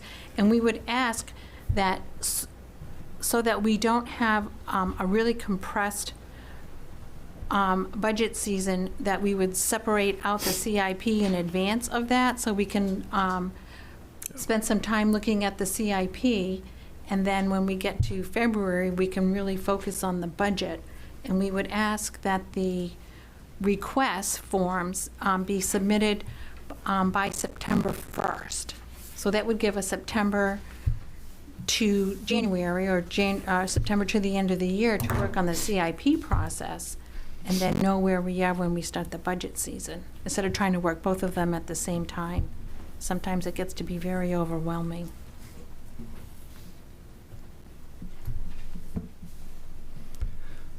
That's good.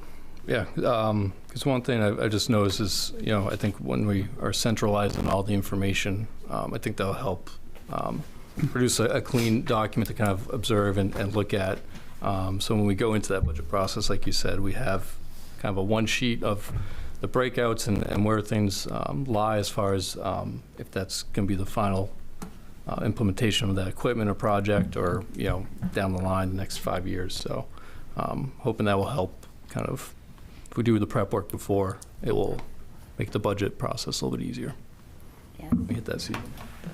Then when I get that those summary sheets finished and I give it a sanity check, then I'll send it over to you so you can look at it. Yep. And give it another look and make sure that we've got everything on there. The more eyes, the better. So how I feel about it. Seems like something gets missed somewhere in all that data. Yes, there's a lot of data being around there, so.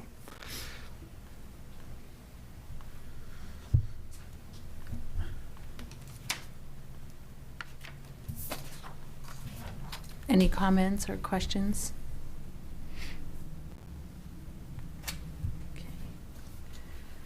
I guess I might have one question. Okay. Sure. Library. So this is supposed to be like for 4 to 6 years in the future. So would this include any potential upgrades to the school that were, if that ever happens? Or is that a not, that we're not gonna do this year? That well, the visioning committee is meeting right now on that. And so there will be another committee that will be the implementation committee. And so that's when those numbers will be finalized. So I expect that would be in a year, maybe? Probably. We're about a year wrapping up in June for vision, and I would say probably by hopefully end of July, August, we'll have the build and implementation committee in. So probably next year. Yeah. Start getting some numbers. Right. All right. Thank you. I know the visioning committee is working very hard. Yeah, there's a lot of ideas. It's great. So would the school itself end up with its own CIP? I'm gonna guess we'll have to create a different CIP account just for that that kind of build-in plan type of thing. So yeah, I'm gonna guess it's gonna be broken out of the existing CIP accounts we already have. So probably be best to separate that. No question.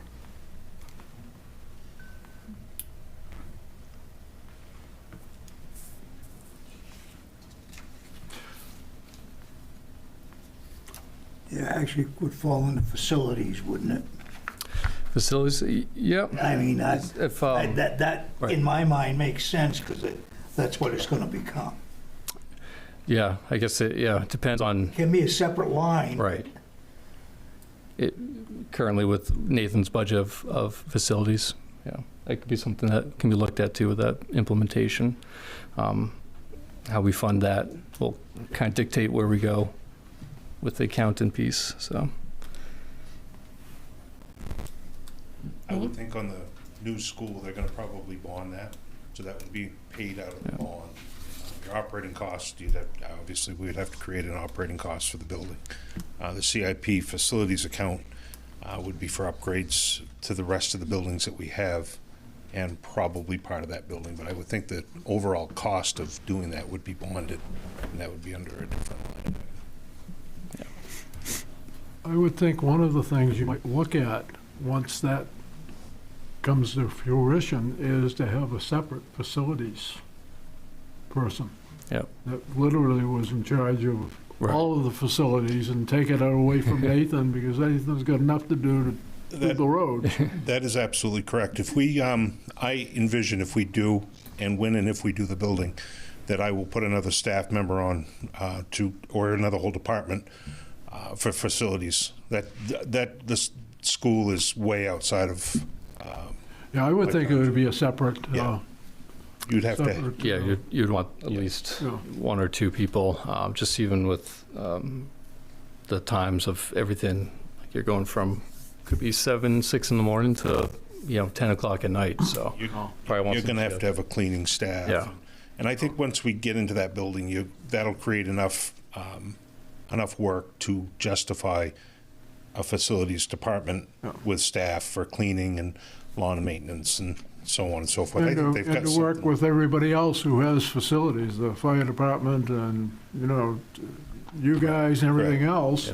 Have someone who's going to supervise the overall upkeep of the buildings in coordination with the department heads. Yeah, and that'd be paid out of the general fund for sure. It'd be operations costs on that. So, that's a good idea.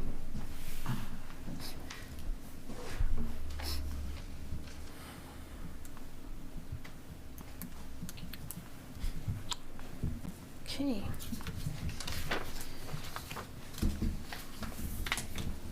Okay. Chief Tupper, we already discussed number 4. at the beginning. We jumped over on the agenda. Oh, okay. Chose a date already for you. We have a date for you. I spoke with Deputy Chief O'Connor this afternoon, and we talked about a couple of dates where the Budget Finance Committee could come and have a tour of the fire and rescue building, which you had offered to us back in the budget season. I think it's a great idea, and there's agreement here. We'd all like to come. So August 20th will be the date, and we'd like to tour both buildings on that day if we could. Now, is everyone available? Like, when would you prefer for us to come, in the afternoon, morning, afternoon, evening? Actually, yeah, during the day wouldn't be a bad thing if you all can make it then, and if not, an early evening is fine. We can make something work. What is the day of August 20th? I don't have my calendar. It's a Wednesday. Wednesday. It'll be a training evening, but that's okay. Oh. Might be even better.